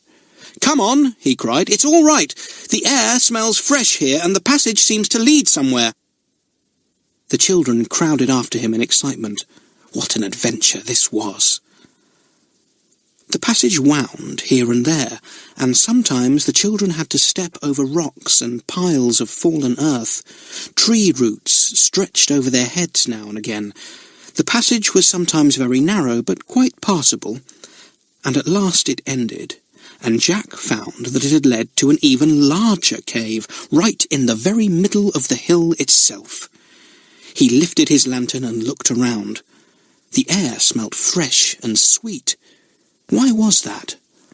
"Look!" cried Nora, pointing upwards. "I can see daylight." Sure enough, a long way up, a spot of bright daylight came through into the dark cave. Jack was puzzled. "I think some rabbits must have burrowed into the hill and come out unexpectedly into this cave," he said, "and their hole is where we can see that spot of daylight. Well, the fresh air comes in, anyhow." From the big cave, a low passage led to another cave on the right. This passage was so low that the children had to crawl through it, and to their surprise, they found that this second cave led out to the hillside itself, and was none other than the cave into which it was so hard to crawl because of the small entrance. "Well, we are getting on," said Jack. "We have discovered that the big cave we knew leads by a passage to an even bigger one, and from that big one we can get into this smaller one, which has an opening onto the hillside, and that opening is too small for any grown-up to get into." "What about the cave we put the hens into?" asked Nora. "That must just be a little separate cave by itself," said Jack. "We'll go and see." So they squeezed themselves out of the tiny entrance of the last cave and went to the hen cave. But this was quite ordinary, just a little low, rounded cave smelling strongly of bats. They came out and sat on the hillside in the bright sunshine. It was lovely to sit there in the warmth after the cold, dark caves. "Now listen," said Jack thoughtfully. "Those caves are going to be jolly useful to us this summer if anyone comes to get us. We could get Daisy into that big inner cave quite well, for one thing." "Oh, Jack, she'd never squeeze through that narrow, winding passage," said Peggy. "Oh, yes, she would," said Jack. "She'd come with me all right, and what's more, Daisy is going to practice going in and out there, so that if the time comes when she has really got to hide for a few hours, she won't mind. It wouldn't be any good putting her into that cave and then having her moo fit to lift off the top of the hill." Everyone laughed. Mike nodded his head. "Quite right," he said. "Daisy will have to practice. I suppose the hens can go there quite well too." "Easily," said Jack, "and so can we." "The only things we can't take into the cave are our boat and our house," said Mike. "The boat would never be found under those brambles by the water," said Jack. "And I doubt if anyone would ever find Willow House either, for we have built it in the very middle of that thicket, and it is all we can do to squeeze through to it. Grown-ups would never get through. Why, we shall soon have to climb a tree and drop down to Willow House if the bushes and trees round it grow any more thickly." "I almost wish someone would come," said Peggy. "It would be so exciting to hide away." "A bit too exciting," said Jack. "Remember, there's a lot to be done as soon as we see anyone coming." "Hadn't we better plan it all out now?" said Mike. "Then we shall each know what to do." "Yes," said Jack. "Well, I'll manage Daisy the cow and go straight off to fetch her. Mike, you manage the hens and get them into a sack and take them straight up to the cave. Peggy, you stamp out the fire and scatter the hot sticks. Also, you must put out the empty cigarette packets, the tin, and the cardboard carton that the day trippers left, so that it will look as if day trippers have been here, and nobody will think it's funny to find the remains of a fire or any other odd thing." "And what shall I do?" asked Nora. "You must go to the spring and take the pail of milk from there to the cave," said Jack. "Before you do that, scatter heather over our patches of growing seeds, and, Peggy, you might make certain the cave cupboard is hidden by a curtain of bracken or something." "Aye, aye, Captain," said Peggy. "Now, we've all got our duties to do, but you've got the hardest, Jack. I wouldn't like to hide Daisy away down that narrow passage. What will you do if she gets stuck?" "She won't get stuck," said Jack. "She's not as fat as all that. By the way, we'd better put a cup or two in the cave and some heather in case we have to hide up for a good many hours. We can drink milk then and have somewhere soft to lie on." "We'd better keep a candle or two in the entrance," said Peggy. "I don't feel like sitting in the dark there." "I'll tell you what we'll do," said Jack thoughtfully. "We won't go in and out of that big inner cave by the narrow passage leading from the outer cave. We'll go in and out by that tiny cave we can hardly squeeze in by. It leads to the inner cave, as we found out. If we keep using the other cave and the passage to go in, we are sure to leave marks and give ourselves away. I'll have to take Daisy that way, but that can't be helped." "Those caves will be cosy to live in the winter time," said Peggy. "We could live in the outer one and store our things in the inner one. We should be quite protected from bad weather." "How lucky we are," said Nora. "A nice house made of trees for the summer and a cosy cave home for the winter." "Winter's a long way off yet," said Jack. "I say, I'm hungry. What about frying some eggs, Peggy, and sending Mike to get some raspberries?" "Come on," shouted Peggy, and raced off down the hillside, glad to leave behind the dark, gloomy caves. Chapter 13. The summer goes by. No one came to interfere with the children. They lived together on the island, playing, working, eating, drinking, bathing, doing just as they liked, and yet having to do certain duties in order to keep their farmyard going properly. Sometimes Jack and Mike went off in the boat at night to get something they needed from either Jack's farm or Aunt Harriet's. Mike managed to get into his aunt's house one night and get some of his and the girls' clothes, 2 or 3 dresses for the girls and a coat and shorts for himself. Clothes were rather a difficulty, for they got dirty and ragged on the island, and as the girls had none to change into, it was difficult to keep their dresses clean and mended. Jack got a good deal of fruit and a regular amount of potatoes and turnips from his grandfather's farm, which still had not been sold.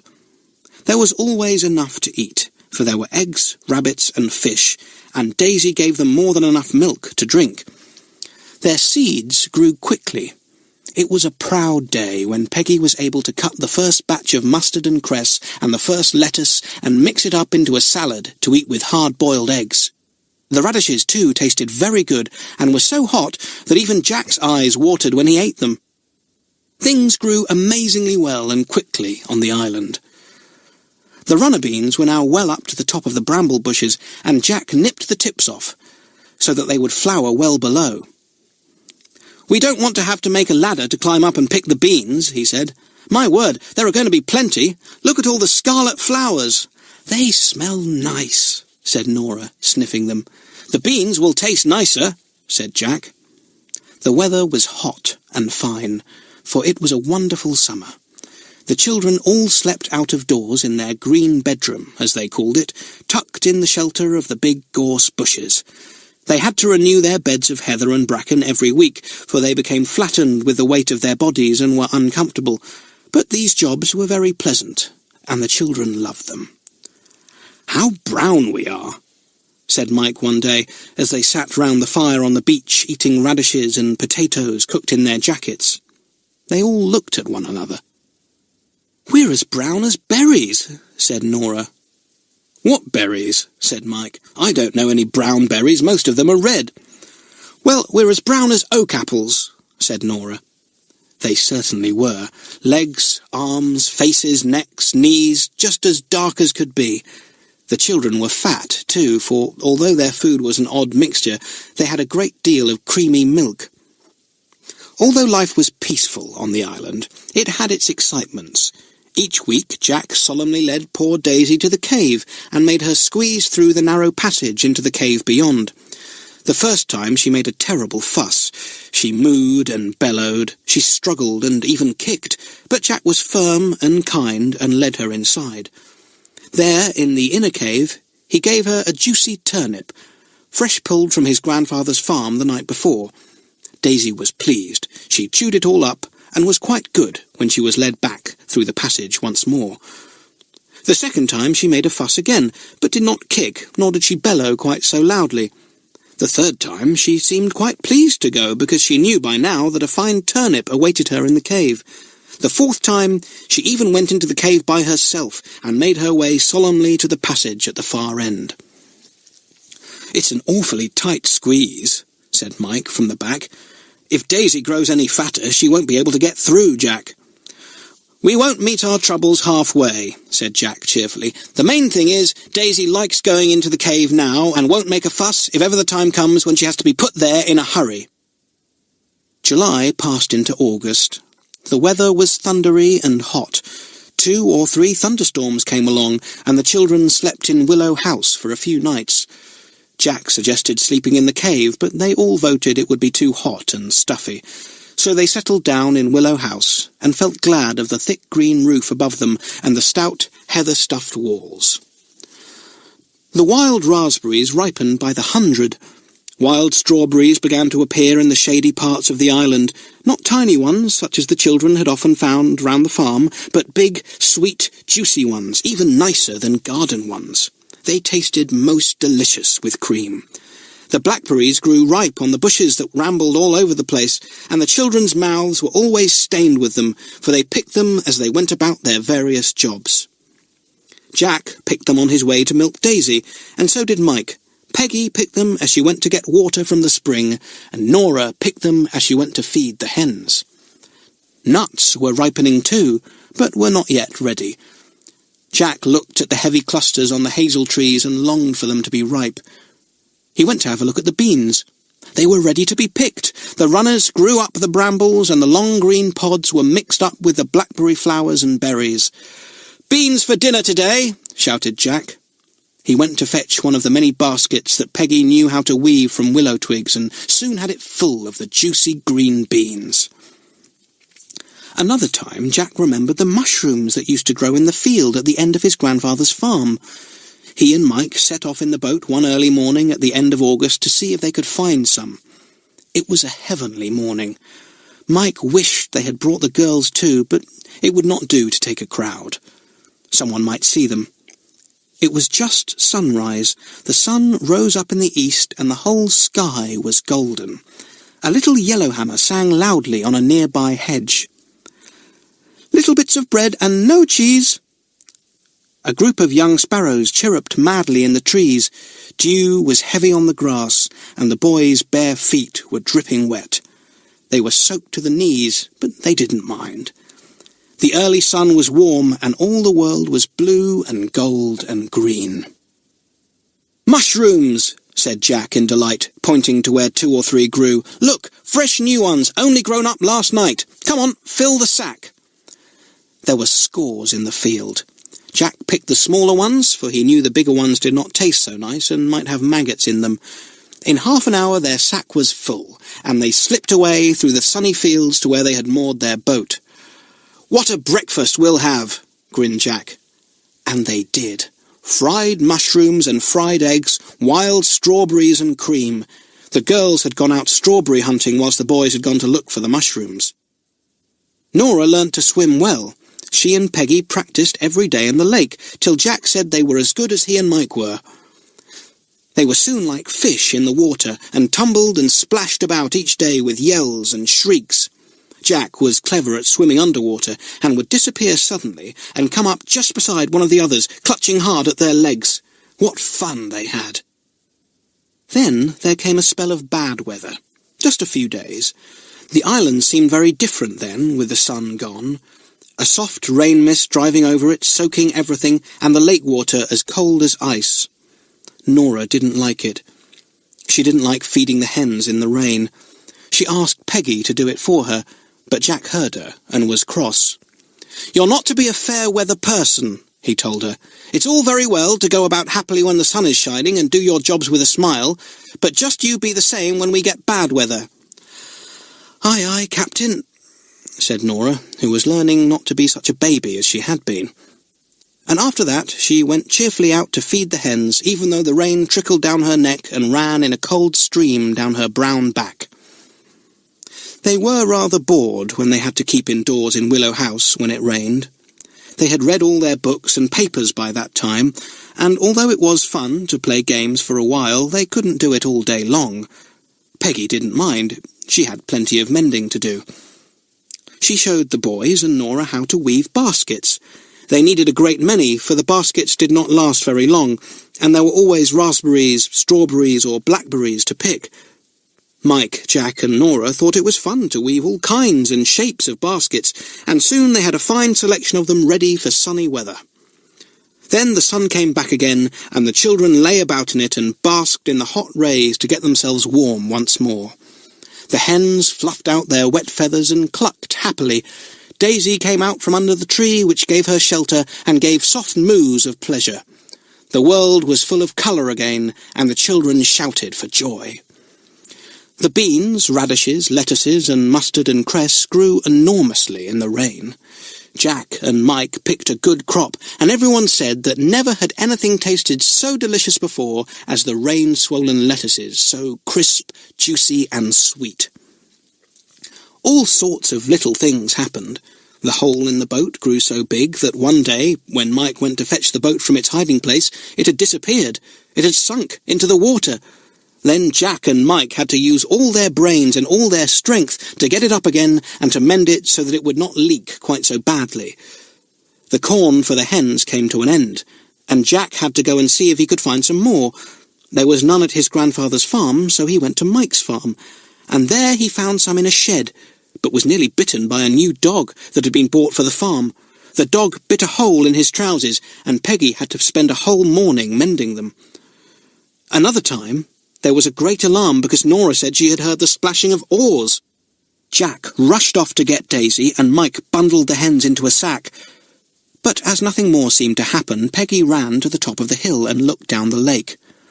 No boat was in sight, only 4 big white swans quarrelling among themselves and splashing the water with their feet and wings. "It's all right, boys," she shouted. "It's only the swans, it isn't a boat." So Daisy was left in peace, and the hens were emptied out of the sack again.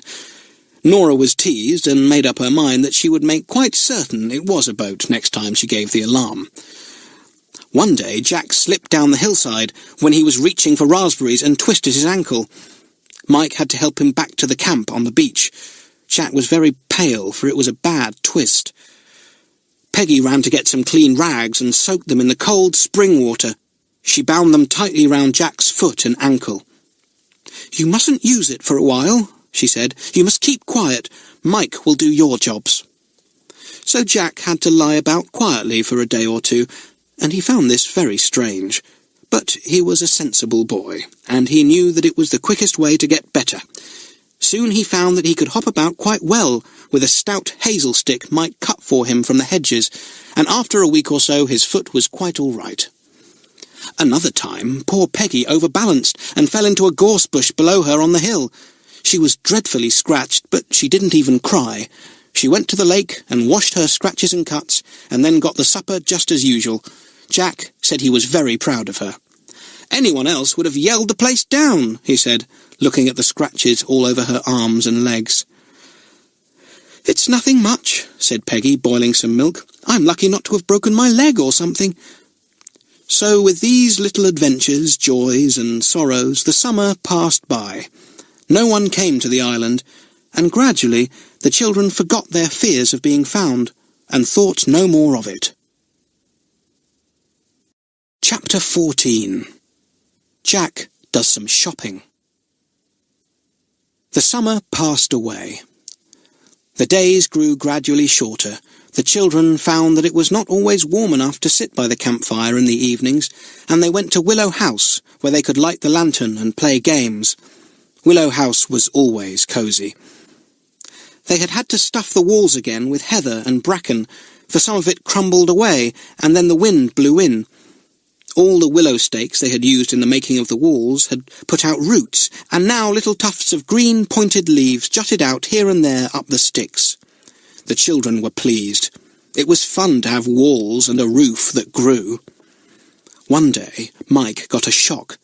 He went to get another candle for the lantern, and found that there was only one left. There were very few matches left, too, for although the children were careful with these, and only used one when the fire had gone out, they had to use them sometimes. "I say, Jack, we've only got one candle left," said Mike. "We'll have to get some more then," said Jack. "How?" asked Mike. "They don't grow on trees." "Jack means he'll go and get some from somewhere," said Peggy, who was mending a hole in Jack's shirt. She was so glad that she had been sensible enough to bring her work basket with her to the secret island. She could stop their clothes from falling to pieces by keeping an eye on them and stitching them as soon as they were torn. "But where could he get candles except in a shop?" said Mike. "Well, I've been thinking," said Jack seriously. "I've been thinking very hard. The autumn is coming, when we shall need a better light in the evenings. We shall need another blanket, too, and there are all sorts of little things we want. I badly want some more mending wool and some black cotton," said Peggy. "I had to mend your grey trousers with blue wool yesterday, Jack. And I'll have to have some more corn for the hens soon," said Nora. "And it would be nice if we could get some flour," said Peggy, "because if I had a bag of flour, I could make you little rolls of bread sometimes. I just long for bread, don't you?" "It would be nice," said Jack. "Well, listen, everyone. Don't you think it would be a good idea if I took the boat and went to the village at the other end of the lake and bought some of the things we badly need?" The others all cried out in surprise. "You'd be caught. You haven't got any money to buy things with." "Oh, don't go, Jack." "I shouldn't be caught," said Jack. "I'd be very careful. No one knows me at that village. Anyway, if you're afraid, I'll go on to the next village. Only it's 5 miles away, and I'd be jolly tired carrying back all the things we want." "But what about money, Jack?" said Peggy. "I'd thought of that," said Jack. "If Mike will help me to pick a sackful of mushrooms early one morning, I could bring them back here, arrange them in the willow baskets we make, and then take them to the village to sell. With the money I get, I'll buy the things we want." "Oh, that is a good idea, Jack," said Peggy. "If only you don't get caught." "Don't worry about that, silly," said Jack. "Now, we'd better make out a list of things we want, and I'll try and get them when I go." "I wish we could have a book or two," said Peggy. "And a pencil would be nice," said Nora. "I like drawing things." "And a new kettle," said Peggy. "Ours leaks a bit now." "And a few more nails," said Mike. "And the flour and the wool and the black cotton," said Peggy. So they went on making up a list of things they would like to have. Jack said them all over and counted them up so that he wouldn't forget them. "Mike and I will get the mushrooms from the field over the water tomorrow morning," he said. "And I say, Jack, do you suppose you could sell some wild strawberries if you took them?" asked Nora eagerly. "I know where there are lots. I found a whole patch yesterday, ever so big and very sweet." "That's a splendid idea," said Jack, pleased. "Look here, we'll make lots of little baskets today, and then we will arrange the mushrooms and strawberries neatly in them, and I'll take them in the boat to sell. We should make a lot of money." The children were really excited. Mike went off to get a supply of thin willow twigs, and Peggy ran to get some rushes. She had discovered that she could make dainty baskets from the rushes, too, and she thought those would be nice for the strawberries. Soon all 4 children were sitting on the sunny hillside among the heather, weaving the baskets. The boys were as good at it as the girls now, and by the time the sun was sinking there was a fine array of baskets. Peggy counted them. There were 27. "I say, if we can fill and sell all those, Jack, you will have plenty of money to buy everything," said Mike. The children went to bed early, for they knew they would have to be up at dawn the next day. They had no watches or clocks, and the only way to wake up early was to go to bed early. They knew that. It was a warm night, so they slept in their outdoor bedroom among the gorse bushes, lying cosily on their heather beds. Nothing ever woke them now, as it had done at first. A hedgehog could crawl over Jack's legs and he wouldn't stir. A bat could flick Mike's face, and he didn't even move. Once a little spider had made a web from Peggy's nose to her shoulder, and when Nora awoke and saw it there, she called the boys. How they laughed to see a web stretching from Peggy's nose and a little spider in the middle of it. They woke Peggy up and told her, but she didn't mind a bit. "Spiders are lucky," she said. "I shall have some luck today." And so she did, for she found her scissors which she had lost the week before. The children awoke early, just as the daylight was putting a sheet of silver over the eastern sky. A robin was tick-tick-ticking nearby and burst into a little creamy song when the children awoke. He was not a bit afraid of them, for they all loved the birds and fed them with crumbs after every meal. The robin was very tame and would often sit on Peggy's shoulder while she prepared the meals. She liked this very much. They all got up and had their dip in the lake. Peggy thought of one more thing they wanted, a bar of soap. Their one piece was finished, and it was difficult to rub dirt off with sand, which they had to do now they had no soap. Jack added that to the list in his mind. That made 21 things wanted. What a lot! "Mike and I won't be very long picking mushrooms," he said, as he got into the boat and pushed off. "You and Nora go and pick the strawberries, Peggy. Have a kettle boiling on the fire when we come back, so that we can have something hot to drink. It's rather chilly this morning." How busy the 4 children were as the sun rose. Mike and Jack were away in the mushroom field, picking as many mushrooms as they could and stuffing them into the big sack they carried. Nora and Peggy were picking the wild strawberries on the island. Certainly, the patch Nora had found was a wonderful one. Deep red strawberries glowed everywhere among the pretty leaves, and some of the berries were as big as garden ones. "Don't they look pretty in our little green baskets?" said Peggy, pleased. The girls had taken some of their baskets with them, and had lined them with strawberry leaves first. Then, neatly and gently, they were putting the ripe strawberries in. "I should think Jack could sell these baskets of strawberries for £1 each," said Peggy. "They are just right for eating." The girls filled 12 of the rush baskets, and then went back to light the campfire. It was soon burning well, and Peggy hung the kettle over the flames to boil. Nora went to feed the hens. "I'll milk Daisy, I think," said Peggy. "It's getting about milking time, and the boys won't have time this morning. Watch the fire, Nora, and take the kettle off when it boils." Soon the boys were back, happy to show the girls such a fine collection of white mushrooms. Peggy had finished milking Daisy, and there was soon hot tea for everyone. The tin of cocoa had long been finished, and was added to the list that Jack had in his mind.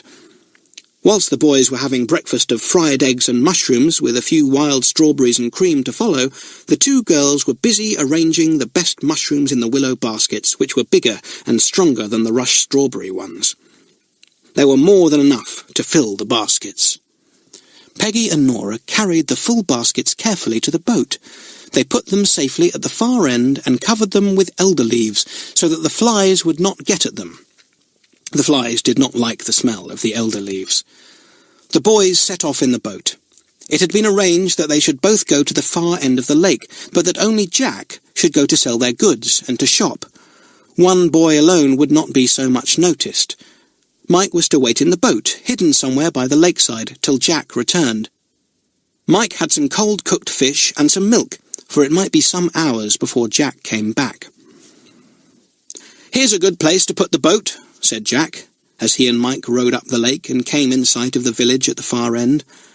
An alder tree leaned over the water by the lakeside, and Mike guided the boat there.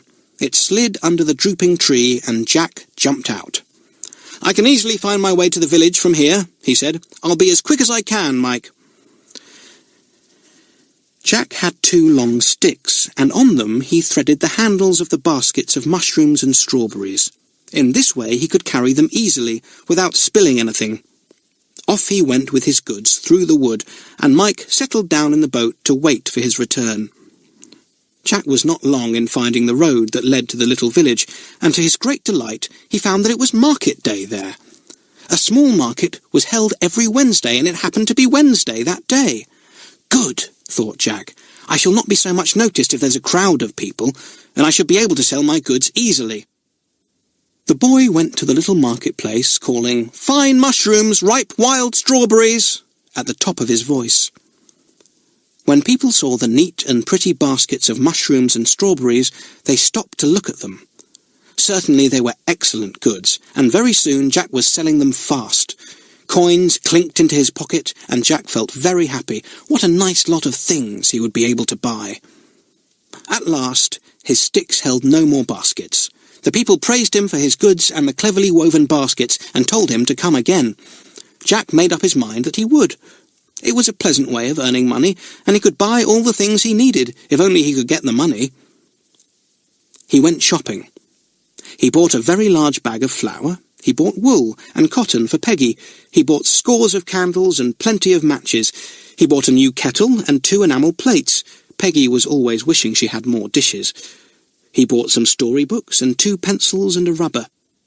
A drawing book was added to his collection, some nails, soap, butter for a treat, some bars of chocolate, some tins of cocoa, tea, rice. Oh, Jack had a load to carry before he had done. When he could carry no more, and his money was all gone, he staggered off to the boat. He kept thinking what fun everyone would have that night when he unpacked the bags and boxes.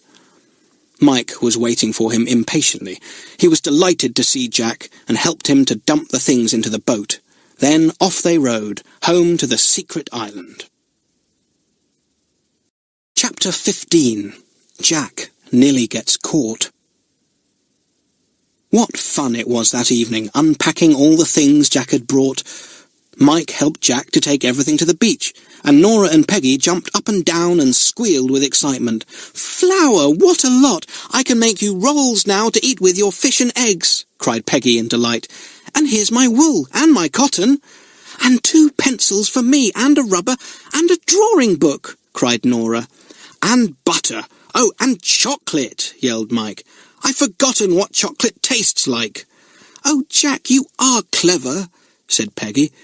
"Did you sell all the mushrooms and strawberries?"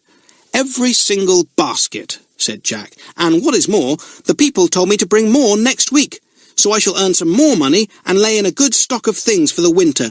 What do you say to that?" "Fine, Captain," shouted everyone joyfully. "We shall be as cosy as can be, with candles to see by, nice things to eat, books to read, chocolate to nibble. Hurrah!" "Have you brought the corn for my hens, Jack?" asked Nora anxiously. "Yes, there it is," said Jack. "And what about this new kettle and enamel dishes, Peggy? I thought you'd like those." "Oh, Jack, isn't it all exciting?" cried Peggy. "Look here. Shall we have supper now, and look at all the things again afterwards, and then put them away carefully? You and Mike will have to put up shelves in Willow House for all these new stores." Talking all at once and at the tops of their voices, the children set to work to get supper. This was a rabbit stew with runner beans picked by Nora, and a baked potato each, with raspberries and cream afterwards. And as a special treat, Jack gave everyone half a bar of the precious chocolate. The children were so happy. They really felt that they couldn't be any happier. The girls had been lonely all day without the 2 boys, and it was lovely to be all together again. After supper, they cleared away and washed the dishes, and then stamped out the fire. They took everything to Willow House and lighted the lantern that hung from the roof. Jack also lighted another candle to make enough light to see clearly all the treasures he had brought. "I say, what a nice lot of matches," said Mike. "We'll have to store those carefully in a dry place." "And look at the books," squealed Peggy. "Jack can read them out loud to us in the evening. Robinson Crusoe, and stories from the Bible, and Animals of the World, and the Boy's Book of Aeroplanes. What a lovely lot. It will be fun to read about Robinson Crusoe, because he was alone on the island just as we are. I guess we could teach him a few things, though." Everyone laughed. "He could teach us a few things too," said Jack. Jack had really shopped very well. He had even bought a tin of treacle, so that sometimes, for a treat, Peggy could make toffee. He had got sugar, too, which would be nice in their tea and cocoa. Their own sugar had been finished long ago.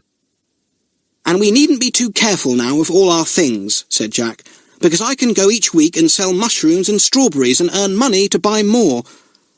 "But what will you do when the mushrooms and strawberries are over?" asked Peggy. "Then there will be blackberries and nuts," said Jack. "They won't fetch so much money, but at any rate I can get enough to store up plenty of things for the winter.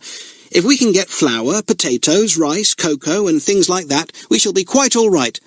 Daisy can always give us milk and cream, and we get lots of eggs from the hens, fish from the lake, and a rabbit or two. We are really very lucky." "Jack, read to us tonight," begged Nora. "It's so long since I heard a story." "We'll begin Robinson Crusoe first, then," said Jack. "That seems sort of suitable. By the way, Nora, can you read yourself?" "Well, I wasn't very good at it," said Nora. "I think it would be a good idea if we all took a night each to read out loud," said Jack. "It's no good forgetting what we learned. I'll read tonight, and you shall read tomorrow night, Nora." So by the light of the 2 candles, Jack began reading the tale of Robinson Crusoe to the others. They lay on the heather, listening, happy to be together, enjoying the tale. When Jack shut up the book, they sighed. "That was lovely," said Peggy. "My goodness, Jack, I guess we could write an exciting book if we wrote down all our adventures on the island." "Nobody would believe them," laughed Jack. "Yet it's all true. Here we are, living by ourselves, feeding ourselves, having a glorious time on a secret island that nobody knows." The next day, Jack and Mike rigged up some shelves on which to keep some of their new stores. It was fun arranging everything. The children soon began to make out their next list of things for Jack to buy when he went to market.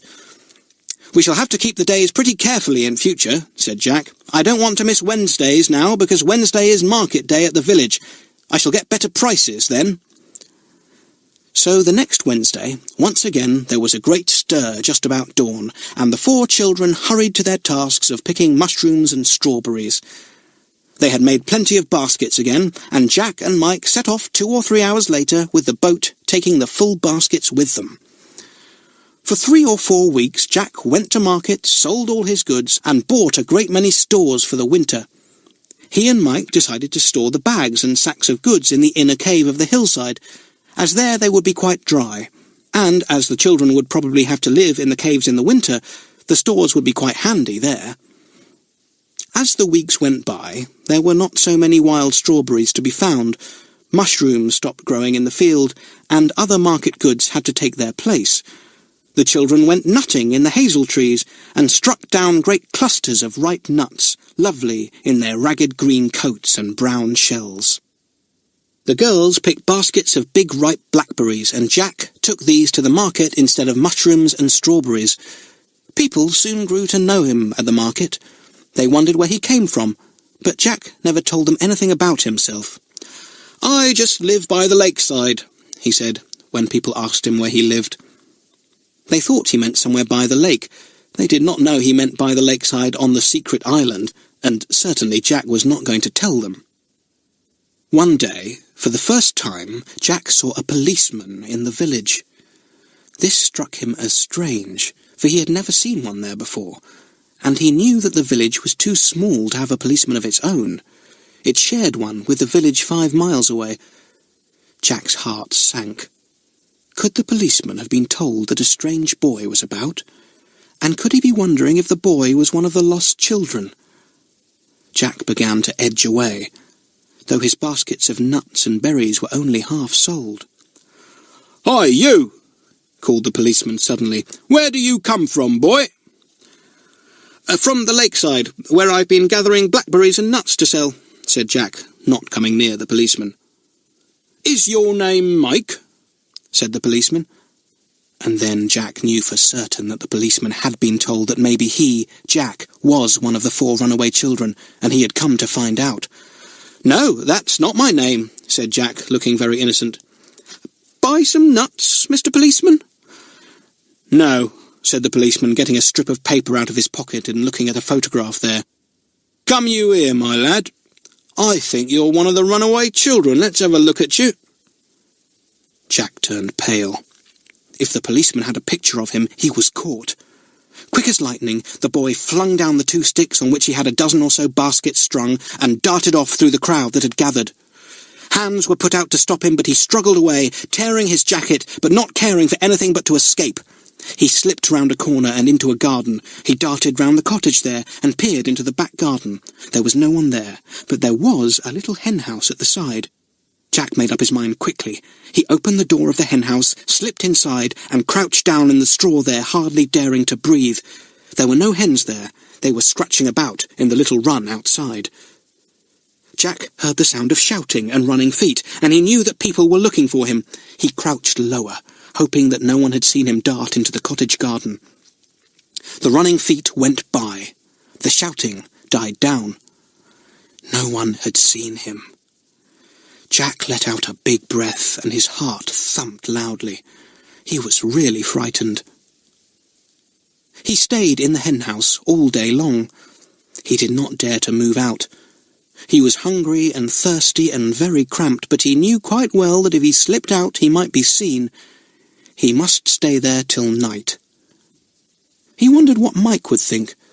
The girls would be anxious too. A hen came in, sat on a nesting box and laid an egg. She cackled and went out again.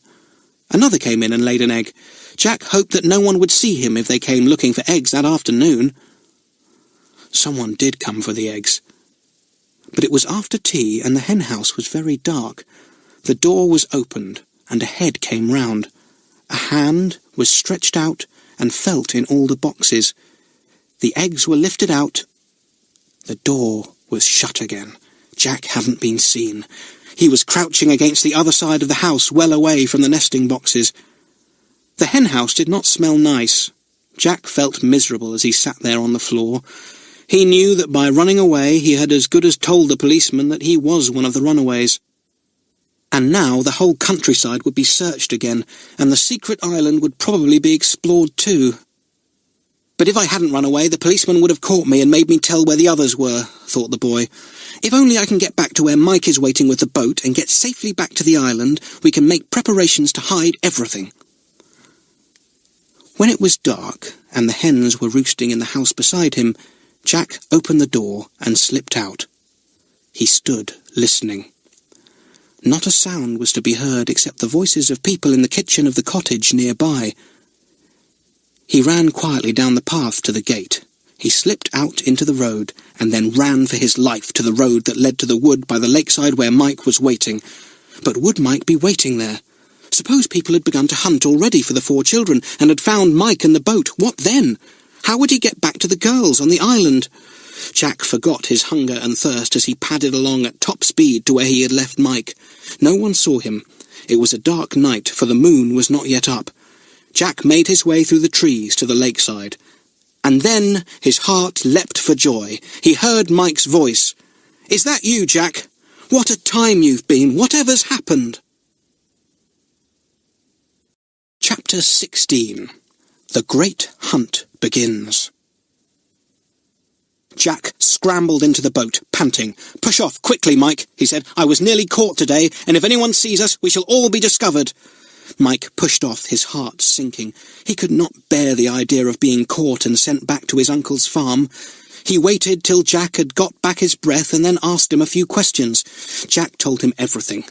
Mike couldn't help smiling when he thought of poor Jack sitting with the hens in the hen-house, but he felt very frightened. Suppose Jack had been caught? "This is the end of my marketing," said Jack gloomily. "I shan't dare to show my nose again in any village. They will all be on the lookout for me.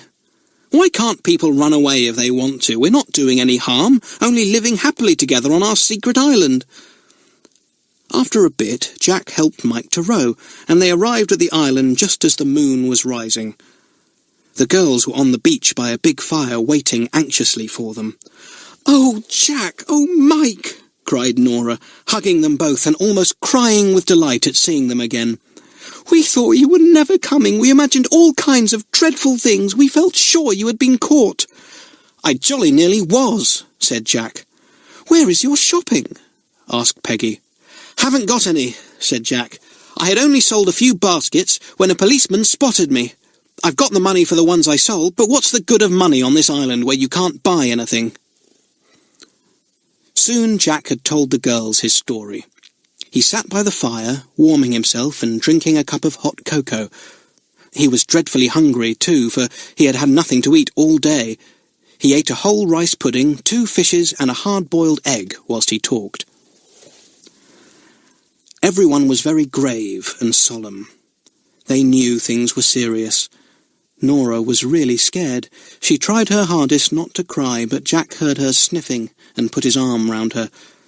"Don't be a baby," he said. "Things may not be so bad after all. We have all our plans laid. There is no real reason why anyone should find us if we are careful. We are all upset and tired. Let's go to bed and talk tomorrow." So to bed in Willow House they went. Jack took off his clothes and wrapped himself in the old rug, because he said he smelt like hens. Peggy said she would wash his things the next day. They did not get to sleep for a long time, because first one and then another of them would say something or ask a question, and then the talking would all begin again. "Now, nobody is to say another word," said Jack at last in his firmest voice. "Aye, aye, Captain," said everyone sleepily, and not another word was spoken. In the morning, the children awoke early and remembered what had happened the day before. Nobody felt like singing or shouting or joking as they usually did. Peggy solemnly got the breakfast. Jack went off in his old overcoat to milk the cow, for his things were not yet washed. Mike got some water from the spring, and Nora fed the hens. It was not a very cheerful party that sat down to breakfast. When the things were cleared away, and Peggy had washed Jack's clothes and set them out to dry, the children held a meeting. "The first thing to do," said Jack, "is to arrange that someone shall always be on watch during the day on the top of the hill. You can see all up the lake and down from there, and we should get a good warning then if anyone were coming. We should have plenty of time to do everything." "Shall we have someone on guard during the night?" asked Nora. "No," said Jack. "People are not likely to come at night. We can sleep in peace. I don't think anyone will come for a few days anyhow, because I think they will search around the lakeside first, and will only think of the island later." "I think, as we are not going to the mainland for some time, we had better make a big hole in the boat and let her sink," said Mike. "I've always been afraid she might be found, although she is well hidden under the brambles. After all, Jack, if she is sunk, no one could possibly find her." "That's a good idea, Mike," said Jack. "We can't be too careful now. Sink her this morning. We can easily get her up again and mend her if we want her. Peggy, will you see that every single thing is cleared away that might show people we are here? Look, there's some snippings of wool there. That sort of thing must be cleared up, for it tells a tale." "I'll see to it," promised Peggy. Jack knew she would, for she was a most dependable girl. "Every single thing must be taken to the caves today," said Jack, "except just those few things we need for cooking, like saucepan and kettle and so on. We can easily slip those away at the last minute. We will leave ourselves a candle or two in Willow House, because we can sleep there till we have to go to the caves." "Jack, what about the hen yard?" asked Nora. "It really does look like a hen yard now, because the hens have scratched about so much." "That's true," said Jack. "Well, as soon as we know we've got to hide, Mike can pull up the fence round the hen yard and store it in Willow House. Then he can scatter sand over the yard and cover it with heather. It's a good thing you thought of that, Nora." "There's one thing. Even if we have to hide away for days, we've enough food," said Peggy. "What about Daisy, though?" said Mike. "She won't have anything to eat. A cow eats such a lot." "We should have to take her out to feed at night," said Jack. "And, by the way, Peggy, don't light the fire for cooking until the very last minute, and stamp it out as soon as you have finished. A spire of smoke gives us away more than anything." "What about someone hopping up to the hilltop now?" said Mike. "The sun is getting high. We ought to keep a watch from now on." "Yes, we ought," said Jack. "You take first watch, Mike. I'll give you a call when it's time to come down. We'll take turns all day long. Keep watch all round. We don't know from which end of the lake a boat might come, though it's more likely to be from the end I was at yesterday." Mike sped up the hill and sat down there. The lake lay blue below him. Not a swan, not a moorhen disturbed its surface. Certainly no boat was in sight. Mike settled down to watch carefully. The others were busy. Everything was taken up to the caves in the hillside and stored there. Nora left a sack by the hen yard ready to bundle the hens into when the time came. She also put a pile of sand by the yard, ready for Mike to scatter after the fences had been pulled up. Nora was no longer the careless little girl she had been, nor was she lazy any more. She had learnt that when she did badly everyone suffered, so now she did her best, and it was a very good best too. After a while Jack went up to take Mike's place on the hilltop. Mike set to work to sink the boat. She soon sank to the bottom of the water under the bramble bushes. Mike felt sure that no one would ever know she was there. Peggy went hunting round, looking for anything that might give them away. She did not find very much, for all the children tidied up after any meal or game.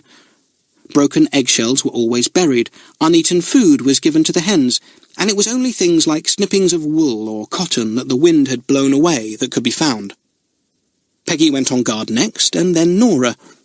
It was dull work, sitting up on the hilltop, doing nothing but watch, so Nora took her pencil and drawing book and drew what she could see. That made the time go quickly. Peggy took her mending. She always had plenty of that to do, for every day somebody tore their clothes on brambles. After every stitch, Peggy looked up and down the lake, but nothing could be seen. That evening Mike was on guard, and he was just about to come down to get his supper, when he saw something in the distance. He looked carefully. Could it be a boat? He called Jack. "Jack, come quickly, I can see something. Is it a boat, do you think?" Everyone tore up the hill and Jack looked hard. "Well, if it is a boat, it's very small," he said. "It's something black," said Nora. "Whatever is it? Oh, I do hope it isn't anyone coming now." The children watched, straining their eyes, and suddenly the thing they thought might be a small boat flew up into the air. "It's that black swan we saw the other day," said Jack with a squeal of laughter. "What a fright it gave us! Look, there it goes, isn't it a beauty?" The children watched the lovely black swan flying slowly towards them, its wings making a curious whining noise as it came. Nora went rather red, for she remembered how frightened she had been the first time she had heard a swan flying over the island, but nobody teased her about it. They were all too thankful it was only a swan, not a boat. "There's no need to keep watch any more tonight," said Jack, and they all went down the hill. Evening was almost on them. They sat by their fire and ate their supper, feeling happier than the day before. Perhaps, after all, no one would come to look for them, and anyway, they had done all they could now to get things ready in case anyone did come. The next day, the children kept watch in turn again, and the next. The third day, when Nora was on guard, she thought she saw people on the far side of the lake where a thick wood grew. She whistled softly to Jack, and he came up and watched too. "Yes, you're right, Nora," he said at last. "There are people there, and they are certainly hunting for something or someone." They watched for a while, and then they called the others. There was no fire going, for Peggy had stamped it out. They all crowded onto the hilltop, their heads peeping out of the tall bracken that grew there. "See, over there," said Jack. "The hunt is on. It will only be a day or two before they come over here. We must watch very carefully indeed." "Well, everything is ready," said Peggy. "I wish they would come soon if they are coming. I hate all this waiting about. It gives me a cold feeling in my tummy." "So it does in mine," said Mike. "I'd like a hot water bottle to carry about with me." That made everyone laugh. They watched for a while longer and then went down, leaving Jack on guard. For 2 days nothing happened, though the children thought they could see people on the other side of the lake beating about in the bushes and hunting. Mike went on guard in the morning and kept a keen watch. Nora fed the hens as usual, and Jack milked Daisy. And then Mike saw something. He stood up and looked. It was something at the far end of the lake where Jack had gone marketing. It was a boat. No mistaking it this time.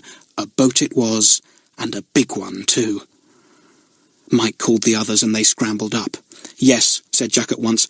"That's a boat all right, with about 4 people in too. Come on, there's no time to be lost. There's only one place a boat can come to here, and that's our island. To your jobs, everyone, and don't be frightened." The children hurried off. Jack went to get Daisy, Mike went to see to the hens in the henyard, Peggy scattered the dead remains of the fire and caught up the kettle and the saucepan and any odds and ends of food on the beach to take to the cave. Nora ran to cover up their patches of growing seeds with bits of heather. Would they have time to do everything? Would they be well hidden before the boatload of people came to land on their secret island? Chapter 17. The Island is Searched.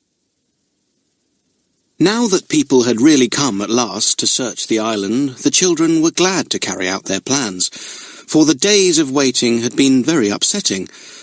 They had laid their plans so well that everything went smoothly. Daisy, the cow, did not seem a bit surprised to have Jack leading her to the inner cave again, and went like a lamb without a single moo. Jack got her safely through the narrow passage to the inner cave and left her there munching a turnip whilst he went to see if he could help the others. Before he left the outer cave, he carefully rubbed away any traces of Daisy's hoof marks. He arranged the bracken carelessly over the entrance so that it did not seem as if anyone went in and out of it. Mike arrived with the hens just then, and Jack gave him a hand. Mike squeezed himself into the little tiny cave that led by the low passage to the inner cave, for it had been arranged that only Jack and the cow should use the other entrance for fear that much use of it should show too plainly that people went in and out. Jack passed him the sack of hens, and Mike crawled on hands and knees through the low passage and into the big inner cave where Daisy was. The hens did not like being pulled through the tiny passage and squawked dismally, but when Mike shook them out of the sack and scattered grain for them to eat, they were quite happy again. Jack had lighted the lantern in the inner cave, and it cast its dim light down. Mike thought he had better stay in the cave, in case the hens found their way out again. So he sat down, his heart thumping, and waited for the others. One by one they came, carrying odds and ends.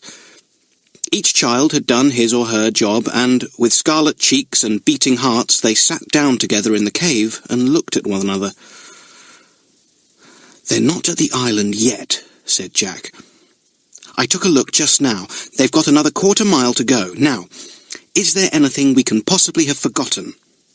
The children thought hard. The boat was sunk. The cow and the hens were in. The fire was out and well scattered. The henyard was covered with sand and heather. The yard fence was taken up and stored in Willow House. The seed patches were hidden. The milk pail was taken from the spring. "We've done everything," said Peggy. And then Mike jumped up in a fright. "My hat," he said. "Where is it? I haven't got it on. I must have left it somewhere." The others stared at him in dismay. His hat was certainly not on his head, nor was it anywhere in the cave. "You had it on this morning," said Peggy. "I remember seeing it and thinking it was getting very dirty and floppy. Oh, Mike, where can you have left it? Think hard, for it is very important." "It might be the one thing that gives us away," said Jack. "There's just time to go and look for it," said Mike. "I'll go and see if I can find it." He crawled through the narrow passage and out into the cave with the low entrance. He squeezed through that and went out into the sunlight. He could see the boat from where he was, being rowed through the water some distance away. He ran down the hill to the beach. He hunted there. He hunted round about the henyard. He hunted by the spring. He hunted everywhere, but he could not find that hat. And then he wondered if it was anywhere near Willow House, for he had gone there that morning to store the henyard fences. He squeezed through the thickly growing trees and went to Willow House. There, beside the doorway, was his hat. The boy pushed it into his pocket and made his way back up the hillside. Just as he got to the cave entrance, he heard the boat grinding on the beach below. The searchers had arrived. He crawled into the big inner cave. The others greeted him excitedly. "Did you find it, Mike?" "Yes, thank goodness," said Mike, taking his hat out of his pocket. "It was just by Willow House, but I don't expect it would have been seen there, because Willow House is too well hidden among those thick trees to be found. Still, I'm glad I found it. I'd have been worried all the time if I hadn't. The boat is on the beach now, Jack. I heard it being pulled in. There are 4 men in it." "I'm just a bit worried about the passage to this inner cave from the outer cave," said Jack. "If that is found, it's all up with us." I was wondering if we could find a few rocks and stones and pile them up halfway through the passage, so that if anyone does come through there, he will find his way blocked and won't guess there is another cave behind where we are hiding."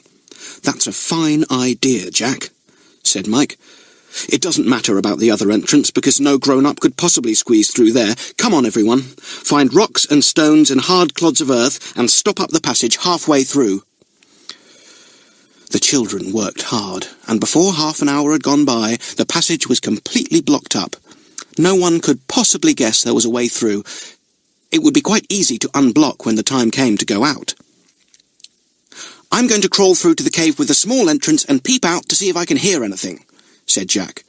So he crawled through and sat just inside the tiny low-down entrance, trying to hear. The men were certainly searching the island. Jack could hear their shouts easily. "Someone's been here," shouted one man.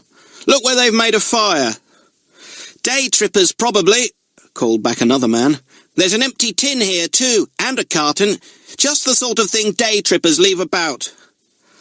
"Hi, look at this spring here," called another voice. "Looks to me as if people have been tramping about here." Jack groaned. Surely there were not many footmarks there. "Well, if those children are here, we'll find them all right," said a fourth voice. "It beats me how they could manage to live here, though, all alone, with no food except what that boy could buy in the village." "I'm going over to the other side to look there," yelled the first man. "Come with me, Tom. You go one side of the hill and I'll go the other, and then, if the little beggars are dodging about to keep away from us, one of us will find them." Jack felt glad he was safely inside the cave. He stayed where he was till a whisper reached him from behind. "Jack, we can hear voices. Is everything all right?" "So far, Mike," said Jack.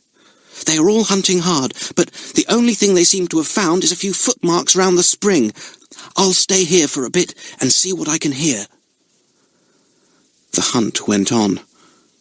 Nothing seemed to be found. The children had cleared everything up very well indeed. But as Jack sat just inside the cave, there came a shout from someone near the beach. "Just look here, what do you make of this?" Jack wondered whatever the man had found. He soon knew. The man had kicked aside the heather that had hidden the hen-yard, and had found the newly scattered sand. "This looks as if something has been going on here," said the man. "But goodness knows what.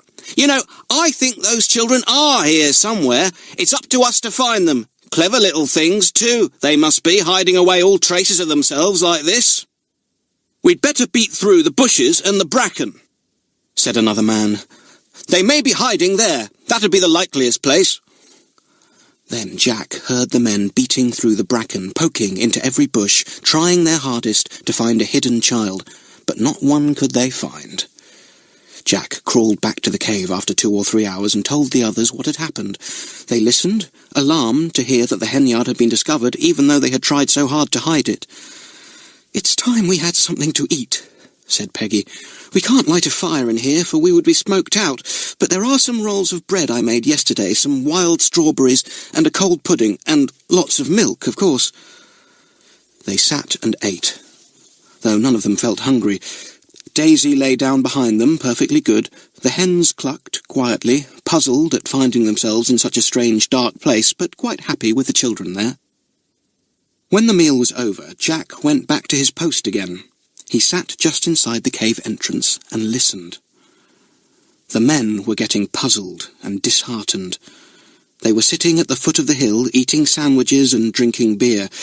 Jack could hear their voices quite plainly. "Well, those children may have been on this island, and I think they were, but they're not here now," said one man. "I'm certain of that." "We've hunted every inch," said another man. "I think you're right, Tom. Those kids have been here all right.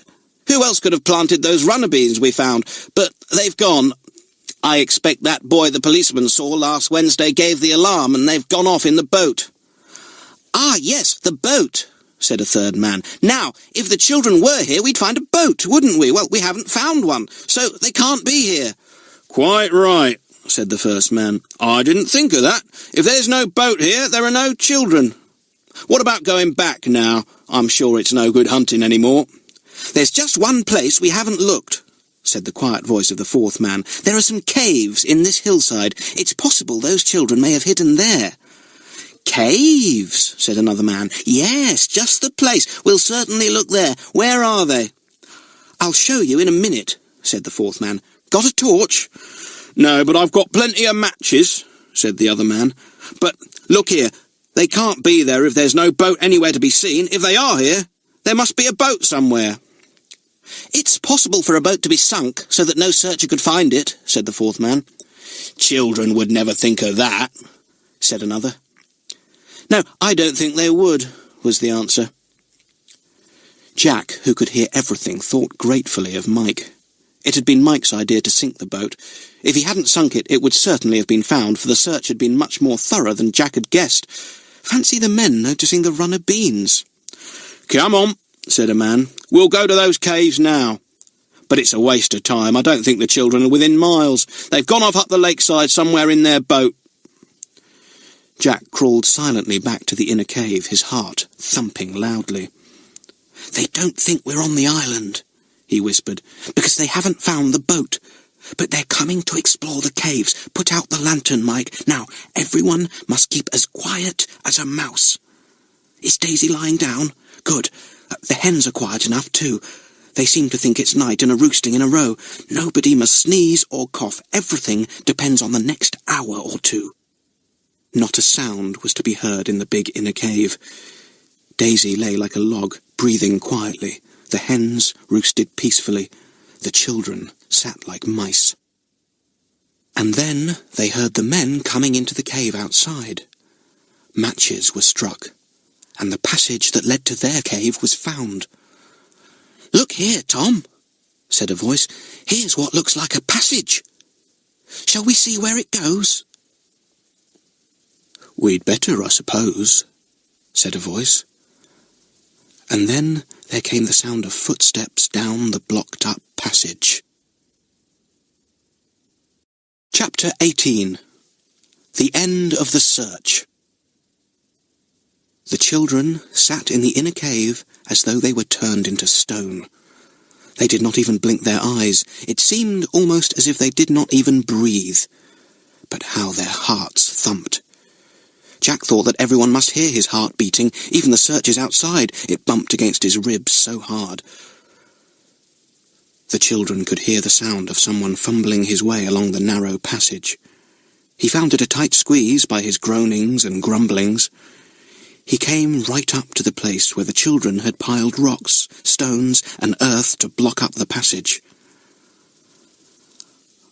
"I say," the man called back to the others, "the passage ends here in what looks like loose rocks.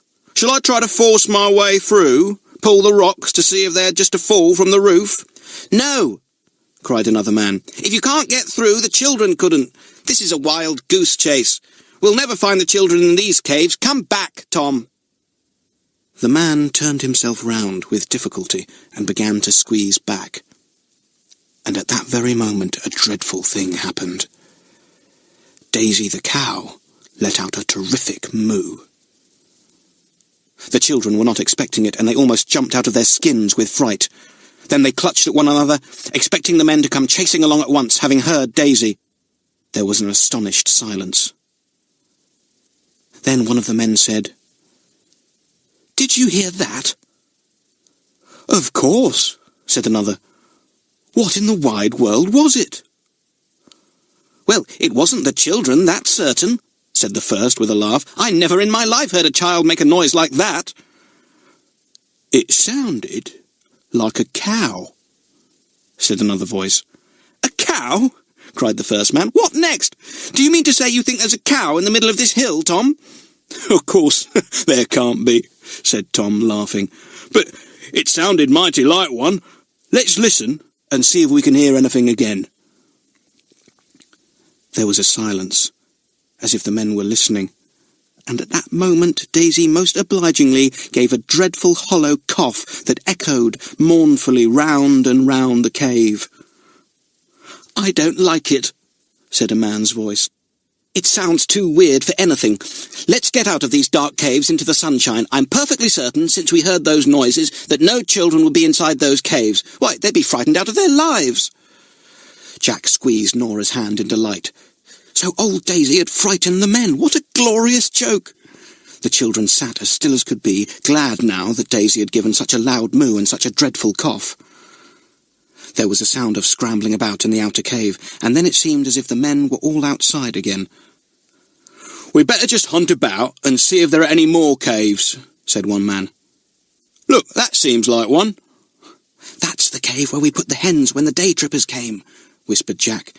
"It's got no passage leading to our inner cave here. They can explore that all they like." The men did explore it, but as it was just a cave and nothing else, and had no passage leading out of it, they soon left it. Then they found the cave with a low-down tiny entrance, the one the children used to squeeze into when they wanted to go into their inner cave. But, as Jack has said, the entrance was too small for any grown-up to use, and, after trying once or twice, the men gave it up. "No one could get in there except a rabbit," said a man's voice. "Children could," said another. "Now look here, Tom, if we find children on this island now, I'll eat my hat," said the first man. "There's no boat to begin with, and we really haven't found anything except runner beans, which might have been dropped by birds, and a funny sort of sandy yard.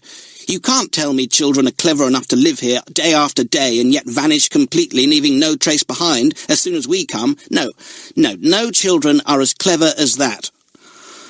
"I think you're right," said Tom. "Come on, let's go. I'm tired of this island with its strange noises. The sooner we get home, the better I'll be pleased. Where those children have gone just beats me. I wish we could find them. There's such a surprise waiting for them." The voices grew distant as the men went down the hill to the beach where they had put their boat. Jack crept quietly through the low passage into the small cave with the tiny entrance. He put his ear down to the entrance and listened. The sound of voices floated up to him. He heard the sound of oars being put ready. He heard the sound of the boat being pushed onto the water. Then came the sound of splashing. "They're going," he called. "They really are." The others crowded round Jack. Then, when he thought it was safe, they all squeezed out of the tiny cave entrance and crept out onto the hillside. Well hidden in the tall bracken, they watched the boatful of men being rowed away, away, away. The splashing of the oars and the men's voices came clearly to the four children as they stood there. Nora suddenly began to cry. The excitement had been so great, and she had been so brave, that now she felt as if she must cry and cry and cry, and then Peggy began, and even Mike and Jack felt their eyes getting wet. This was dreadful, but, oh, it was such a glorious feeling to know they had not been discovered, and that their dear little island, their secret island, was their very own again. A low and mournful noise came from the inside of the hill. It was poor old Daisy, the cow, sad at being left alone in the cave. The children couldn't help laughing now. "Do you remember how Daisy frightened those men?" chuckled Jack. "She frightened me too," said Peggy. "Honestly, I nearly jumped out of my skin. If my dress hadn't been well buttoned up, I believe I would have jumped right out of myself." That made the others laugh still more, and half laughing, half crying, they sat down on the hillside to wait till the boat was out of sight. "I really thought they'd found us when that man got up to the part we had blocked up," said Jack. "Yes, it was a jolly good thing we did block it up," said Peggy.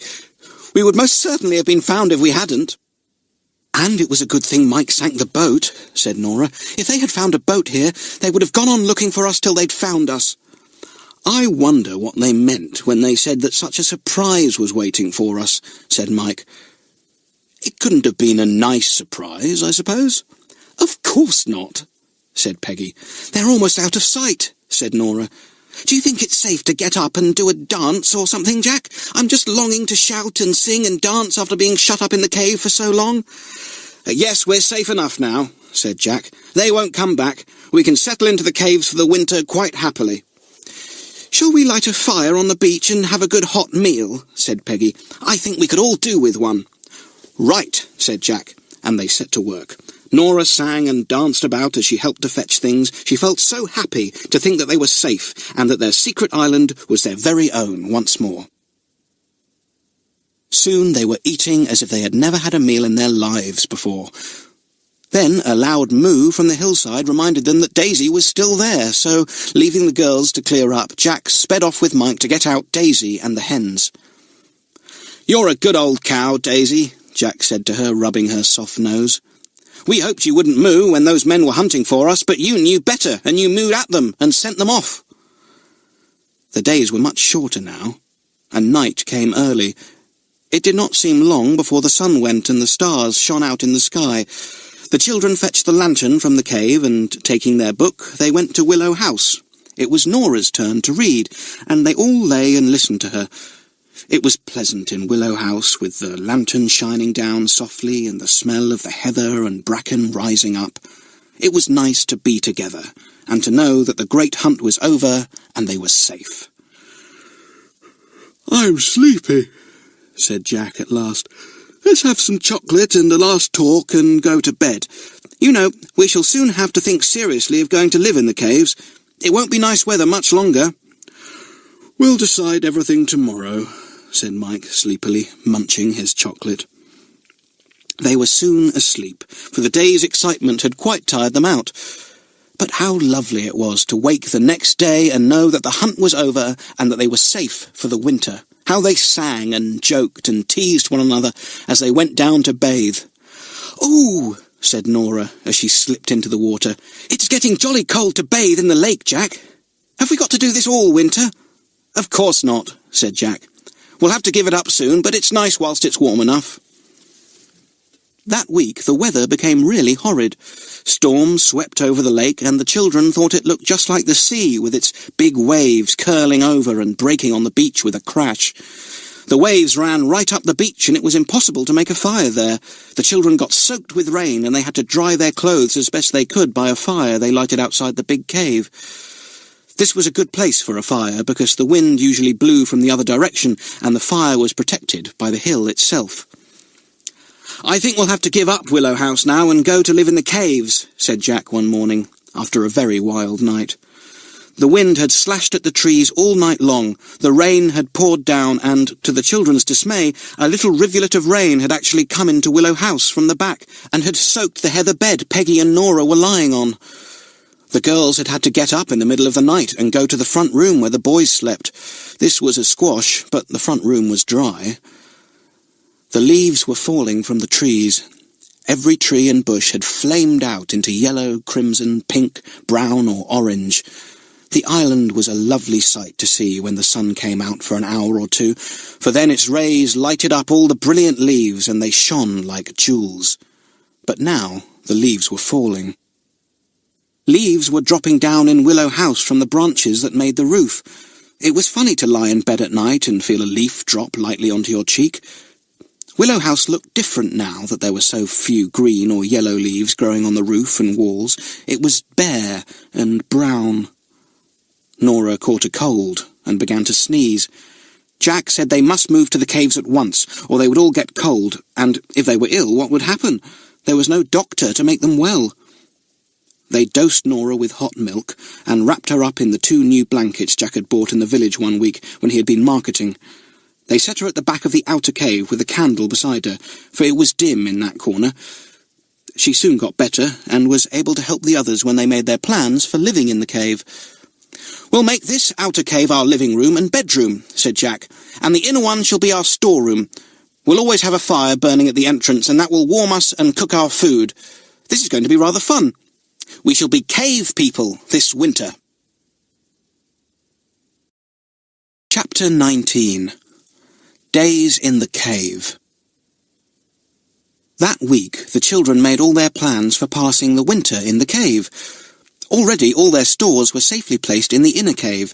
It was just a question of getting the outer cave comfortable and home-like. Peggy was wonderful at this sort of thing. "You 2 boys must make a few shelves to put round the cave," she said. "You can weave them out of stout twigs and put them up somehow. We will keep our books and games there, and any odd things we want. You must somehow manage to hang the lantern from the middle of the roof. Then, in the corner over there, we will have our beds of heather and bracken. You boys can bring that in, too. If it's wet, we'll dry it by the fire. The bracken is getting old and dry now. It should make a fine bed." Peggy swept up the floor of the cave with a brush made of heather twigs, and then she and Nora threw fine sand on it, which they had brought from the beach. It looked very nice. The boys brought in the heather and bracken for the beds. Peggy arranged them comfortably and then threw a blanket over each bed but one. There were only 3 blankets, 2 new ones and 1 old one, so it looked as if someone must go without. "What's the 4th bed going to have for a blanket?" asked Jack. And then Peggy brought out a great surprise. It was a fur rug made of rabbit skins that she had carefully cleaned, dried and sewn together. How the others stared. "But how lovely, Peggy," said Jack. "It's a most beautiful fur rug and will be as warm as toast. We'll take it in turns to have it on at night." "Yes, that's what I thought," said Peggy, pleased to find the others admired her rabbit rug so much. "It was very hard to sew the skins together, but I did it at last. I thought it would be a nice surprise for when the cold weather came." Soon the cave began to look very homely indeed. The shelves were weighed down with the books and games, the lanterns swung in the middle, and they all knocked their heads against it before they became used to it there. The beds lay neatly in the corners at the back, covered with blankets and the rabbit rug. In another corner stood the household things that Peggy was always using, the kettle, the saucepans, and so on. And then Jack brought out a surprise, a nice little table he had made by himself.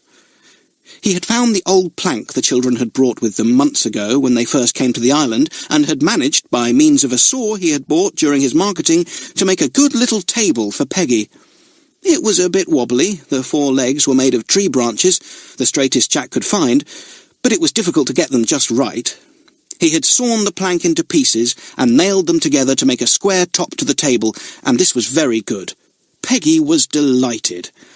"Now we can have our meals on the table," she cried. "Oh, that will be nice. And I can do my mending on the table too. It will be much easier than crouching on the floor." "But what about chairs?" asked Nora. "You can't sit up to the table without chairs." "I'm making stools," said Jack. And so he was.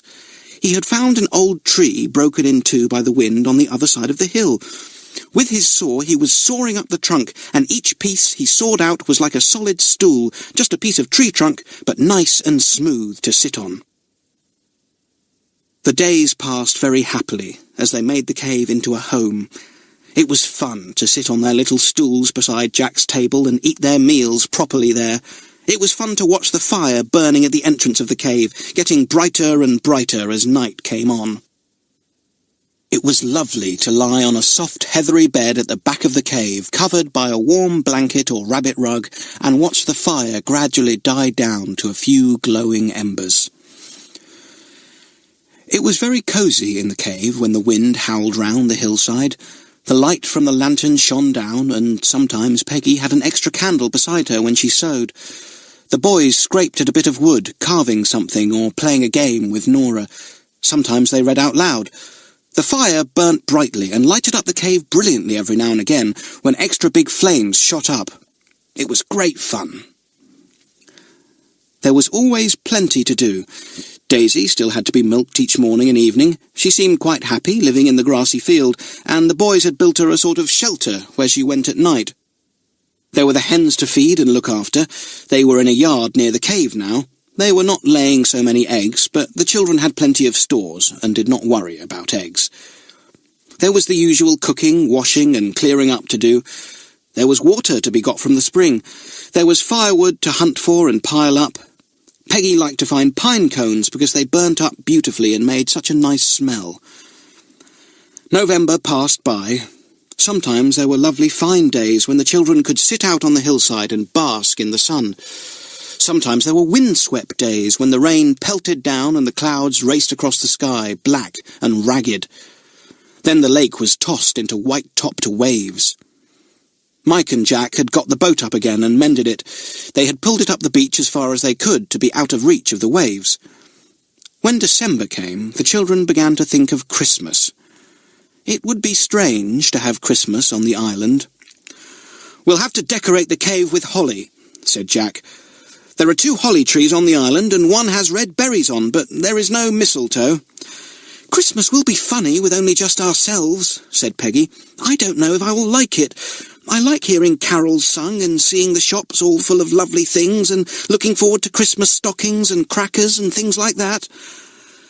Before our daddy and mummy flew off in their aeroplane and got lost, we used to have Christmas with them," said Nora to Jack. "It was lovely then. I remember it all." "I wish Daddy and Mummy hadn't gone away and got lost forever," said Mike. "I did love them. They were so jolly and happy." Jack listened as the three children told him all they had done at Christmas time when their father and mother had been with them. He had always lived with his old grandfather, who had never bothered about Christmas. To Jack, this all seemed wonderful. How Mike and Nora and Peggy must miss all the happy and lovely things they used to do when they had their father and mother with them. The boy listened and made up his mind about something. He would take the boat and row off to the end of the lake just before Christmas. He still had some money, and with that he would buy crackers, a doll for Nora, a new workbook for Peggy, something for Mike, and some oranges and sweets. They should have a fine Christmas. He said nothing to the others about it. He knew that they would be terribly afraid that he might be caught again, but he did not mean to go to the same village as before. He meant to walk to the one 5 miles away where he would not be known and buy what he wanted there. He was sure he would be safe, for he meant to be very careful indeed. December crept on. The days were dull and dreary. Jack planned to go off in the boat one morning. He would tell the others he was just going for a row to get himself warm. He would not tell them about his great surprise for them. A good day came when the pale wintry sun shone down and the sky was a watery blue. Peggy was busy clearing up after breakfast. Mike meant to rebuild Daisy's shelter, which had been rather blown about by the wind. Nora was going to look for pine cones. "What are you going to do, Jack?" asked Peggy. "Oh," said Jack, "I think I'll take the old boat out and go for a row to get myself warm. I haven't rowed for ages." "I'll come with you, Jack," said Nora. But Jack didn't want anyone with him. "No, Nora," he said, "you go out and look for cones. I shall be gone a good while. Peggy, could you let me have some food to take with me?" "Food?" said Peggy in amazement. "However long are you going for, Jack?" "Oh, just a few hours," said Jack. "Some exercise will do me good. I'll take my fishing line, too." "Well, put on your overcoat, then," said Peggy. "You'll be cold out on the windy lake."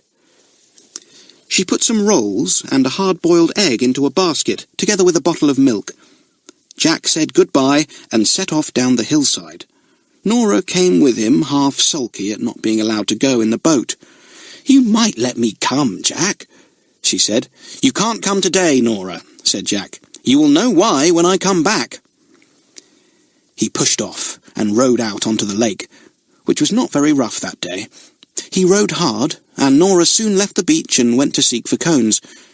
She thought she would try and see where Jack was fishing after a time, and went to the top of the hill, but try as she would, she could see no sign of the boat.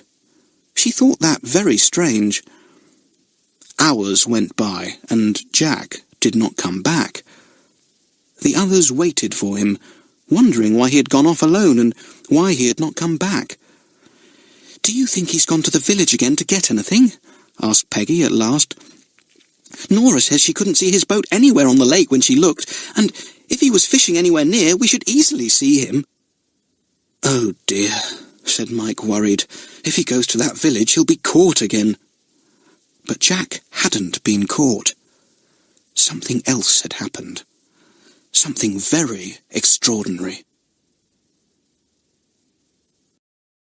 Chapter 20. Jack has a great surprise. We must go back to Jack and find out what had been happening to him. He had been such a long time away from the island, far longer than he would have been if he had just gone shopping. What could have kept him? Well, he had got safely in the boat to the far end of the lake, and had tied the boat up to a tree. Then he had slipped through the wood, and taken the road that led to the distant village 5 miles away. It would take him nearly an hour and a half to get there, but what fun it would be to do a bit of shopping again. The boy padded along the wintry road. It was muddy and cold, but he was as warm as toast. He jingled his money in his pocket and wondered if he could buy all he wanted to. He did badly want to get a doll for Nora, for he knew how much she would love it. He carried the food Peggy had given him, and when he got near the village, he sat upon a gate and ate it. Then off he went again. He did not think anyone would know him to be one of the runaways, for surely people had forgotten all about them by now. It was half a year since they had first run off to the island, but he was keeping a sharp lookout in case he saw anyone looking at him too closely. He went into the village. It was a big, straggling one, with a small high street running down the middle. There were about 6 shops there. Jack went to look at them. He left the toy and sweet shop till last. He looked at the turkeys in the butcher's shop, some with red ribbons on. He looked into the draper's shop and admired the gay streamers that floated all about it to decorate it for Christmas. It was fun to see shops again. And then he came to the toy shop. It was lovely. Dolls stood in the window with their arms stretched out as if they were asking people to buy them. A railway train ran on lines. A little Father Christmas stood in the middle, carrying a sack. Boxes of chocolate, tins of toffee, and big bottles of brightly coloured sweets were in the shop too. Jack stood gazing, wondering which doll to buy for Nora. He had already seen a nice little work basket for Peggy, and had spied a book for Mike about boats. There was a box of red crackers at the back of the window, too, which he thought would do well for Nora. It would be such fun to pull them on Christmas Day in the cave and wear paper hats there. Jack went into the shop. It had 2 or 3 other people there, for the shop was a post office too, and people were sending off Christmas parcels. The shop assistant was weighing them, and it was a long business. Jack waited patiently, looking round at all the toys. The people in the shop were talking to one another.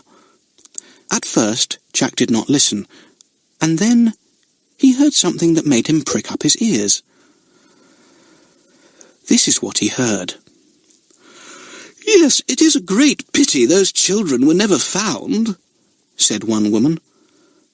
"Their father and mother are quite ill with grief, I've heard."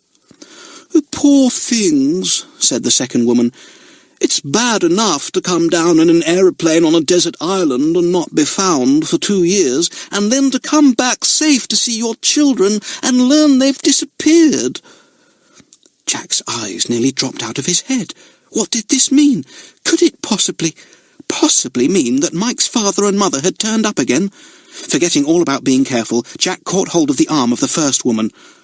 "Please," he said, "please tell me something. Were the 3 children you're talking about called Mike, Peggy and Nora, and is it their father and mother that have come back?" The woman in the shop stared at the excited boy in astonishment. "Yes," said the first woman. "Those were the children's names.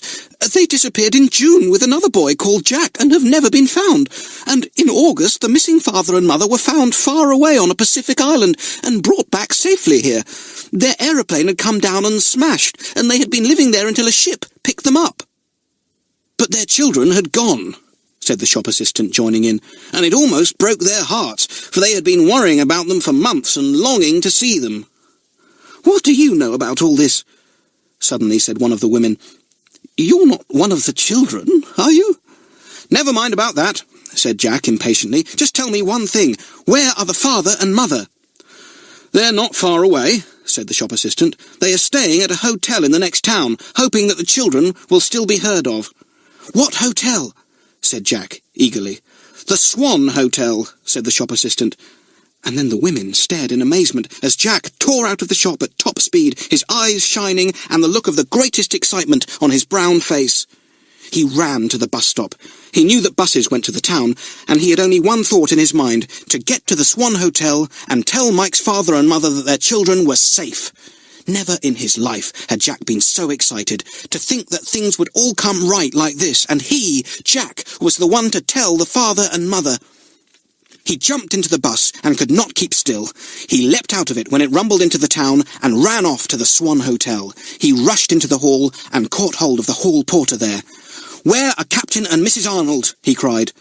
Mike had often told him that his father was a captain, and he knew the children's surname was Arnold, so he knew quite well whom to ask for. Here, not so fast, young man," said the porter, not quite liking the look of the boy in the old overcoat and worn-out shoes. "What do you want the captain for?" "Oh, tell me, please, where are they?" begged Jack. At that moment, a man's voice said, "Who's this asking for me? What do you want, boy?" Jack swung round. He saw a tall, brown-faced man looking down at him, and he liked him at once, because he was so like Mike to look at. "Captain Arnold! I know where Mike and Peggy and Nora are!" he cried. The captain stared as if he had not heard aright. Then he took Jack's arm and pulled him upstairs into a room where a lady sat, writing a letter. Jack could see she was the children's mother, for she had a look of Peggy and Nora about her. She looked kind and strong and wise, and Jack wished very much that she was his mother too. "This boy says he knows where the children are, Mary," said the captain. What excitement there was then! Jack poured out his story, and the two grown-ups listened without saying a word. When he had finished, the captain shook hands with Jack, and his wife gave him a hug.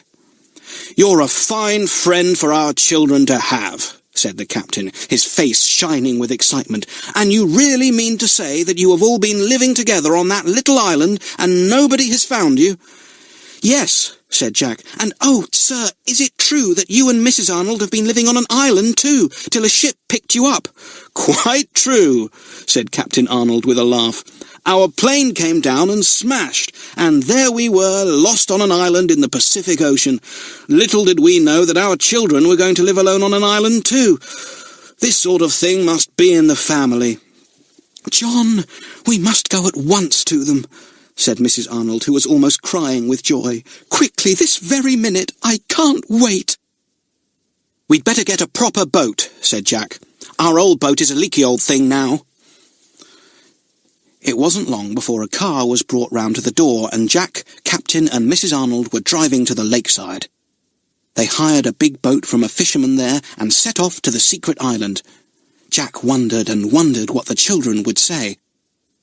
Meanwhile, the three children were getting more and more worried. It was past tea time now and getting dark. Where could Jack be? "I can hear the splash of oars," cried Peggy at last. They ran down to the beach and saw the outline of the boat in the twilight coming near to the island. And then Mike saw that it was a bigger boat than their own. And there were 3 people in it instead of 1. "That means Jack's been caught, and these people have been sent to get us," he thought, and his heart sank. But then, to his amazement, he heard Jack's clear voice ringing out over the darkening water. "Mike! Peggy! Nora! It's all right! I've brought a Christmas present for you!" The 3 children stared. Whatever could Jack mean? But when the boat landed and Captain and Mrs. Arnold sprang out, they soon knew. "Mummy! Oh, Mummy and Daddy!" shrieked the children, and flung themselves at their father and mother. You couldn't tell which were children and which were grown-ups because they were all so mixed up. Only Jack was alone. He stood apart, looking at them, but not for long. Nora stretched out her hand and pulled him into the crowd of excited, happy people. "You belong too, Jack," she said. Everyone seemed to be laughing and crying at the same time. But at last it was so dark that no one could see anyone else. Jack lighted the lantern that Mike had brought down to the beach and led the way to the cave. He badly wanted Captain and Mrs. Arnold to see how lovely it was. They all crowded inside. There was a bright fire crackling just outside, and the cave was warm and cosy. Jack hung the lantern up and placed 2 wooden stools for the children's parents. Peggy flew to heat some milk and put out rolls of bread and some potted meat she had been saving up for Christmas. She did so want her mother to see how nicely she could do things, even though they all lived in a cave. "What a lovely home," said Mrs. Arnold, as she looked round and saw the shelves, the stools, the table, the beds, and everything. The cave was very neat and tidy and looked so cosy and friendly. How they all talked, how they jumped up and down and laughed and told first this thing and then the other. Only one thing made Captain and Mrs. Arnold angry, and that was the tale of how unkind Aunt Harriet and Uncle Henry had been. "They shall be punished," said Captain Arnold, and that was all he said about them. Daisy chose to moo loudly that night, and Captain Arnold laughed till the tears came into his eyes when he heard about the night that poor Daisy had had to swim behind the boat to the island. And when he heard how she had mooed and frightened away the people who had come to look for them, he laughed still more. "Someone will have to write a book about your adventures," he said. "I never in my life heard anything like them. We didn't have such thrilling adventures on our island. We just lived with the native people there till a boat picked us up. Very dull indeed." Jack disappeared at that moment, and when he came back he carried a great load of heather. He flung it down in a corner. "You'll stay with us tonight, won't you, Captain?" he said. "We'd love to have you. Please do." "Of course," said Captain Arnold, and Mrs. Arnold nodded her dark head. "We will all be together in the cave," she said. "Then we shall share a bit of your secret island, children, and know what it's like." So that night the children had visitors. They all fell asleep on their heather beds at last, happy, excited, and very tired. What fun to wake up tomorrow with their own father and mother beside them. Chapter 21. The End of the Adventure. Mike awoke first in the morning. He sat up and remembered everything. There were his father and mother fast asleep on their heathery bed in the corner of the cave. It was true then. He hadn't dreamt it all. They were alive and well and had got their children again. Everything was lovely. Mike crept out to light the fire. He could not possibly go to sleep again. The day was just creeping in at the cave entrance. The sky was a very pale blue, and the sun was trying to break through a thin mist in the east. It was going to be fine. When the fire was crackling merrily, everyone woke up.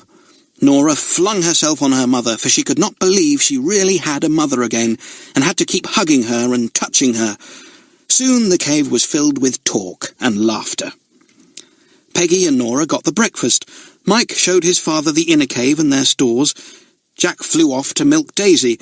The hens clucked outside, and Nora fetched in 4 brown eggs. Fish from Jack's line, eggs, rolls, and the rest of the potted meat, and a tin of peaches made a fine breakfast, washed down with hot tea. The fire died down, and the sunshine came in at the cave entrance. Everyone went outside to see what sort of a day it was. The lake sparkled blue below. The bare trees swung gently in the breeze. Nora told her mother all about the wild raspberries and strawberries and nuts, and Peggy chattered about the seeds they had planted and the baskets they could make. And then Captain Arnold said, "Well, I think it's about time we were going." The children looked up at him. "Going? What do you mean, Daddy? Leave our island?" "My dears," said Captain Arnold, "you can't live here always. Besides, there is no need for you to now. You are not runaways any more. You are our own children that we love, and we must have you with us." "Yes," said Mrs. Arnold, "we must all go back to a proper home, and you must go to school, my dears. You have been very brave and very clever, and very happy too, and now you can have a lovely home with us, and we will all be happy together." "But what about Jack?" asked Nora at once. "Jack is ours too," said Mrs. Arnold. "I am sure his grandfather will be glad for us to have him for always. He shall have me for his mother, and your father shall be his too. We will all be one big family." Jack wanted to say such a lot, but he couldn't say a single word. It was very strange. His face just went red with joy, and he held Nora's hand so tightly that he hurt her without meaning to. He was just about the happiest boy in the world at that moment. "Mummy, I shall so hate leaving our dear, dear island," said Nora, "and Willow House too, and our cosy cave and the bubbling spring and everything." "I think I might be able to buy the island for you," said Daddy. "Then in the holidays you can always come here and run wild and live by yourselves if you want to. It shall be your very own." "Oh, Daddy!" shouted the children in delight. "We shan't mind going to school and being proper and living in a house if we've got the island to go back to in the holidays. Oh, what fun it will be!" "But I think you must leave it now and come back home for Christmas," said Mrs. Arnold. We have our own old home to go back to. You remember it, don't you? Don't you think it would be nice to have Christmas there, and a Christmas pudding and crackers and stockings full of presents?" "Yes, yes, yes," shouted all the children. "It's just what I longed for," said Nora. "I was going to buy you some red crackers yesterday, Nora," said Jack, "but I heard the great news before I had bought anything." "You shall all have red crackers," said Captain Arnold with a laugh. "Now, what about getting off in the boat?" "Just give us time to say goodbye to everything," said Peggy. "Mummy, come down and see Willow House. We made it ourselves, and it's so pretty in the summer because, you see, it's a live house and grows leaves all the time." In an hour's time, everyone was ready to leave. The hens were bundled once more into a sack and were most annoyed about it. Daisy was left, and Captain Arnold said he would send a fisherman over for her. It was too cold for her to swim behind the boat. Most of the children's stores were left too. They would be able to use them when they next went to the island. Peggy took the rabbit rug she had made. That was too precious to leave. They brought the books too, because they had got fond of those. They had stored everything carefully in the inner cave and thrown sacks over them in case of damp.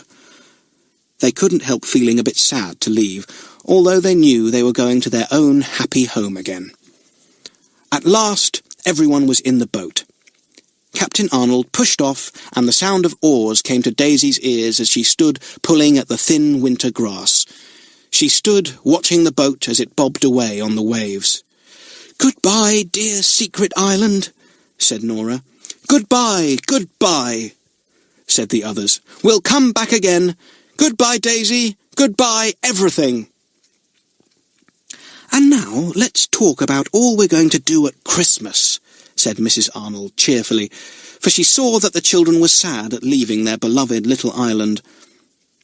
It was not long before the 4 children and their father and mother, for Jack counted them as his parents too now, were settled happily in their own home. There was such a lot of excitement at first, for the children had to have new dresses, new suits, new underclothes, new socks, new shoes. Mrs. Arnold said that although Peggy had really done her best to keep them tidy, they were quite dropping to pieces. So off they went shopping, and came back feeling as grand as kings and queens, all dressed up in their new things. Peggy looked fine in a blue coat and skirt with a little blue hat. Nora wore red, and the 2 boys had suits and overcoats of dark blue. Jack felt strange in his. It was the first time in his life he had ever had anything new of his own to wear, for he had always gone about in somebody's old things before. He felt very grand indeed. The children looked at one another and burst out laughing. "How different we look now," said Mike. "Think of our dirty old rags on the island. But it's good to be properly dressed again, and the girls do look nice." It was strange at first to sleep in a proper bed again. The girls slept in a pretty room and had a little white bed each. The boys slept in the next room and had 2 brown beds.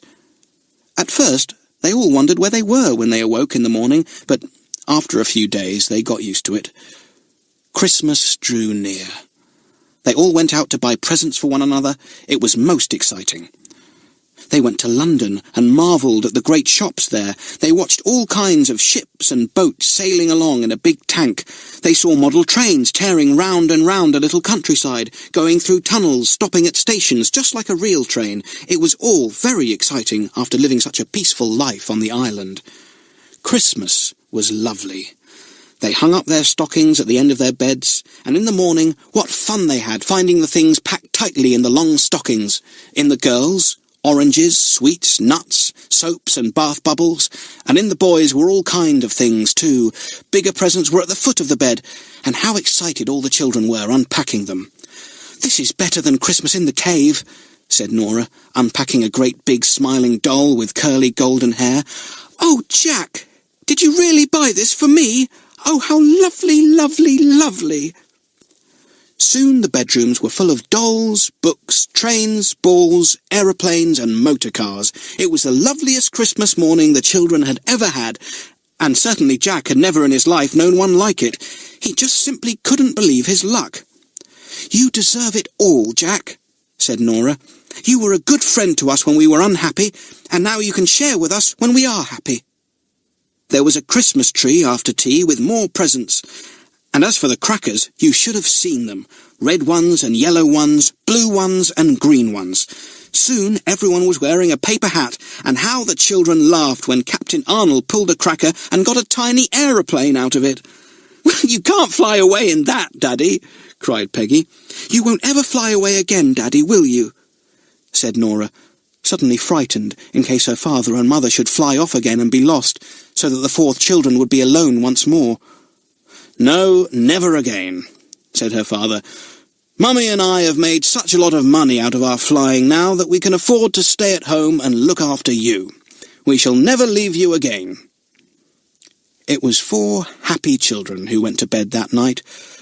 The boys left the door open between their room and the girls', so that they might all talk to one another till they fell asleep. They could not get out of this habit, for they had always been able to talk to one another in bed on the island. "It's been a lovely day," said Peggy sleepily, "but I do just wish something now." "What?" asked Mike.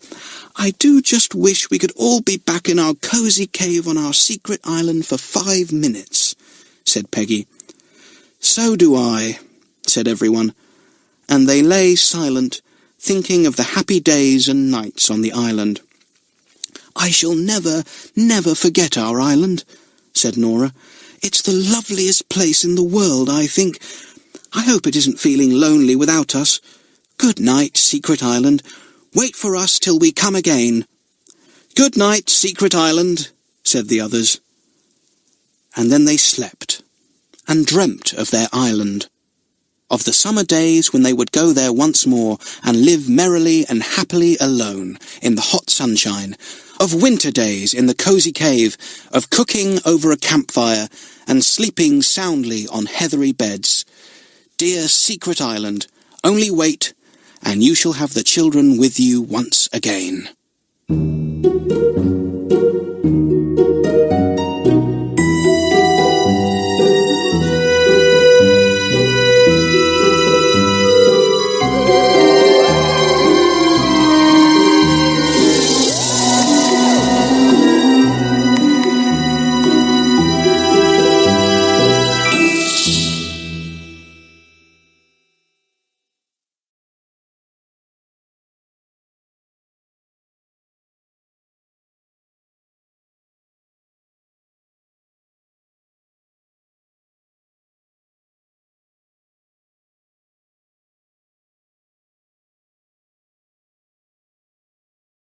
"No, never again," said her father.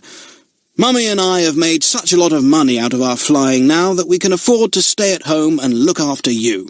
We shall never leave you again." It was 4 happy children who went to bed that night.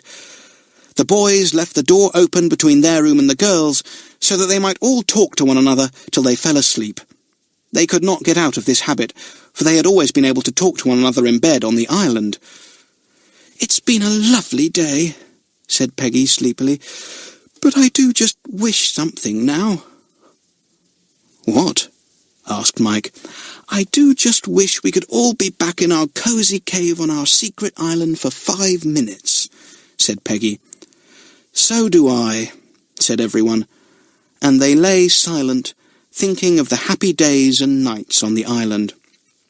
"I shall never, never forget our island," said Nora. "It's the loveliest place in the world, I think.